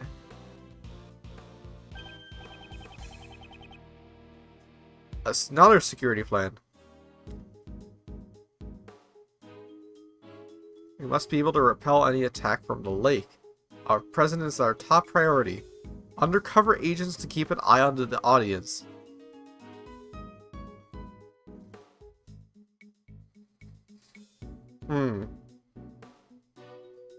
So wait, Rook and Knightley are swapped positions.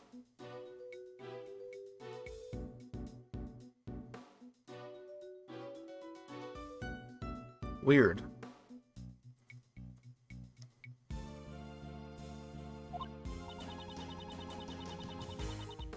Ah, this looks like the one we found earlier in the trash can.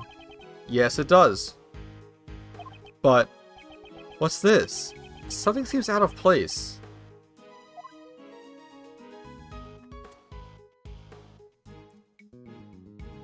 Let's deduce this with the other map, which is reversed. What's this?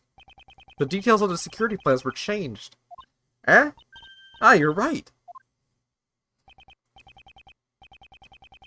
Yeah, that's right. It was changed yesterday. President's orders.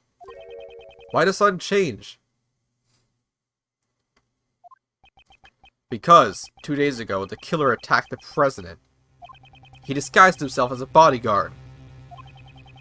Rook was the first to notice. He had already gotten close to the president. Holy shit, he snapped his neck. Yo! God damn. My god.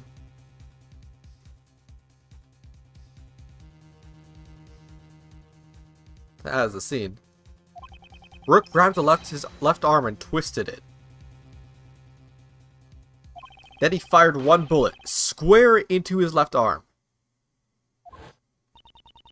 What were you doing at that time, Mr. Knightley?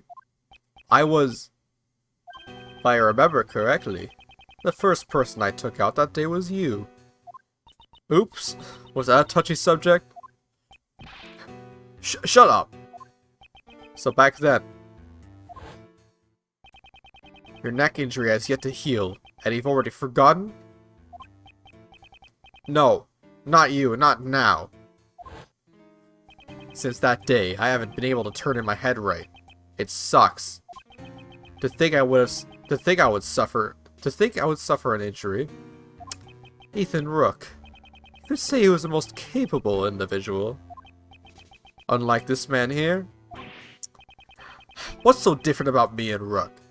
I believe you're about as different as a pawn and a queen.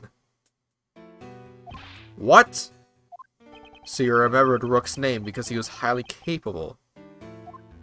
Correct. While disguised as a bodyguard, I happened to hear his name. There was no way I could forget that name. Only a select few have ever been able to injure me. So this was the connection the killer was talking about. The security arrangements were changed, so that the killer would not be able to sneak in as a bodyguard again. Only the president's two most trusted subordinates would accompany him on the stage. In short, me and Rook.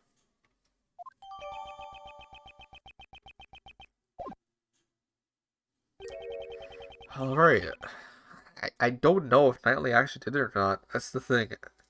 I know it's the obvious choice, but like there's a few things that go against that.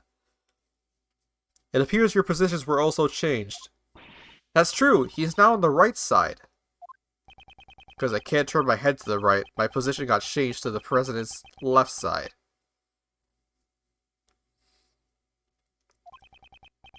In other words, I was relocated to the right side of the stage. Alright, let's check out that lever here on the statue. A strange decoration based off some strange animal staring at me with strange eyes. Strange. There's a lever on the statue. Or a lever, I don't know. See, right here on its butt. And that would be most unforgivable. Eh? I'm sorry. I didn't mean anything by it. That lever is most likely operates the trapdoor underneath my feet. Then that hatch is actually a pitfall trap. I hope you understand. It would be in your best interest not to pull that lever. When a killer talks about best interests, it would be wise to do as he says.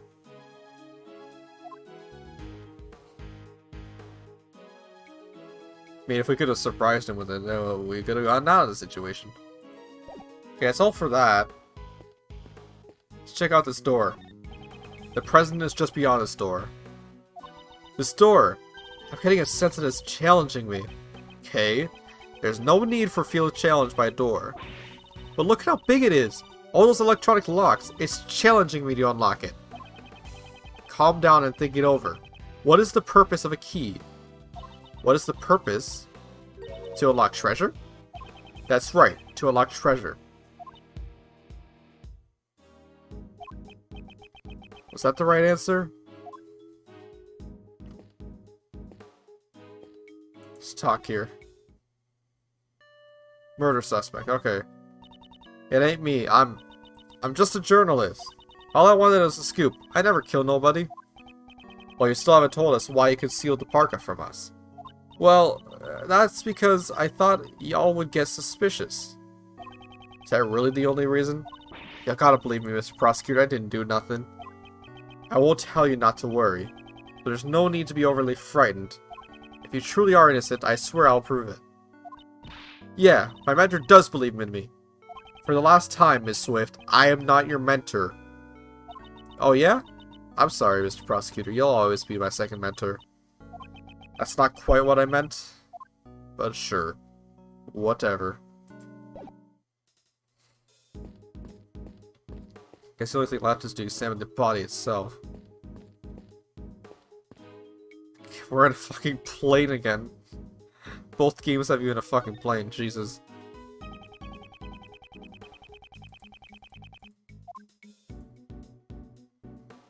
First, let's examine this suitcase.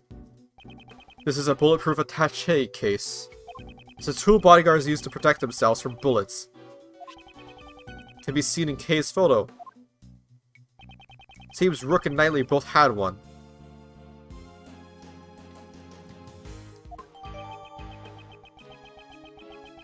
Interesting. So he's holding it over his left side. Ah, that's the scene I stole on film. Didn't do anything illegal in taking this. Anyway, anywhere, anytime, I'm always in the mood to steal. That's called a klepto... It's called being a kleptomaniac. You just wanted to use the word steal, didn't you? Have I been caught? Alright, that bullet wound. That shouldn't be there, though. Because of the fucking... It should be impossible because of the shield. Bullet pierces his body, just below his armpit. Unfortunately, he was hidden in an area his bulletproof vest didn't cover. Really seemed like a well-aimed shot. The cause of death was most likely blood loss. The bleeding has stopped.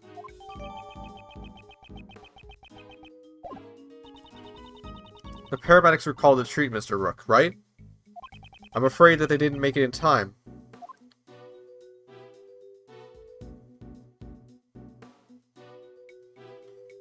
Okay.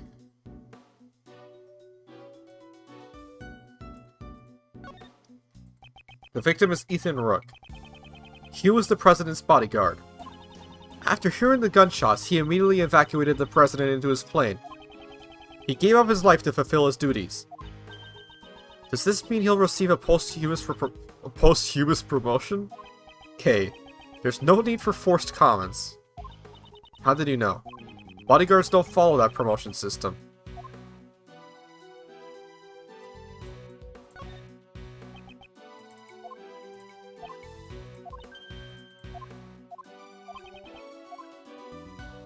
Let's see the gun. It seems the victim also carried a gun. Did he try to shoot something? He may have drawn it out instinctively to return fire. We need to check to see if the gun has fired any bullets. It's still fully loaded. There's no evidence of any shots being fired. This gun is also from Zengfa, right? Ah, yeah. We were always issued the same model revolver. Okay. I think that's all I'm gonna get out of this. Anything else I need to investigate? It's an assortment of protective gear, from bulletproof vests to hazmat suits. Wow, there's even a spacesuit! The president seems to be very protective of himself. But what happens if he gets shot and then exposed to poison gas? And then on top of all that, he gets ejected into space? He would probably wear everything that you see here.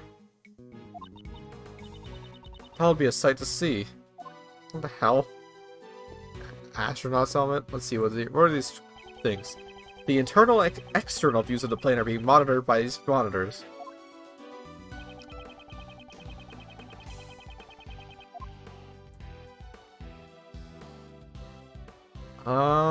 These are the externals and these are the internal. What the fuck is that? What's this thing? Oh, that's the president's precious stuffed animal. I don't really get it, but it's some kind of keepsake. Don't touch it. Precious? That's unexpected. Hey, it kind of looks like there's been a break-in. Indeed, the area it stands on does look a little bit unnatural. Are those glass shards underneath the stuffed animal? This unnatural empty space, perhaps? Was there another monitor here?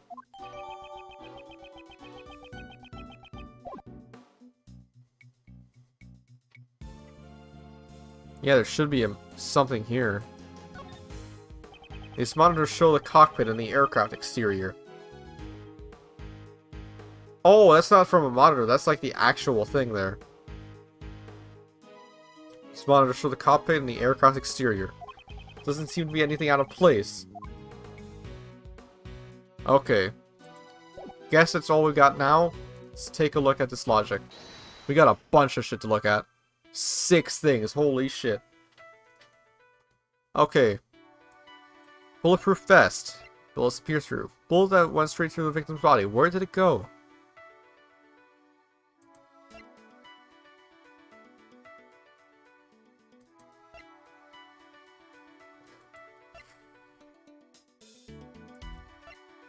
Six-shot revolver. Gun has been prohibited in this country. Rook's gun. Let's connect those two.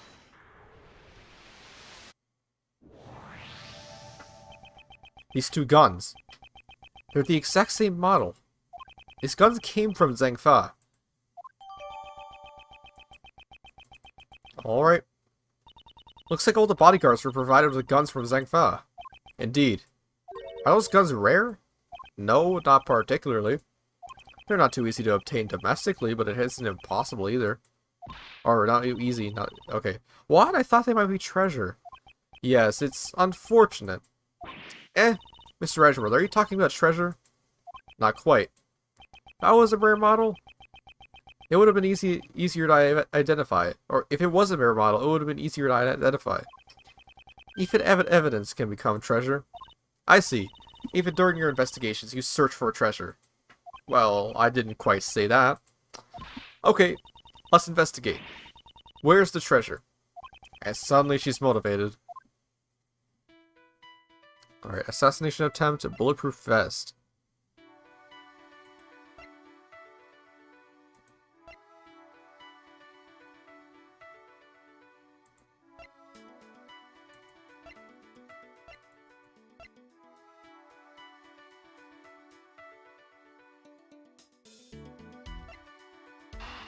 I guess these two.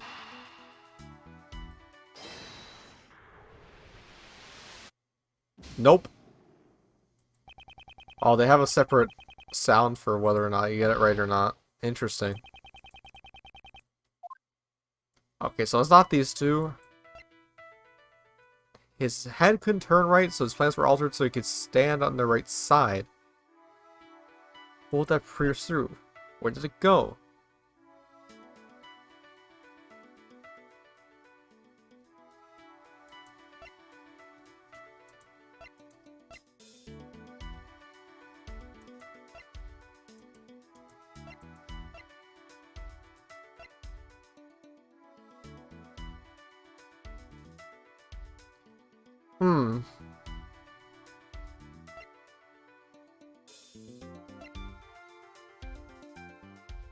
Bullet embedded in it was the president's.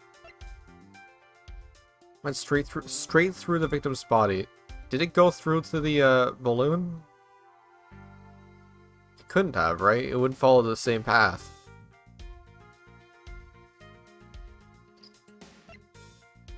Oh, we gotta think about this one. Shit. Head can turn right, so he's on the right side. So we know he's on the right side. But his head can't turn right.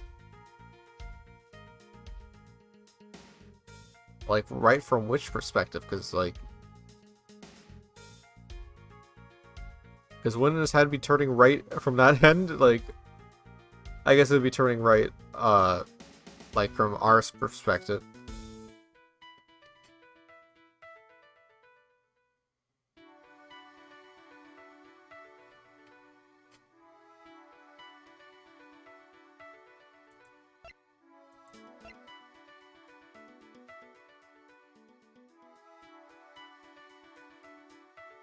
Bullets that pierce through.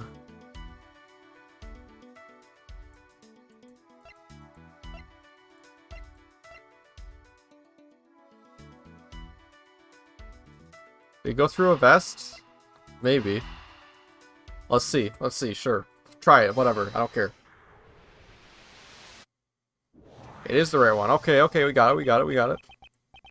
2 bullets were fired. We know that from the number of gunshots. 1 hit from the Steel Samurai balloon, and the other took Rook's life. But didn't the bullet also hit the president's bulletproof vest? Right, it doesn't match up with the number of shots. However, there is one way to solve this. One way. The bullet that stole Rookie's life and pierced through his body, then hit the vest. In other words, Rook and the president were hit by the same bullet. I see. That's right. It'd be dangerous if he had worn that bulletproof vest. Is the president alright? Even while wearing a bulletproof vest, you'd still get injured. Yeah, the bullet's impact can still fracture your bones. But don't worry, he's fine. The president's trained himself like no other. I mean, fucking look at him, for Christ's sake. Look at that shit.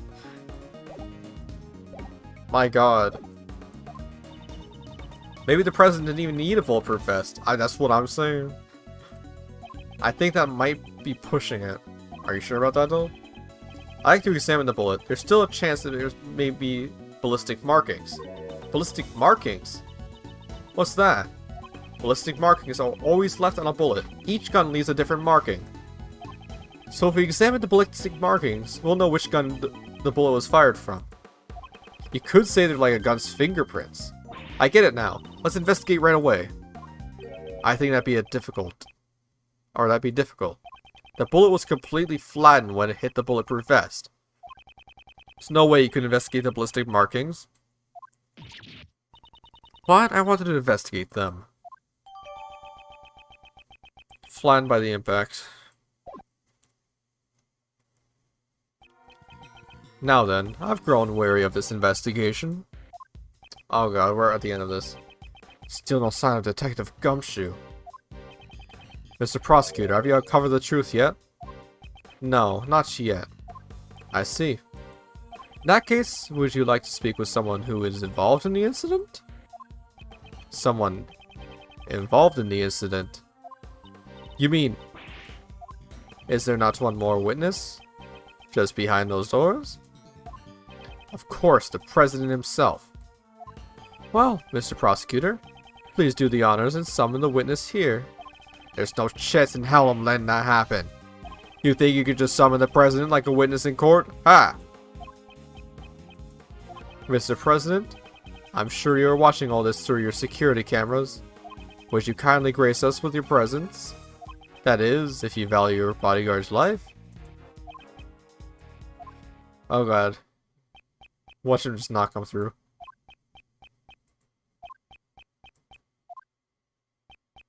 I see. Mr. President, what sort of man leaves another to die on his behalf? Mr. President! Stop it! Take it easy, hey! Still nothing. Come on, Detective Gumshoe. Ah! What? The lights! My apologies, Mr. Prosecutor, but I wouldn't try anything if I were you. It seems I am unable to reach the President, even with Mr. Knightley's life. Stop! Ah! Kay, the killer, you... However, I have already seen the truth. Where is he? Oh!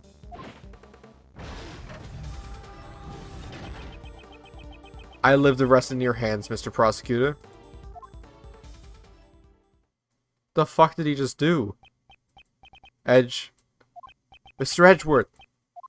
Detective Gumshoe? Mr. Edgeworth, sir!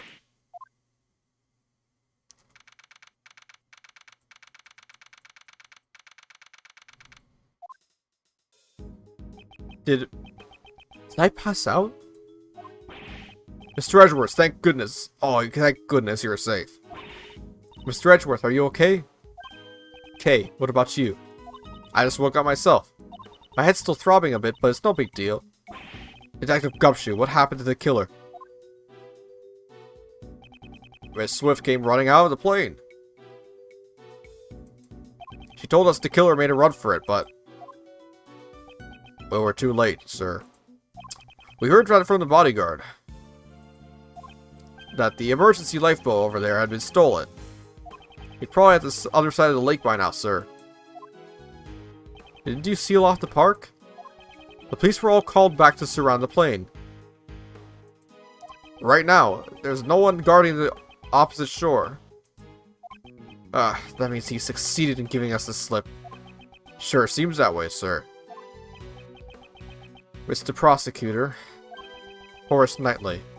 It seems he also had a narrow escape. Yeah, that sucked. That punk.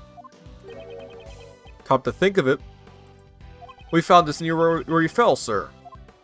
This is Killer's calling card. Looks like a message from him.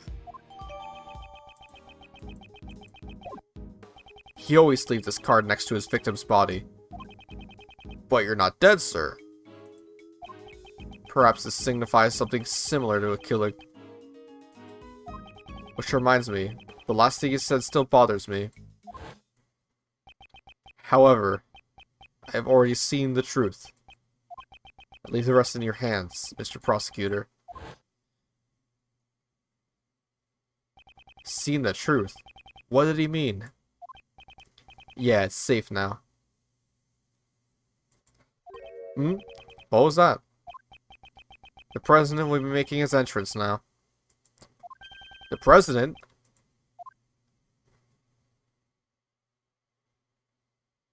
Damn, this man is buff as shit. Oh my god.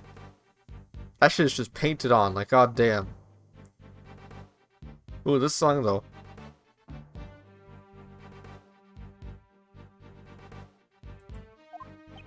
This man is the president of Zhangfa, Dijon Huang.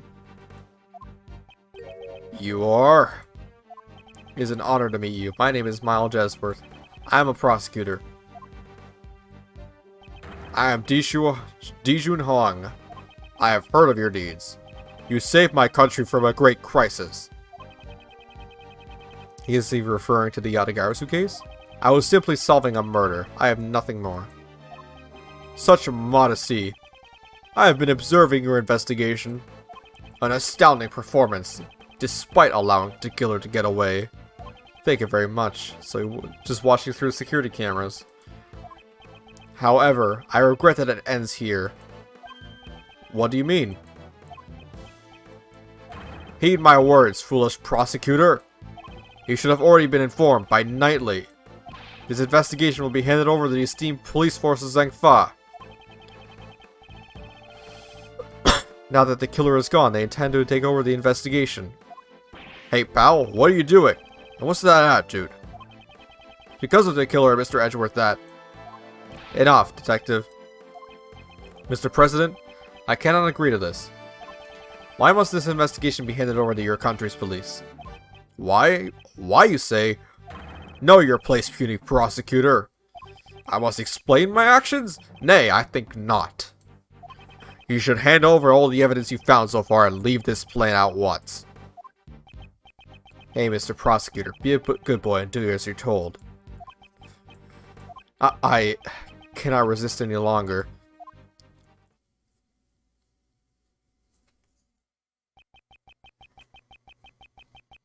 All evidence handed over to Knightley.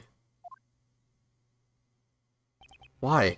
Why won't he allow me to investigate this case any further? Now then, would you kindly take your leave? Knightley, place the suspect under firm restraint. I'm on it, Mr. President. An attempt on my life, the murder of my subordinate, such evil, such sin. I didn't kill nobody. I swear. Shut your trap, lady. You dare question me? You dare stay in this world with this seat? Should we pardon the sin? Nay, absolutely not. It is most unforgivable. My reasons being... He just keeps going on. Oh my god. There's no mistake. The president is hiding something. If I turn back now, the truth will be lost forever. Mr. Edgeworth. Mr. Edgeworth, there's nothing you can do.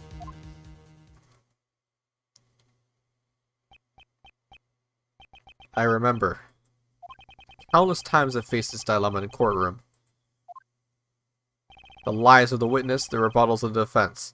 I did not always have the evidence to counter them.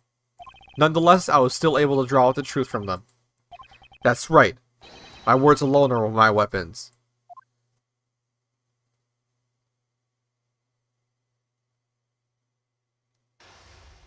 Oh boy, logic test. Let's do this shit. Now then, let's analyze the situation. Leave this place at once. This is a direct order from the president himself. He's not even listening. Any rebuttal I give, he cuts off. When he has that forceful attitude, I'll need to watch the situation carefully. My opponent is the president of Zhengfa. I didn't think he'll show any weakness easily. His words may be overbearing, but I need not be intimidated. If I observe his behavior closely, I should be able to read his emotions. First, I'll start by asking about his reasons for taking over the investigation. Now then, let's begin. A good opening line will put me at an advantage.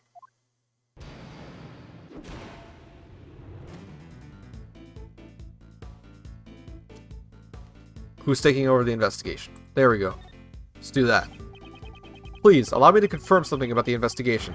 Nay, I don't recall granting you permission to speak.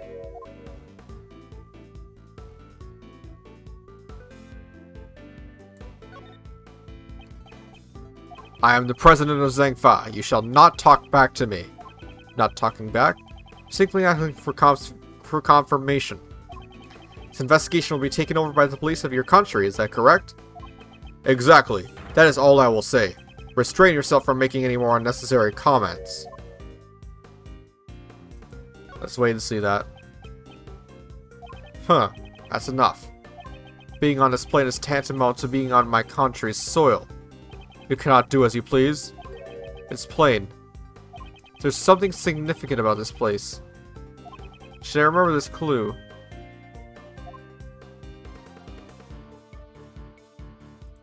Explain your reasons. I'd like to explain your reasons for depriving us of our right to investigate.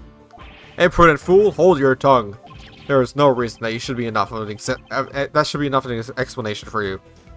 Huh, perhaps that clue may be useful here. Is it connected to this place? Gathering from what you said so far, does that forceful attitude of yours have some connection to this place? Huh, you insolent. Earlier, you said that being on this plane is like being on your country's soil. From those words, I was able to deduce the answer, namely that is, you wish to claim extraterritorial rights inside this plane. Am I correct? That's enough. I shall brook no insolence.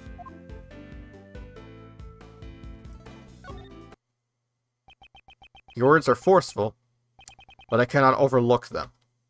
The moment I mentioned extraterritorial rights, your face grew pale. Alright, that's one defense down. I like how he actually has a rook and a knight. That's cool. In light of your brazen courage, I shall grant you an answer. That's right. I am claiming extraterritorial rights inside this plane. However, what does that change? You are still powerless. There is nothing you could do about it. Ooh, jeez. God. I see, under international law, the plane would be considered part of Zhengfa. How convenient. He wishes to stake this claim, and I'll question its validity. Alright, we got our timer back. The next move will decide his outcome. He may be the president, but there's still a hole in his logic. Let me break it wide open. Is your claim valid? Let's do that. I challenge the validity of your claim to be extraterritorial rights. Do you truly understand what it is you're saying? Of course, and I stand by it. You dare doubt my words? You have no shame. What should I be ashamed of? You're the shameful one. Haven't you realized it yet? I have you cornered. Nope, nothing. Nonsense, you're just wasting time with pointless chatter. That was Neela's statement. Fuck. I knew I shouldn't have done any of those. If I observe his behavior closely, I should be able to read his emotions. Okay, let's do that again. You're the shameful one? Wait and see. Let's wait and see. Such irredeemable ignorance. It troubles me greatly. There's no need to worry. I do not need to be saved. It is Miss Swift who I wish to save from these false charges that you have laid against her. I admire your tenacity. However, your wish is unattainable. The extraterritoriality laws are unshakable. This plane is Zhengfa's territory. I don't have enough clues to proceed with this line of questioning. Should try another line of attack. Shit. Permit me to say this. Don't you feel that your actions are too forceful? Who asked for your opinion? All you need to do is obey. Forceful is the wrong word. It is authority. Leadership. So you arrested Miss Swift because you felt you had the authority to do so? Yes, that girl is a criminal. There is no room for dispute. Now there's one thing I can say. Haven't you realized it yet? I have you fuck off. Shit.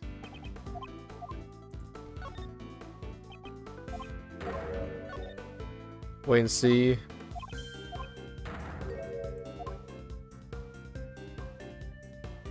Let's wait and see here. The shooting took place outside the plane. Only she could have done it.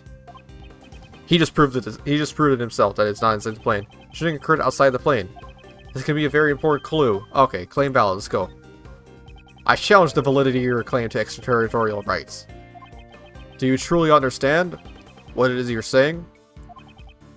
Of course, I stand by it. This part reminds me of my critical thinking class that I'm currently taking at university. I don't know. Some parts of it just seem similar. I don't know what I'm thinking. It's 3:37 a.m., bro. Let's wait and see.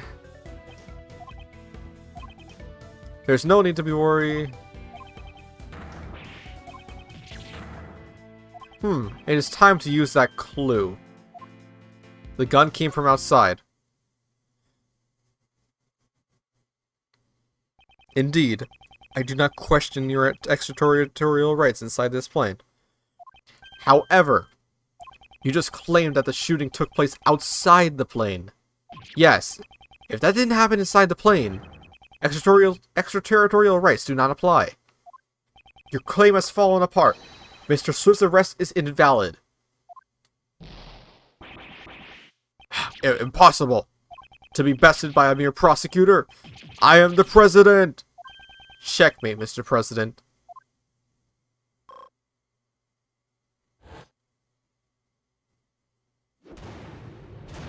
There we go.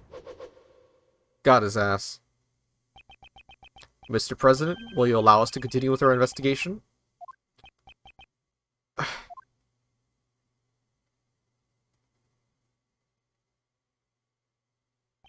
I yield. I will allow it. My heart is generous. My heart is tolerant and merciful. Therefore, as such, certainly, thus we shall. It is our duty for our most noble cause. Gentlemen, now is the time. I, the president of Zhangfa, for the sake of the investigation. This guy sure likes speeding around the bush. Knightley, we have received the president's permission. Could you return our evidence? Here. Knightley returned all of the evidence. You did it, Mr. Edgeworth. Indeed, now we could resume the investigation. Heh, it's funny how happy you are just because I gave you your precious pieces back. Now let's see how well you use them. Pay attention then. Here is my next move. Mr. President, may I make one more request of you? Will you please testify about the moment of the incident? Testify? Hey, hold on a second. That's your next move. Isn't that the sort of thing you lead to the courts? Naturally, it's a courtroom procedure. However, I'd still like to hear what he has to say. If he refuses to cooperate with the investigation, he will have to give a clear reason. There's something wrong?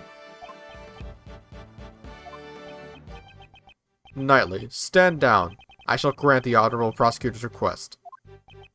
I thank you for your cooperation. Now then, heed my words. Oh boy. Oh boy, it is late. Late as fuck. I didn't even see the message Kyle posted. What the fuck? Oh my god. Bro, you come in here in this chat just to just to post that, bro? Come on, man.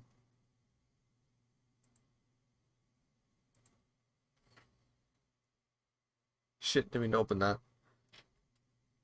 I'm gonna fucking screenshot this and send it to his ass. Gonna expose his ass. What you doing, bro? What you know about rolling down?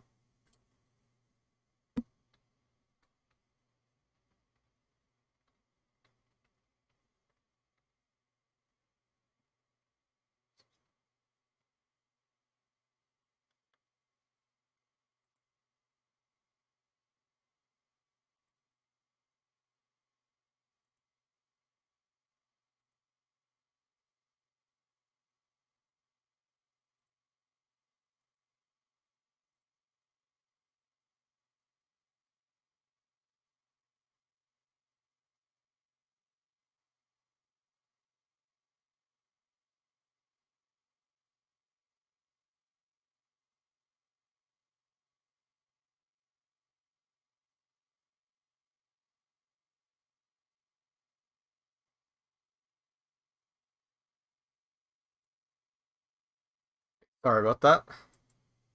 Just had to look at a few things.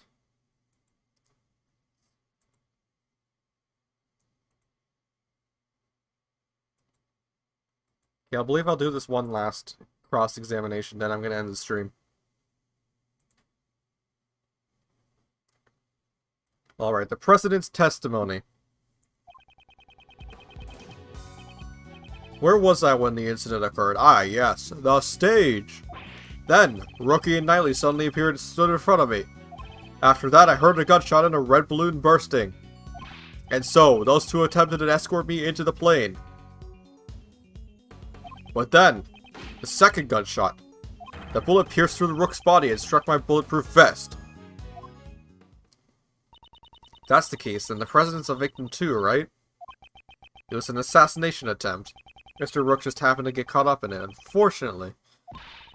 But isn't it strange? Why would the victim want to interrupt the investigation? Of course, if this becomes public, it would cause problems. I see. There's still some deep dark secret behind this case, right?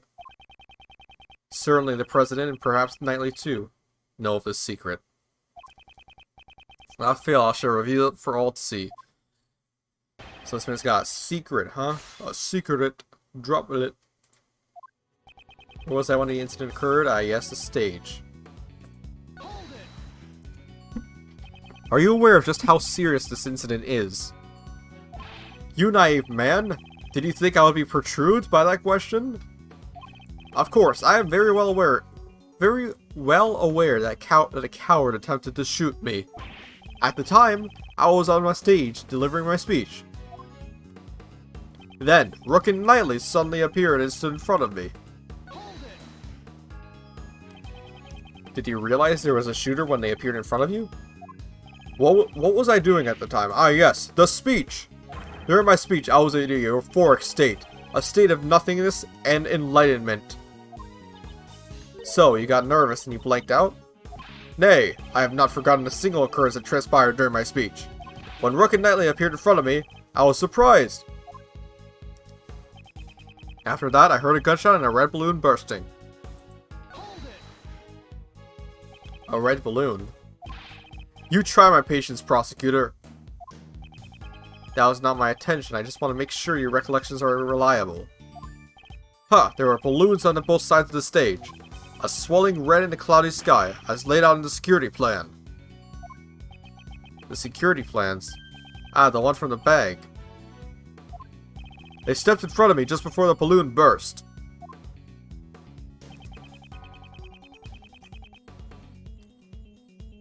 Two attempted to escort me into the plane.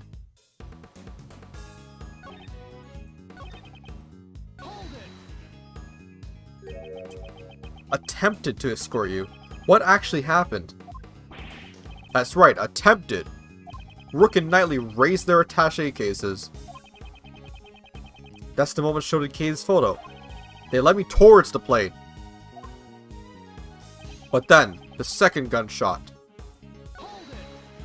I like the animation on him. It's very, vibrant. I mean, it is a late DS game. I would assume it's very... They're using, like, this game's art style to, like the game's art to its limits. What happened after the second gunshot? Pitiful prosecutor. If you don't know that much, you're not fit for duty. Huh. What's that supposed to mean? I grow weary of Needle's reputation. It should be quite obvious. Even you should know the path of the second bullet.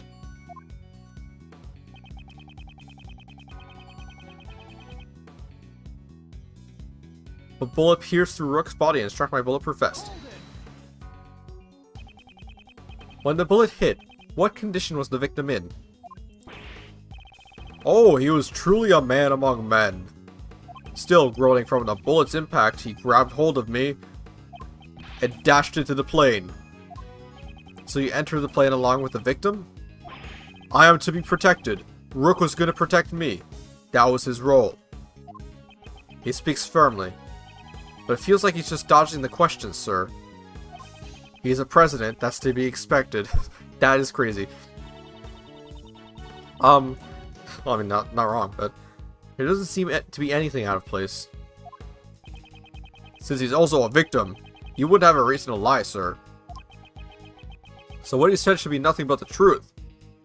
On the contrary, there is one point that stands out to me as odd. Trying to recall the state of the crime scene. Eh?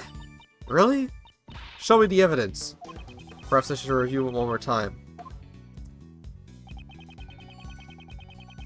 The sage is stood in front of you. Heard a gunshot and a red balloon bursting.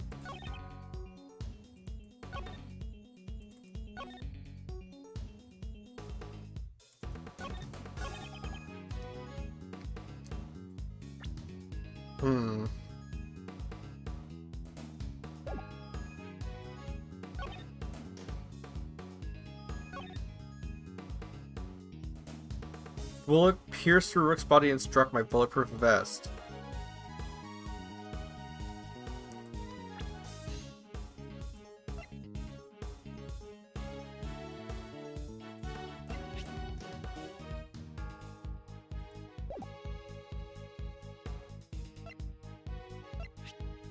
Let's see here. Let's see these pictures.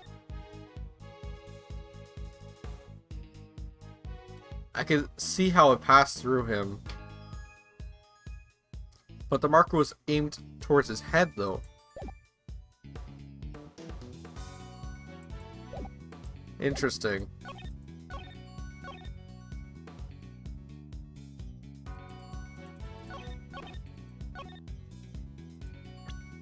It's the only contradiction I gotta find for that. Present that. Fuck.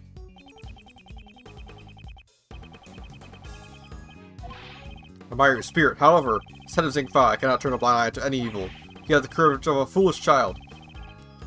You alone must suffer for your mistake. I was mistaken.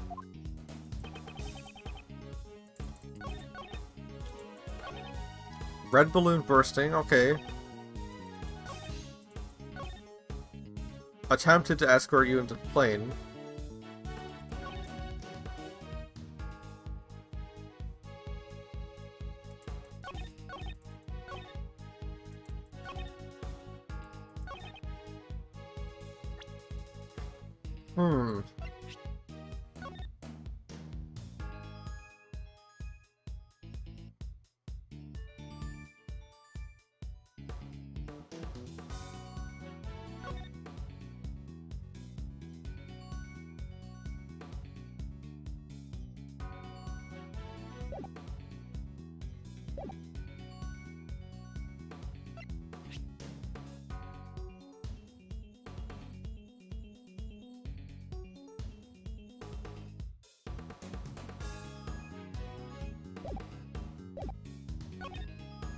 A red balloon. That is not red, but hey, sure, I'll... Hold on, I gotta actually save state, hold up. Because this is probably wrong. No, it's right, never mind. A red balloon burst. Balloon burst. I'm afraid that's not the case. What? Please have a look at this piece of evidence. Can you see? What has burst? Oh! This is... What exactly? Huh, it's the Steel Samurai, warrior of near old Tokyo. You do well to remember it, if you wish to win the support of this nation's people. And don't forget the rival show, the Shaman Ninja. The balloon that was ruptured by the bullet was no ordinary red balloon. It was a Steel Samurai balloon. But according to the plans, there should have been 2 red balloons. It says so right here on the security plan. It certainly looks like there are only 2 round balloons drawn here. Knightley, what is the meaning of this? Explain at once. Yes, sir. A Steel Samurai balloon was last-minute replacement. Replacement? That's what we were told. It seems that information didn't make it to the president. We ran into a little trouble during setup last night. One of the balloons that we had prepared burst. So you scrambled to find a replacement? Exactly. We just happened to run into a guy meaning to stand in the park. Manning a stand in the park. He said he'd lend us the Steel Samurai balloon. He was kind of a poser. A Steel Samurai balloon. And a poser.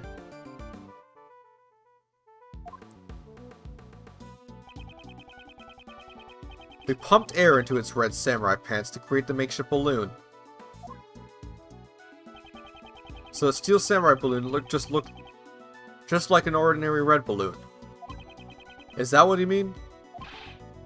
Knightley, why was I not informed of this? Sir, I'm terribly sorry. I didn't think it was important enough to report. Couldn't you tell by just looking at it? I did not notice it. So you mistook the Steel Samurai's pants for an ordinary balloon. Was there a reason why you made that mistake? Oh! What now? A moment, please. I just remembered now. I could not see the balloon very well. You couldn't see it? Exactly. At the time, the wind was strong.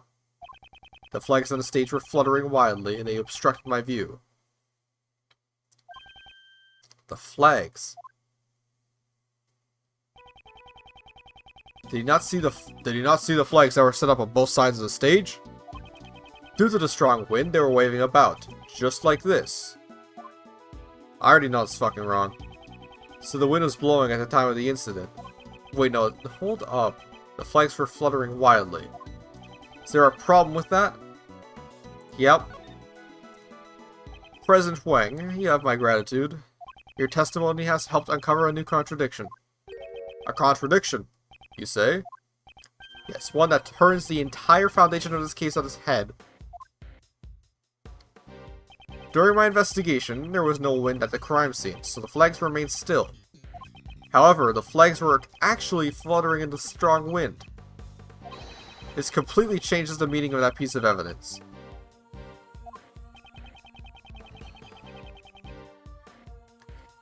It was this path, right? The bullet's trajectory. The gunshot rang out during the president's speech. The bullet struck the balloon.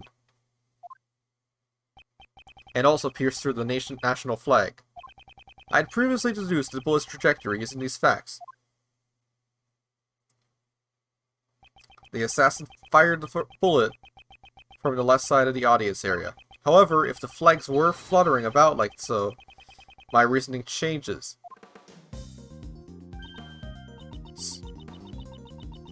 So the flag's position has changed, so it was either the president or Knightley that shot the fire. Since the flag's position has changed, correct. The bullet's trajectory must also change. And if we trace the trajectory of the bullet, we can tell who fired the shot. But Mr. Edgeworth, that person is... Indeed. I still don't understand why. However, it can be none other than him. By tracing the bullet's path, who was the person who fired the gun? It was very clearly Knightley, right? The person who shot the balloon was none other than you, Horace Knightley. What? Connect the bullet holes in the balloon and the flag, and the line points to you. Oh god, this fucking music, bro, let's go! But that guy's one of the president's bodyguards. Why would he have shot the steel samurai balloon, sir? Preposterous. I agree with the detective. There is no reason. Are you saying Knightley, who has saved my life on numerous occasions, is an assassin? Prosecutor Edgeworth, I've had it up to here with you. My job is to protect the president. Knightley, control yourself. Sorry, sir. Prosecutor, indeed the wind was strong during my speech. However, the wind's strength can change very quickly. Evidence. Show us evidence that the flag was flying the moment of the gunshot. The gunshot occurred during the moment the president raises his fist to the sky. The evidence that... Oh! Fuck yes. The evidence is in this photo. Interesting. And where in this photo exactly?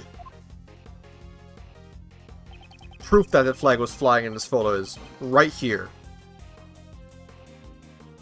Yep. You can see it right there. Don't you see? The fluttering flag can be seen in this photo. No! There is no mistaking that flags were flying at the moment of the incident. So then, it really was that guy who shot the balloon. That would mean Mr. Knightley is the assassin. Horace Knightley is...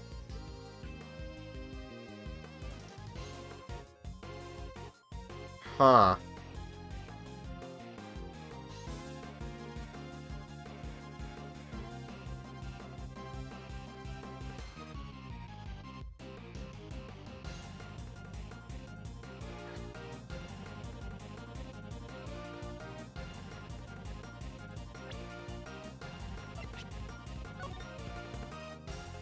He can't be the assassin because the bullet won't... The bullet will not, The bullet won't get stuck in any vest from even if he shot through there. He can't do that. No. Horace Knightley is not the assassin. The only thing they shot was a balloon. A balloon on the opposite side of the president. He wasn't aiming at the president. Why then was it necessary for me to do a thing like that? Depending on your answer, I might take aim at your pretty little head. Why was it necessary? I presume the reason is connected to the one thing that's felt out of place. The one who shot the balloon was the president's bodyguard, Knightley. That fact will change the entire viewpoint of this case.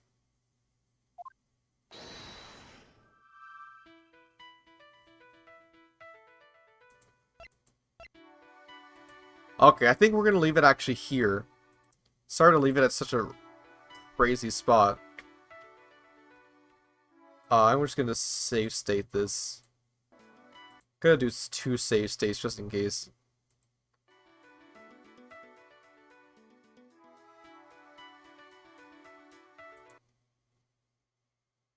Cause yeah, I'm getting tired now.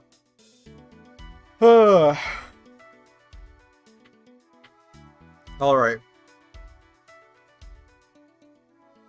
I say we cut back to, intermission. I wish I could get some, like, transitions here. Let me close this down. But it was fun. It was fun so far today. As you can see, it looks like this without my, without the screen in there. Let's go to intermissione. And let's raid somebody. I know who I'm raiding. Is he still streaming, though? Cooler's still streaming.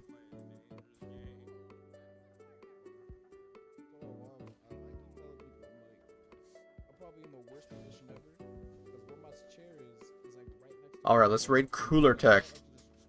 He is currently playing, Cooler is a good friend of mine from, I wouldn't say good friend, but like an acquaintance from, Sacred. He is also a fellow Canadian. Canadiani. Playing Legends of Runeterra. It's a card game. What's his name? Like, on username? Just Cooler Tech 0, okay. What? I just read the effect.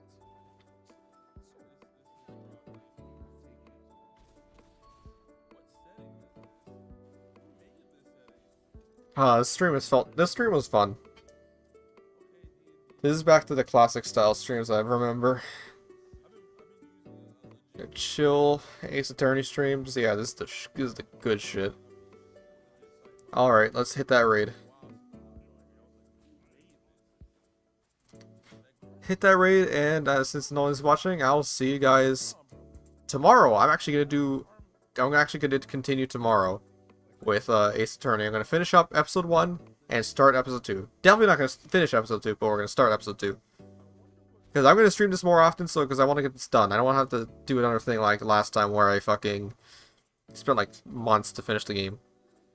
But I'm gonna finish it probably this month.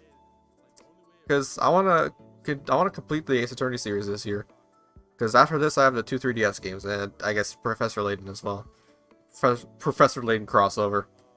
Alright, so I'll see you guys tomorrow. I probably will do Sonic Adventure 2 stream somewhere in between the week while I'm doing this. Because I gotta complete that game. So, see you guys.